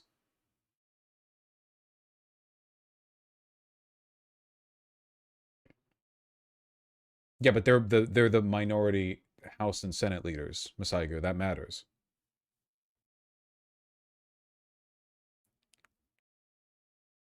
It just doesn't seem like there are any consequences. Doesn't that just undermine their position? Sure, but like, why are there no consequences then? Without any leadership in the Democratic Party capable of like making moves or uniting people around a common cause, the party can't do anything. No one cares who the DNC endorses. You said they've been putting out ads. What numbers are they getting? What leadership is there? You know, who cares, right? You need leaders, people, strong, charismatic individuals running the party. You can't do that as long as it remains a gerontocracy and everyone is like fucking incapable of criticizing their senior leadership.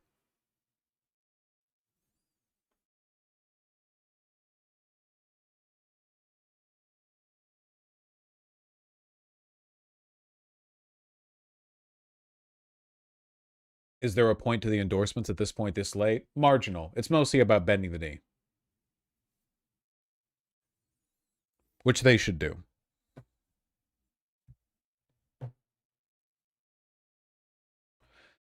At this point, I don't want them to endorse. Me either, but I still want to hate them for not endorsing.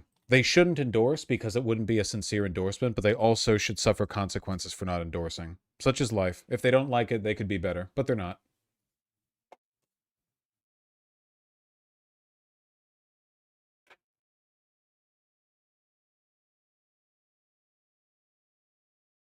If only. Well, money is where money is. Eesh.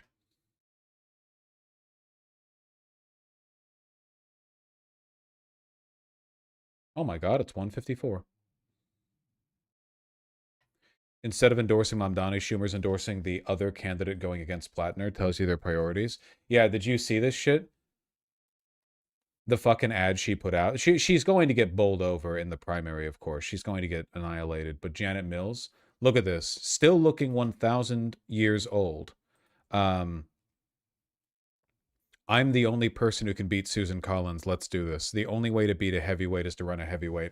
This is like the tried and true Democrat strategy. They did it with Hillary. They did it with Biden and Kamala. They're doing it with her. You have no choice but to vote for me because I'm the only one who can beat you. I'm not going to sell myself to you as a good candidate who is going to make your life better. I'm just the only person who can win. The only reason you should ever vote for me is for electability reasons. It has nothing to do with my viability as like a person improving the country in some capacity, you know? It's so disgusting and it's so entitled. It's literally like we shouldn't have to... You know how I keep making the argument that the Democrats don't even believe in democracy? They believe in like technocratic, bureaucratic governance, and they think that their people should get to win by default because they know they'd be better at it than the Republicans, which in fairness they would be, at least marginally. Stuff like this, you know? I shouldn't have to prove that I'd be better than the other guy. I shouldn't have to make any arguments for the superiority of my beliefs or my positions or my work ethic or anything, you know? It's just like, I'm the only one who can win. So really the quality of my my candidacy is irrelevant, you know? You shouldn't have to consider anyone else. It's the same argument they made with Biden, and look where that got us.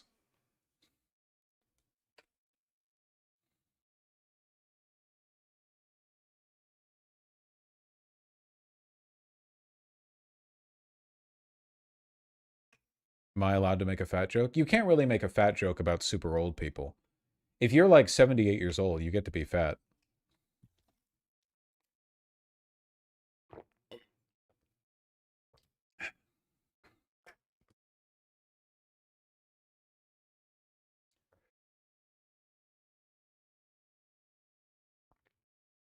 Calling Janet Mills a heavyweight when everyone just learned who she is, so amazing. Yeah, to be sure.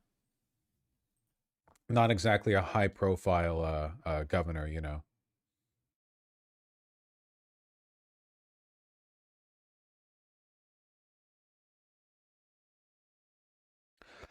This article is an interesting read in the changing political climate. Read. Start your trial now. New York Magazine. No, thank you. I'm sure somebody here will like it.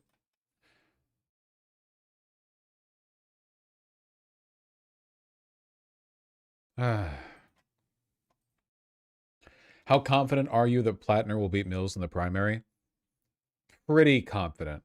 I don't think Mills has a chance. She's backed by Schumer, you know.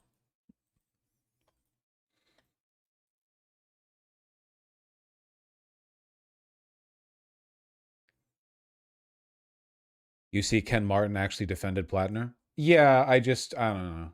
I feel like the whole thing was a you know, muckraking operation by Schumer and the Senate Democrats anyway. I don't.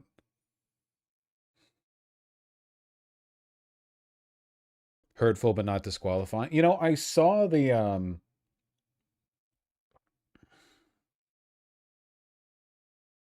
That's a sign she doesn't have unified backing. Oh, I know. Just get rid of Schumer. They have to get rid of Schumer. I don't give a shit how much they like quietly undermine his agenda. They need to get rid of him. Schumer should be the most hated man in America, you know? Trump is only going to be hated by Republicans, right? They're partisan as fuck. Schumer should be hated by everyone.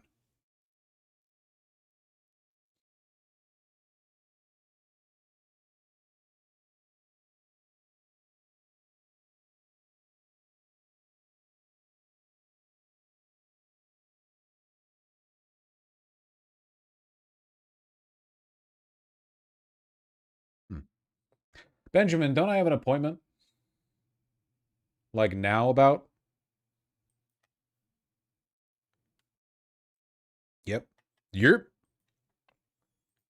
Yes, sir. You did say this? Is Benjamin your manager? Fuck, sometimes it feels like it. Nah, it's just election season. You know, got to direct you people towards a greater good.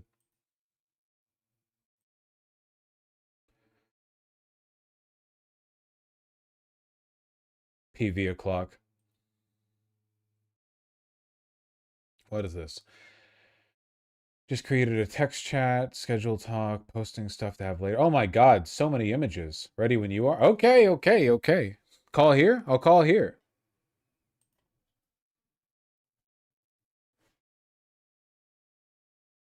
Hello. Hello. The images never end. Yeah, no kidding. It turns out those can be taxing too, not just the text. Hello, Benjamin. You were just in chat. How'd you move so quickly into into Discord? You know, that's the wonders of technology. Sometimes you have one thing on one screen and another thing on another screen, and then you manage to keep both in your mind without losing every brain cell. I wouldn't know. Miracle. Okay, yeah, we got some big stuff coming up, don't we? Yeah. I'll try to keep this short because there's a lot of it. It's election season. It's an off year, so all the elections that are happening get a lot of extra attention, even though nobody's really paying attention to politics historically. But with exciting things like that No Kings rally and the Democratic Party falling apart entirely, there's actually a lot of energy behind these races and a lot of opportunities. It's why Mamdani is ascendant right now. And lucky for us, Mamdani is one of the 5 races in our big 5 initiative extravaganza that PV is going on right now. So if you don't mind, I'd like to tell everybody about some of the candidates we're working on. Yeah, let me do a general pitch real quick. I've said this many times before. I'm just going to say it again. You people are right now in your current form, unmolded clay, absolutely useless. Your lives are wretched and you've accomplished nothing with them. However, there is a way out, a way forward, one might say. And, you know, still, and I mean this every time I say it, I'll update you guys if there's a shift in the response tendency that I get. Everyone, they say, oh my God, I had such a good time canvassing, you know? I felt better afterwards. I made new friends. I didn't feel so doomer because the only way in which I was engaging in politics was hearing bad news day after day and not engaging with the good interpersonal stuff, like meeting people and going face to face and realizing that at the end of the day, when you meet folks and talk politics with them, most people are pretty reasonable. You know, it's a lot of the unreasonable stuff kind of filters through online, but there are still good, decent people, even Republicans, you know, if you can believe it, day to day that can be reasoned with and appealed to and engaged with and so on. So I'm just saying, if you're interested in any way, shape, or form in bettering your life in this form, in involving yourself, I highly recommend it. A lot of people, they get involved a bit. They even go on to work for campaigns, real power brokers in the long run. And the Democrat, you know, apparatus right now is thirsty for young talent, you know?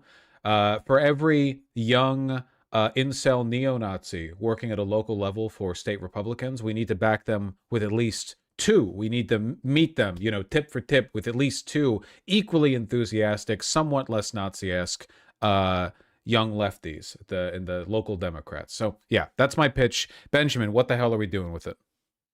Yeah. So to add on to the pitch too, we also, Progressive Victory isn't just like an organizing org either. It's also like a political community. It's designed to be a social space every bit as much as it's designed to be an organizing space, because the only way you can organize is with healthy community. So, and with that healthy community, that's when we get to do cool things. And the first of the cool things is that between now and November 4th, that's election day this year, we have 5 different elections going on. The first one is Mamdani. Now I'm sure everybody here is going to be like, oh my God, Mamdani, he's going to win. I'm I'm going to phone bank for somebody else, because I've been getting a lot of that. But the truth of the matter is, you still need to phone bank for Mamdani.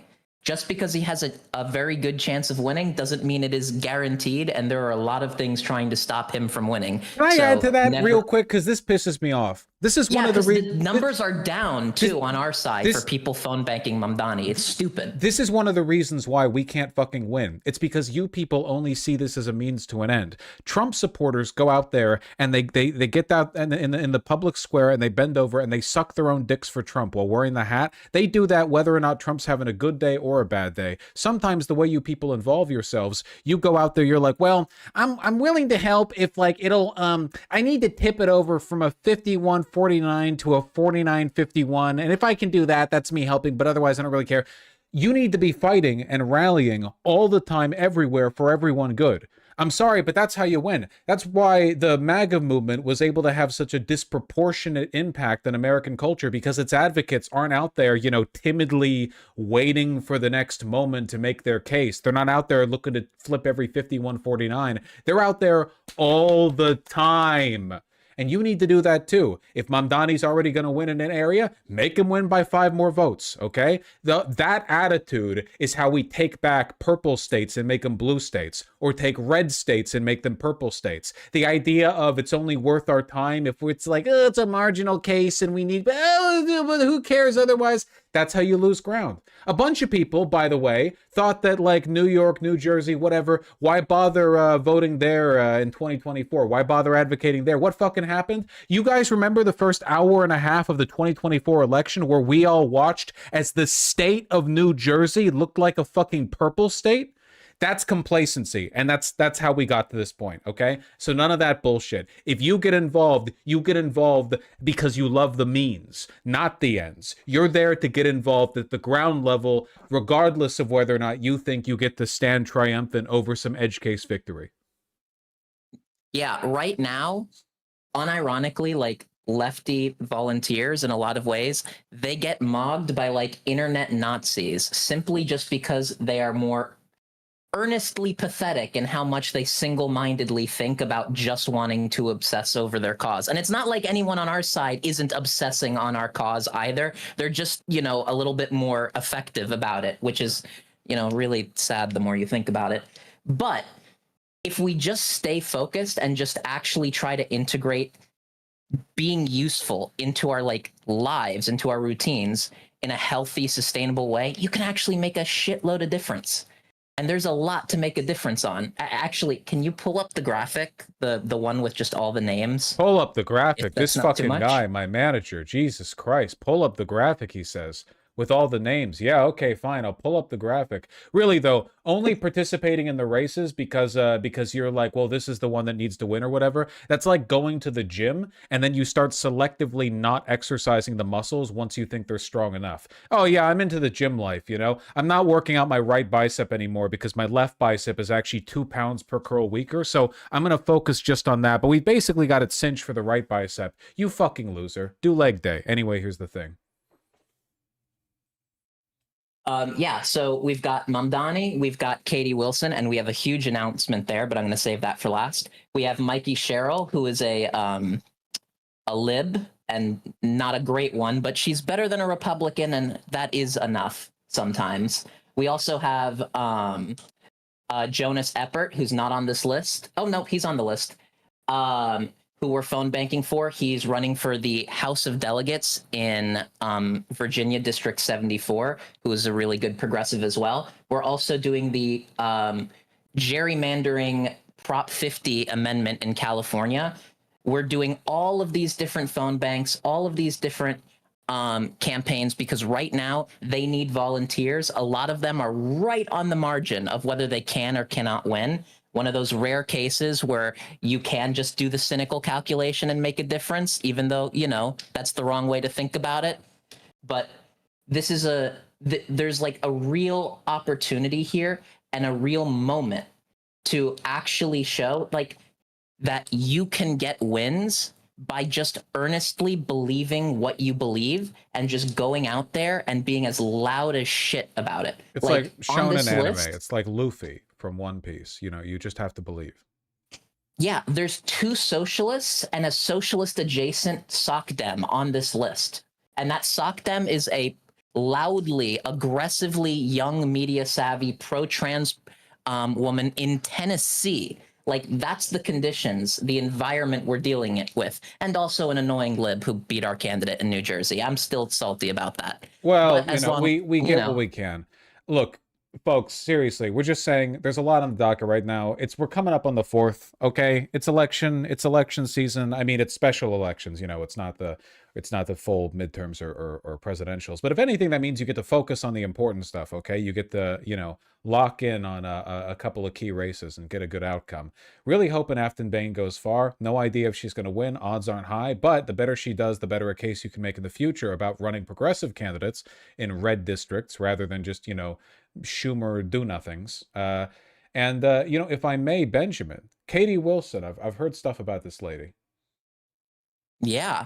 So we have something really exciting for November 1st at 2 p.m. At an undisclosed location that you will only be able to find out about if you sign up. Vosh and Katie Wilson are going to be doing an event in person together. It's going to be a nice little canvas. Everyone's going to come out. Vosh and Katie Wilson are going to, on stream, do a quick AMA, maybe take some questions from some of the canvassers, and then we're all going to go canvassing.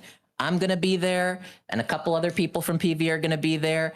It's going to be really fun. So show up, knock some doors, and make a difference. If you want to complain, you actually have to do something. I learned that the hard way after years of chat telling me I wasn't making a difference. Now I am.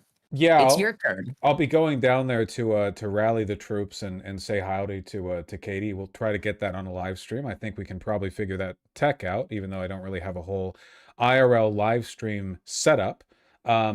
And that, well, then there will be, canvassing. And will I be canvassing? Well, I'll certainly be around people while they canvass. And, I might at a point, approach a door. But, I got to be honest, I hate canvassing. If anything, consider your attendance at that event an opportunity to mog me. And you can sort of rub it in my face that I prefer to do my political engagement through a microphone. One way or another, I'm sure it's going to be a great time. Great opportunity. And I might get a chance to meet, the future mayor of Seattle, which is awfully nice. I mean, in person, I can say howdy, right before the election. Hope that tracks. Yeah, I'm really looking forward to it. I think it's going to be really fun. I know when we've done these smaller canvassing events, I've never been able to go to them, so I'm excited. I know that people who've been able to go to them are really excited. So I think it's going to be a great opportunity, and there's a lot of doors and a lot of places that still haven't been knocked yet. So this is literally 3 days before the election, our last chance to try and get a socialist mayor elected in one of the bigger cities. Like, we get Mamdani in the East Coast, Katie Wilson in the West Coast. If that doesn't send the fucking message to the establishment, I don't know what will. And you get good narratives out of that too, coast to coast. They can build rail lines that meet in the middle. They can touch tips right in Kansas. You can get a beautiful, I mean, it's at that point, basically, we've got the chuds surrounded, folks. If we get our people installed in Seattle and New York, there's nowhere they can hide. That's true. And I'm being told right now, because even me, who is allegedly Vosh's handler, I have my own handlers. I'm being told that I need to mention that everyone needs to show up, because the way Scale to Win works, if you have every new person increases the way the auto dialer works. So if you have only 4 people, you're waiting a longer time between each phone bank call. And if you have 5 or 6 people, it can speed it up. And the more people you have, the higher volume of calls for everyone at the phone bank. So even one person there makes a difference. I was told to say this. Yeah, it's a big combo buff. I've seen this in my video games, getting everyone on it at once. Really though, I am excited. Mildly nervous. Really, IRL interview again, whole different skill set. I'm gonna have to watch. I'll be watching recordings of my favorite confident and socially attained interviewer who does IRL interviews, to practice beforehand. They'll get my knocks in. Adam Friedland, and I'll just try to channel that energy when speaking to her, and I think I'll be fine.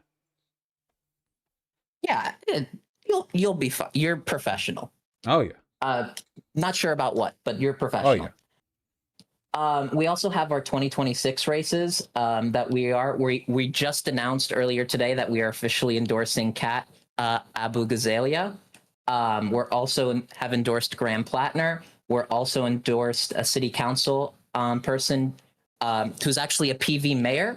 They're running in Montgomery County in Maryland, josieformaryland.com. And we also have Operation DNC, which is our plan to start slowly replacing all of the, and I just found out the number, 90,000 elected bureaucrats at the bottom level of the Democratic Party. So we definitely need all of the numbers we can get. That money was going somewhere. Well, I'd be shocked if it was going there specifically, but... Yeah, I guess in retrospect, these people are probably in it entirely for the pussy. No, it's a lot of gunk to dislodge for sure. Yeah, and a lot of them aren't just replaceable; they're also convincible too. And it's why even running races that you know you're going to lose or have a good chance of losing, it's why showing up all the time matters. Because what convinces the earnest people who just kind of got like, you know, told, hey, you should do this by like a friend or a family member, and then they just kind of do it, which is a shocking amount of the cases. They just are there and just, you know, they just take their cues from CNN. They genuinely don't know any better. It is very, very low level party officials. So just seeing the energy of having like 10 people show up with a narrative that's consistent, that's enough to change minds sometimes, as crazy as it sounds. Yeah, it's really difficult to dislodge the ingrained cynicism that a lot of people have and the potential for these local and sometimes non-successful actions to really take root in the long run. But at the end of the day, like the entire modern Republican Party is more or less built off of the engagement and like AstroTurf, but still like genuinely a lot of effort put in efforts of the Tea Party, you know, and that came about in the Republicans during the Obama administration. You see all these points in history where, like, especially at a local level, you know, why is this town like this? Well, there was a group of like 5 people, you know, who fought like crazy for it, and then it just turned out that way, and now it's legacy, and now it's really, really difficult to undo. I was driving up in the mountains the other day, and I stumbled across a town called Concrete. Beautiful little town, and I mean little. I stopped in an ice cream store while I was on my way there. Had some of the booziest pecan ice cream I've ever had in my life. Very, very tasty. They had it with an affogato. And I saw at the entry to the place, they were holding a public forum where you could hear all the local politicians pitch their case before the upcoming elections. And I mean local. We're talking like city councilmen. And the sign along with the forum, you know what they were put on by? They were put on by the, I think I got this right, Skagit County Women's Voters League. This is a county that's got maybe a couple thousand people in it. Like, this is a tiny, tiny community. But some group of people, ladies, I'm going to assume, you know, who knows these days? Skagit, I don't fucking know. But they went together. They made a goddamn women's voter league. Who the fuck knows when they made that? I haven't Googled it. It's pretty cool, right? The idea of, in a community that small, people still engaging in civil society to that extent. And now they're hosting like candidate forums. I think it's nice. And you can get involved at the ground level just about anywhere as long as you're dedicated. Yeah, it's really why I think in the long run, you know, we might not be in our lifetimes, but we're going to win, because you can't, there's like this ingrained human need to build community. And the minute you have a healthy community, it's kind of the end of fascism right then and there. And in a lot of ways, democracy and socialism and a lot of these like political philosophies that become very abstract, a lot of them at their core are just the philosophization of just being nice to people and just organizing relationships in a way that's more fair. And the fact that that's like in a human trait that's just built in, that arises everywhere, just out of nowhere, just from the base, like background noise of humanity, it's why we're going to win. It's because you have to actively suppress something that's not suppressible. Gay? But I agree. Well defeated. Thank you, Benjamin. Yeah. Really? No, I mean, no, you go. There is one other thing I wanted to bring up, and it's going straight from hope to like trying to be, good, and now I'm going to go the other side and ask for money like a normal political Oh official. yeah. So, I got it. Yeah. I got mine. Yeah. So Progressive Victory, we have our dues paying membership. It's about as little as $5 a month. You can get your membership card. They just started shipping. I have shipped out 150 cards today. We really need the money. We need paid staff so badly. It is an all volunteer org. And what that most often means is that there are a couple people who are just pulling like crazy hours to make it so that the org can work. And those people burn out very quickly. It's really hard to deal with. So we need staff. We need resources to be able to get all of our state leads PV emails, so that way we can actually hook them into some of our infrastructure in a way that's more sustainable. And we need to build out tools that have literally never been built before, like enterprise level tools to be able to just manage volunteers on a digital platform in a way that isn't literally dog shit. So please, if you would be so kind, we make $9,000 a month right now just from our community, just from average volunteers. We need another $14,000 a month to be able to bring on two people to be employees, the first 2 employees of PV. So if you'd be so willing, progress.win/member, and you can get your really cool membership card. Yeah, I'll second that. They run real lean as an organization, but everything thinks money. If you're in any way involved in PV, you're like you phone banked a little bit, you canvas or whatever, just kick them some. Even if you're not, it's they need the donations, and they'll make better use of it more than I will. Also, you get a cool card out of it. They sent me a cool card. Look at this. Now they definitely sent me this in part so I could show you this as part of the pitch. But ain't that super cute? Come on, that's pretty cute. You like it. I've had it here. I've had it here on my desk for a bit. Next time I talk to a PV person, I'll show it off.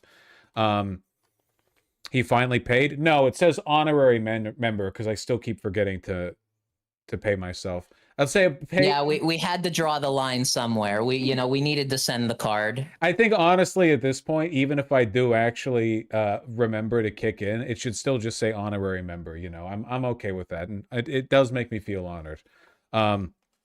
Really though, well, it is an honor. Like it's there. I've had a lot of opportunity to work with a lot of streamers over the last year, and plenty of people know my history with like TYT. So I've said this to you, but I say this all the time. There are just some people who are really, really good to work with, who clearly believe everything that they say, and I'm always just really grateful for the opportunity to like work with you and just be a part of your audience, because it does kind of feel like my people. I appreciate that. Also, to a large extent, they are. You were in my chat before you work with PV, after all. Yeah. Really though, I feel likewise, and I'm happy to hear that the org is saddling people with good opportunities. Yeah. Now ban him. Didn't I ban him for a month? What did I ban him for? One, a fundraiser, one for talking about circumcision, and once just for being annoying. I think those are the reasons. That's those are battle scars, son. That's the shit you mark down on the wooden stock of your rifle. Yeah, I keep it on the whiteboard. Never talk about this in chat. I appreciate you coming on, really, and I look forward to fucking around on the 1st. Yeah, I'm looking forward to it too. Thank you so much. Thank you. Take care, and thank you again. Thank you. He's come a long way, hasn't he, folks? Really, it is very nice. Go PV. Yeah, they do really good work. They really do. And they run so lean too. People are like, oh, I don't have the money. You've ordered DoorDash sometime in the past 6 months. You can do it. Is he pro or anti-circumcision? I don't remember. I don't remember what stance he had on the subject. No idea. But that's okay.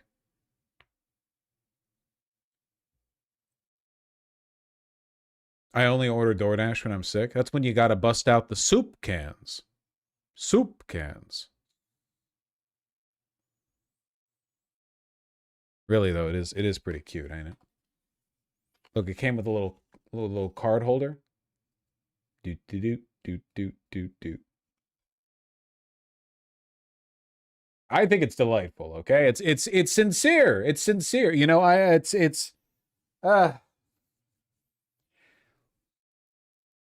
don't do any goddamn advertisements on the stream. You know, you haven't heard me talking about, you know, Blue Apron or whatever. So I feel like I've earned some degree of charity for my perceived sincerity when I talk about stuff that I care about. It's not like they're paying my ass. Crypto ad for Blue Apron right now. Does Blue Apron even still exist? I swear to God, I Blue Apron and the other one. Do any of these still exist?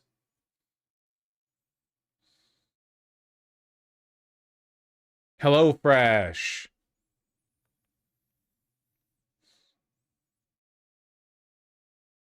They're giving you merch for free though. Well, I guess that's a given. Yeah, I've got a thermos or a jug. I don't think it's a thermos. It's a like a bottle, you know.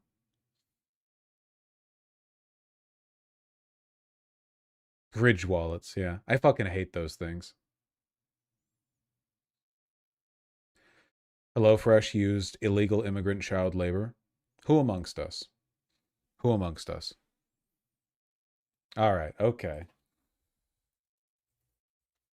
Really, though, I'll be talking more about the PV business, especially because on the first, I'm going to be talking to Katie Wilson, so you're going to see that shit on stream, you know? Looking forward to that. No avoiding the PV integration there. I got a Buck Mason shirt based in your rec. They're awfully good, huh?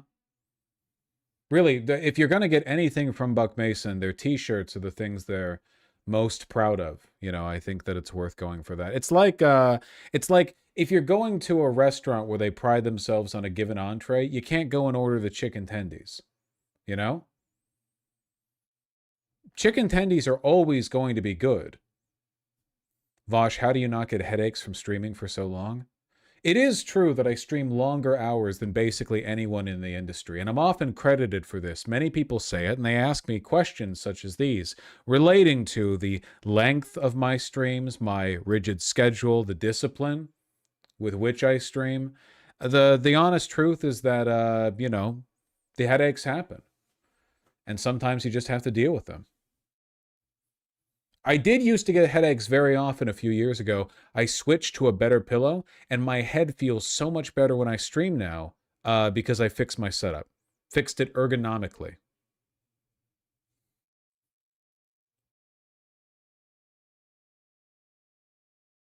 Got a pair of very nice denim jeans since you went in a rant about denim one time, which spiraled into a whole hyperfixation. Hell yeah, brother.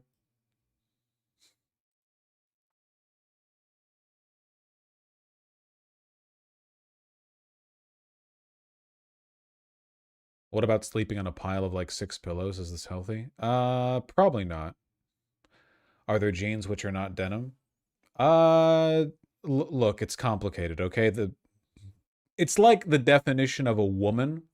What is or isn't a jean is actually quite complicated, you know?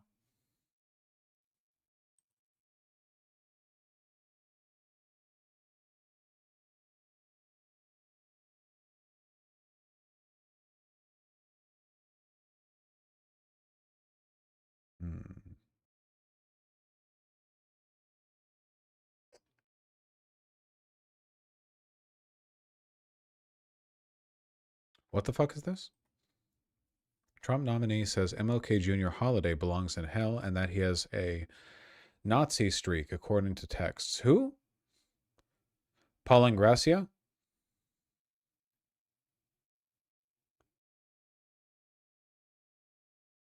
Embattled nominee to lead the Office of Special Counsel, told a group of fellow Republicans in a text chain that the MLK Jr. holiday should be tossed into the seventh circle of hell and that he has a Nazi streak, according to a text chat viewed by Politico. Politico's been getting to break quite a few of these lately, huh? Jesus Christ, one participant responded.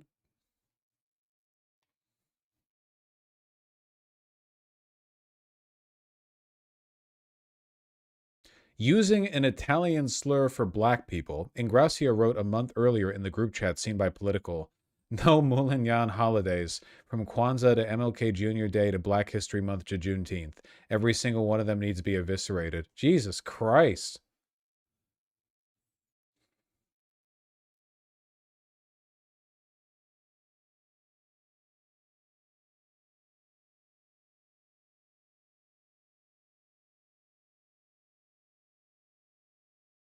Maybe don't say that word out loud. Well, I don't speak Italian, so I don't know. It doesn't have any power. I can't do the magic. The racism magic.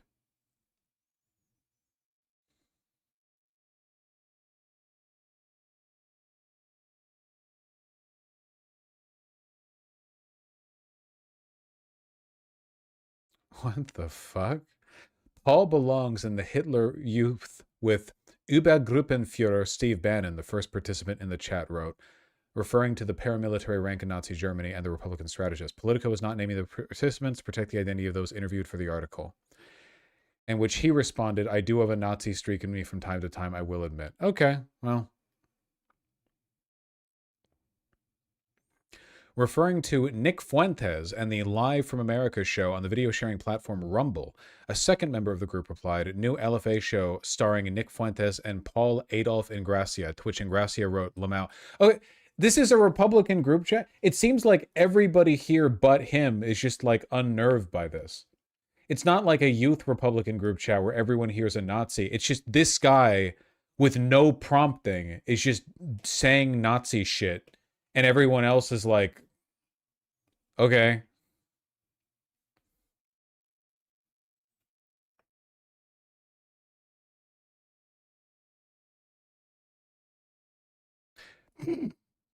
Ingrassia made other racist remarks, according to the chain. In January 2024, he wrote of former Republican presidential candidate Vivek, "Never trust a Chinaman or Indian," and then added, "Never." Well, who amongst us? Vivek declined to comment.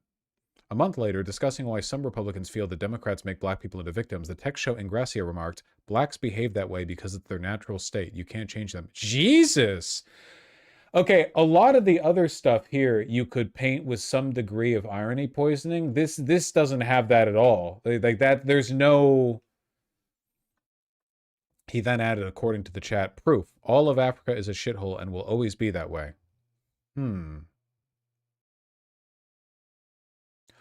The May 2024 discussion surrounding the Nazi remark turned serious as Ingrassia dug in.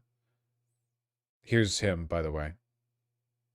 Ingrassia first remarked that the Georgia operative should read a book, if she's able to, on George Washington and America's founding, according to the chain. "Paul, you are coming across as a white nationalist, which is beneficial to nobody," a third participant in the chat replied. When Ingrassia apparently said that, quote, "defending our founding isn't white nationalist," that participant pushed back, saying Ingrassia, quote, "reflexively went to saying whites built the country." They did, Ingrassia said, according to the chat. That comment prompted the same participant to respond, quote, "You're gonna be in private practice one day. This shit will be around forever, brother." I think Paul might be a little bit racist. Also, to the founding fathers, he might as well have been black. The country was controlled for like 150 years by wasps. You were not fucking building the country from the ground up if your last name ended in a vowel. Ingrassia? Jesus Christ, are you kidding me?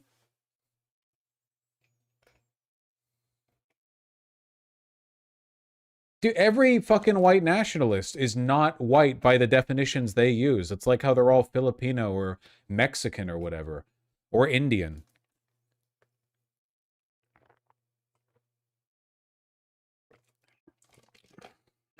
And then a ton of them, who even are white by our current definition, wouldn't have been white by the definition of the founding fathers.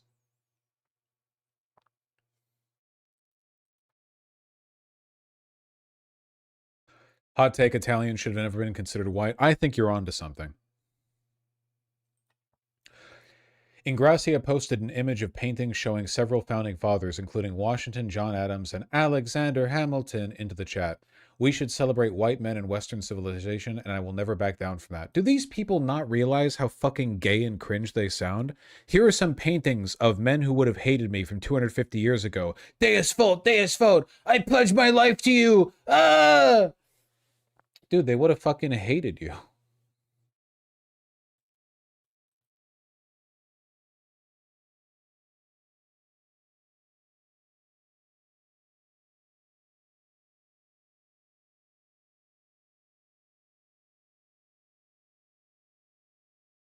He's had ties to Fuentes and Andrew Tate. Oh, right. I remember that.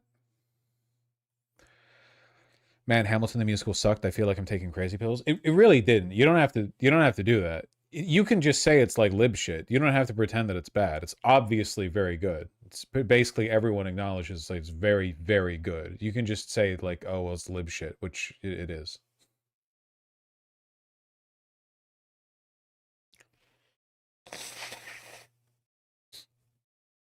I'm not watching that shit. Free Palestine.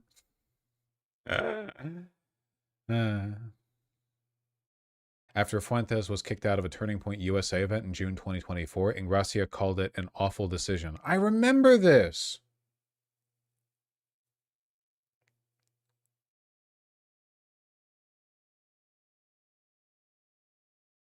Dude, this shit is so gay.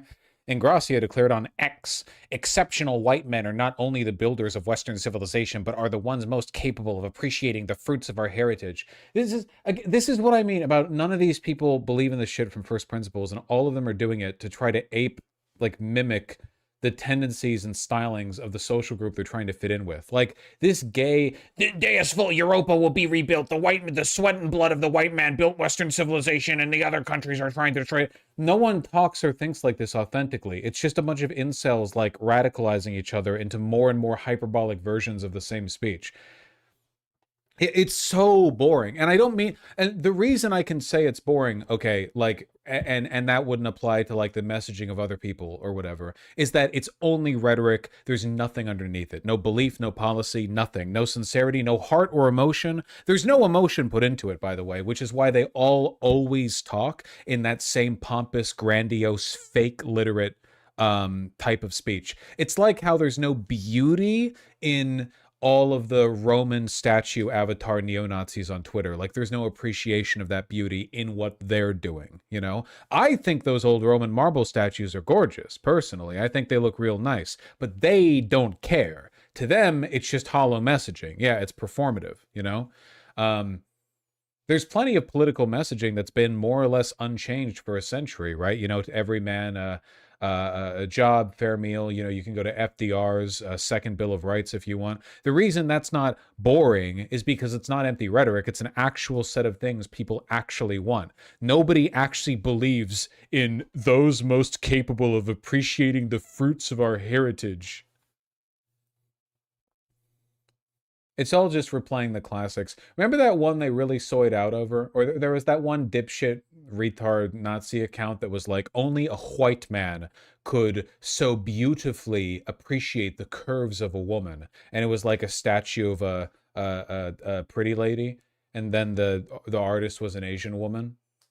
It's all that over and over and over and over again. Over and over and over and over and over again. It's the same fucking thing. I had forgotten about this guy. I, honest to God, did not even realize that he was being picked to lead the Office of Special Counsel. Yeah, here we go. This is called art. From Dark Triad Man. This is called art. This is the legacy and heritage of the West. This is what men of the West fight, sacrifice, and die for. This is victory. Deus vult. And then a Chinese woman made it. Yeah, you all get the bit. But you understand what I mean about how, like, none of this means anything, right? Not just in the sense that it's empty purple prose, but this guy also didn't think or feel anything when he typed it out. We all recognize these archetypes now. You know what I mean? Like this, we understand this tendency. These people aren't just like ineptly expressing themselves. They don't feel anything they're saying. They're just coding their speech to mimic the social trends that they're trying to identify with, you know? That's one talented artist. Maybe. I think that there should have been like a big pussy right there. You know what I'm talking about? Like you can see the lips through the fabric. Come back in 10 years. For real, for real. He wrote the most insane and cringe post about Andrew Tate too. Andrew Tate is an extraordinary human being, not only in terms of sheer physical prowess. Why do these people have to make their being in the closet my problem and like the country's problem? Why does it have to be...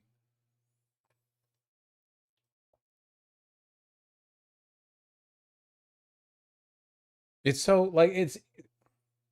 Psychosexual dynamic. He is the embodiment of the ancient ideal of excellence, to seek perfection of mind, body, and spirit, an ideal that is radically at odds with our grotesquely decadent society. You know how like everyone in the White House is shit-talking Trump behind his back? Like, as performatively, you know, cock-throating as they are in public, all of them in private are like, he's an idiot, he has no idea what's going on, we're all just trying to, like, one-up each other and impressing him. They're all like this about each other, too. These people all live in bubble worlds, you know? It must be exhausting to be so devoid of sincerity.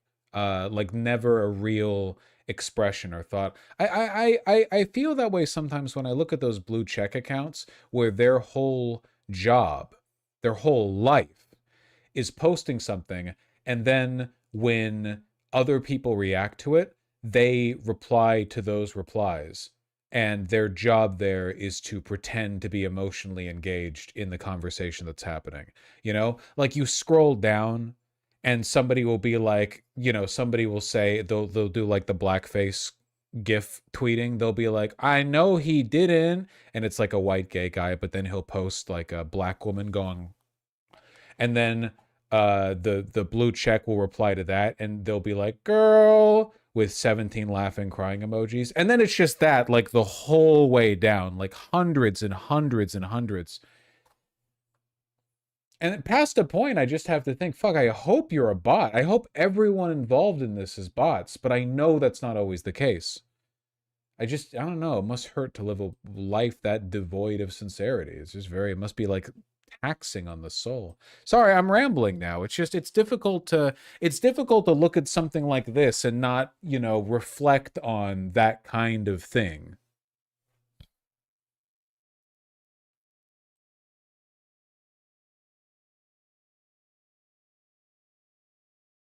Yeah, you get me.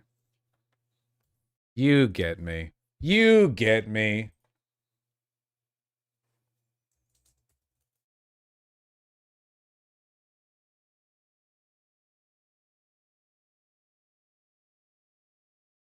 Close this, close that, doop-de-doop-de-doop. We did a good job covering the news. I have no idea what I put in my title. I hope I forgot, or hope I didn't forget to do anything. What's in the title? What was the title?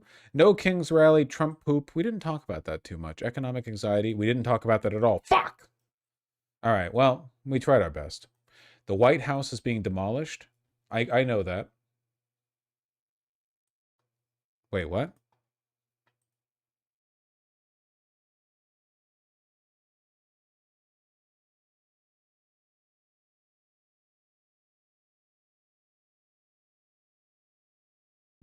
But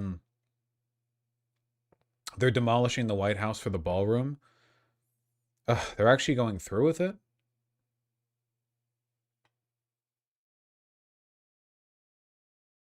Grim. You thought he wouldn't? I don't know. He fucking pussies out of a lot of shit. What do you want? Want to make it clear, by the way, and this is my open announcement to everyone, for all those concerned, not voting for any Democratic president in 2028 who does not promise to demolish everything that Trump has done to the White House and fix it and make it back the way it was. Do not let this fucking retard of a president leave a permanent stain on the Capitol, okay? I want all of that gold melted and then thrown into a volcano.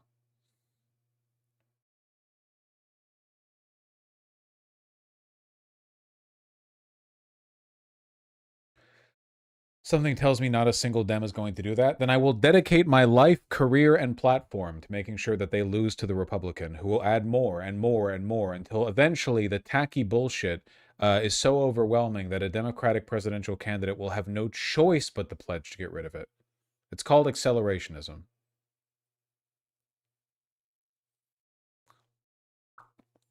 Let me... Why do we care what happens to the White House? Because I'm an American, and this is America, and symbols have power.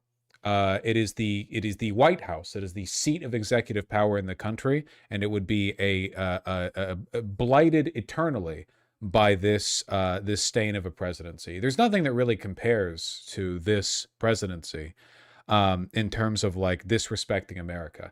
Andrew Jackson, Nixon, nothing else even comes close, you know? This is the most anti-American presidency there has ever been.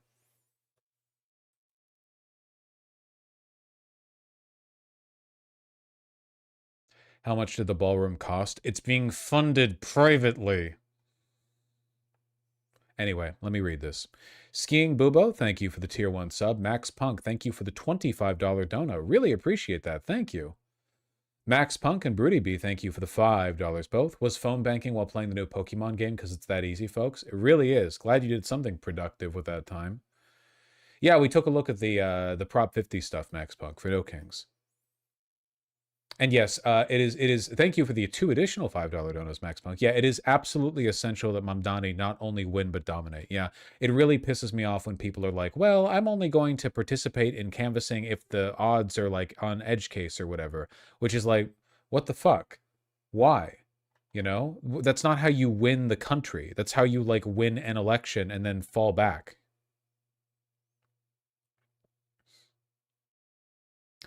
Yorha 402, Rogue Shitter, and St. Jimmy, thank you for the $5 both. Hey, I'm trying to lose weight, 163 pounds. When you lost your weight, did you have any problems with loose skin? If so, how'd you handle it? I didn't know. I guess I was lucky in that respect. I lost like 100 pounds or so when I was 27, 28. But no, if I got like ripped right now, like if I worked out super hard and tried to get down to 10% body fat or something, I might have like a little bit of loose skin, but it hasn't been an issue at the point that I'm at, you know? What's your favorite flavor of Gatorade? Red or blue, I think. Horizon, thank you for the $5. Getting the fucking Ava. And Dr. Mod, thank you for the $5. Switched to drinking seltzer after I saw your segment on sweeteners. Yeah, I'm not entirely sure if my Gatorades are implicated, but, you know, I don't know. I don't know. We're all just trying to live, right? We're all just trying to live. Alec Gunter, thank you for the $5. Much appreciated. Fluffer Nutter, thank you for the $5. Please give us the Smudge emote. I'm not giving you the Smudge emote. Vexmore, thank you for the tier 2 sub. Elenita Express, thank you for the tier 1 sub. How do you feel about leftists in the Mushroom Kingdom? What the fuck am I looking at?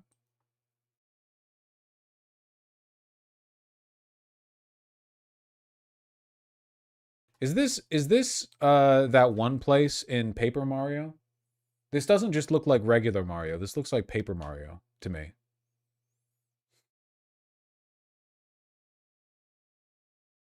You know what I mean? Like in 1 or 2, like the Koopa Village? I don't know. Sake, thank you for the 5 tier 1 subs. And South Texas Titan, thank you for the tier 4 sub. Very kind of you.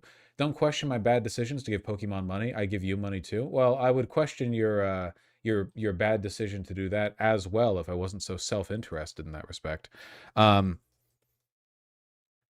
you very much. I really do not understand the Pokemon shit. I think you guys are suckers, but whatever. Fucking keep giving your money to the Israel of game companies if you insist. Comic Book Chat, thank you for the $5. Do you think that if the Democrats win in the midterms, will Mike Johnson even seat them? I don't fucking know. He still hasn't seated Grijalva, or Grijalva, sorry, and it doesn't seem to have led to anything, so we'll fucking see.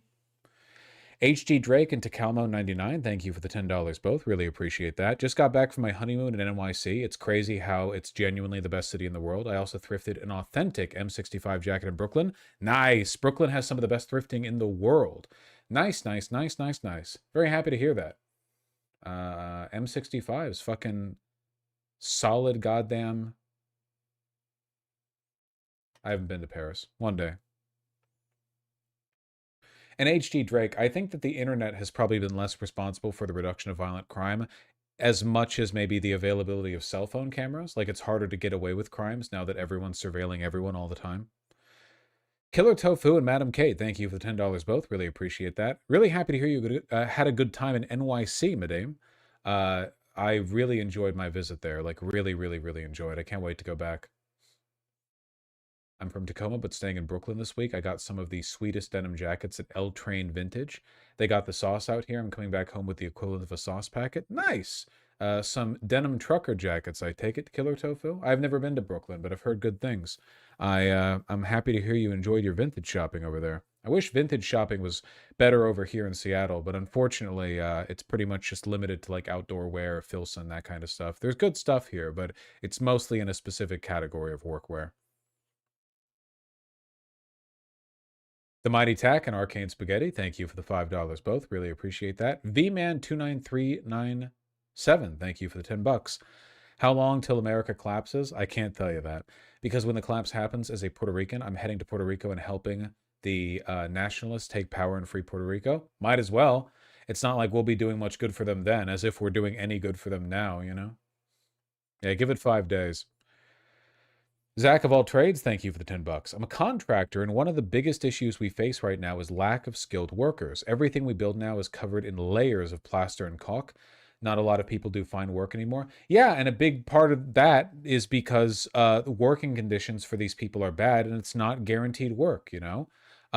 It's not steady work. It's a race to the bottom where like no one wants to pay for the highest quality work, so no one trains or stays around to learn how to do the highest quality work, so everything gets worse. You know? It's bad. V-Man and Horrible Ham, thank you for the $5 both. Really appreciate that. I also hate the micro cities in LA County. Terrible, terrible county. Mark Pointer, thank you for the $2. Paloma Del Mar and Jay Rickards, 99, thank you for the $5 both. Really appreciate that. Thank you, thank you. I voted for Trump, and I went mainly because I disagree with how he wants to generally slap a terrorist sticker on anyone who doesn't like him. I don't know why you voted for Trump then. He kind of campaigned on that. I mean, he talked extensively about how he was going to use the police and surveillance state to crack down on political opposition. So you got to read the fine print, or in some cases, the bolded print. Roasted Peanuts, thank you for the $10. Do you know if the IWW is endorsing it? By it, do you mean this general strike? The IWW doesn't have the ability to organize a general strike. They mostly do consultation for people in unions and people wanting to form unions. They don't really have any word in or say in it, you know? Agent Pong, thank you for the $5. Vosh, you still got to mobilize your mobilization knowledge and not just sit on your American booty and stream. My best is you're scared. Oh, to canvas? Yeah, sure. It's always you earn the right to dog on me for not canvassing if you yourself are canvassing. It's all a virtue signal. The best way I can motivate people to do something is by talking about it on stream. Anything beyond that is more of a participation trophy thing. But god damn if I do hate participating in that particular practice. Taijirai, thank you for the $10. Mark my words, if we ever get out from under this administration, I'll take great pleasure in pushing a petition to have the White House remodeled to a pre-Trump state. I want the Kennedy Garden back. Yeah, it's fucked up how many changes are happening that are probably just going to be accepted indefinitely, you know? People are just going to be like, it'd be too much of a pain in the ass to fix it. Fuck that. I'd vote for that.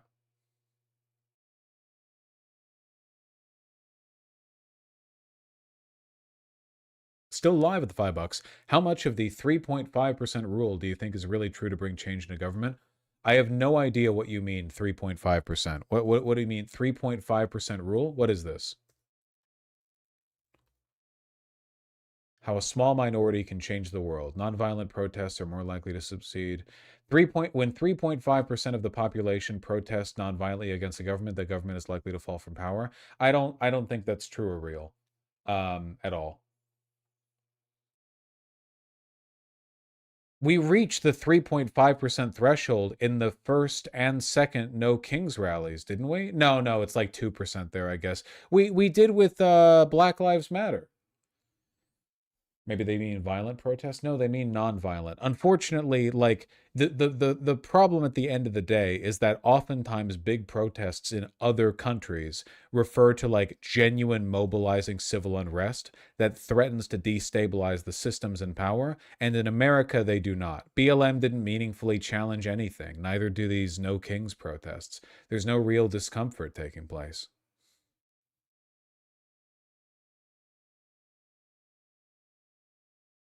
Alexander Stanford, thank you for the 100 Egyptian pounds.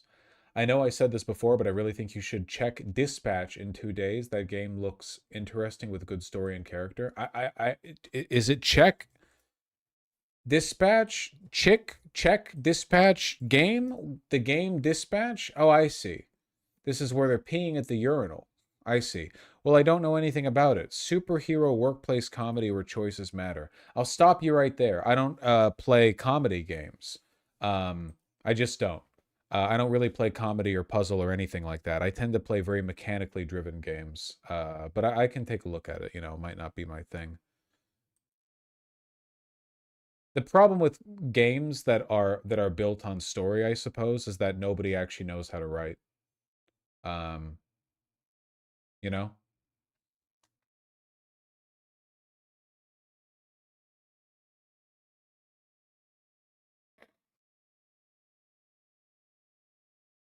Play Baldur's Gate 3. I've played Baldur's Gate 3. Can I say something you all are gonna get like really mad at me over? Baldur's Gate 3 was good, but like if you look at the writing in isolation, it was not like it was good for video games. But you know, by the standards of like actual writing,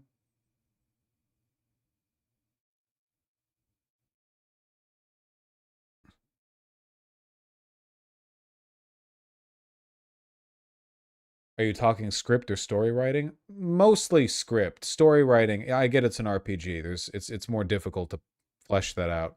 It was meant to be accessible. Yeah, well, ain't that how it be? You know? Ain't that like that?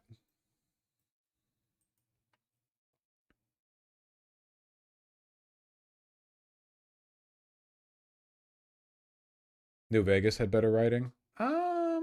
Well, it's a different format. Very rarely is a game written well by the standards of writing and not by the standards of video games. Obviously, Disco Elysium, Stanley Parable. It's a couple, some.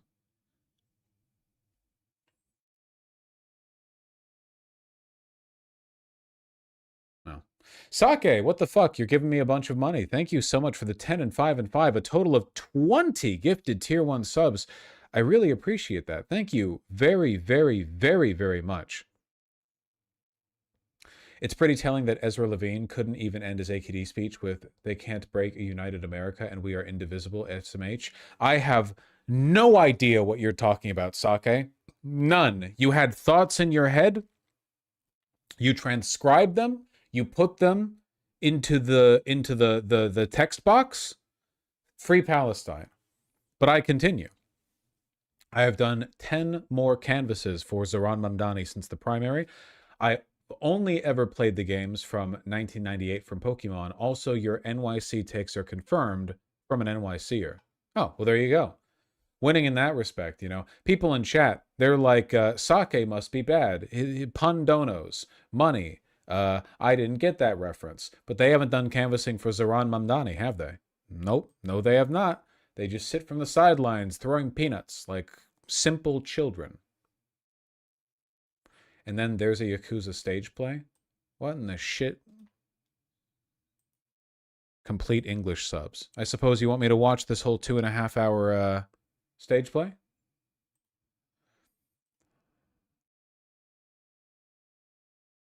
You know, apparently Umineko has a stage play. That's incredible. I have no idea how you'd even do that.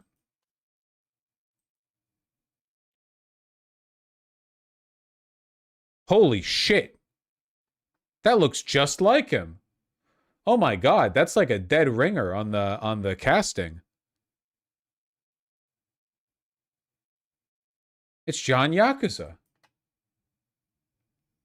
I've only begun the Answers Art Smart Sports. I haven't been able to listen to it because I've been playing Hades. I'll give 5K to a charity of your choosing, no cap. I don't really know much about charities, my fella. Look, if you have 5K that you're willing to give towards a good cause, I would advocate for progressive victory, you know? I think that charities usually are a bit of a band-aid, and I think that any mobilization to win even a local seat on account of the work done by PV could end up paying out way more than $5,000 in the long run in terms of better use of government funds. That's just my opinion. I'm not anti-charity or anything. It's just, you know, sometimes you gotta fix the problem at its root.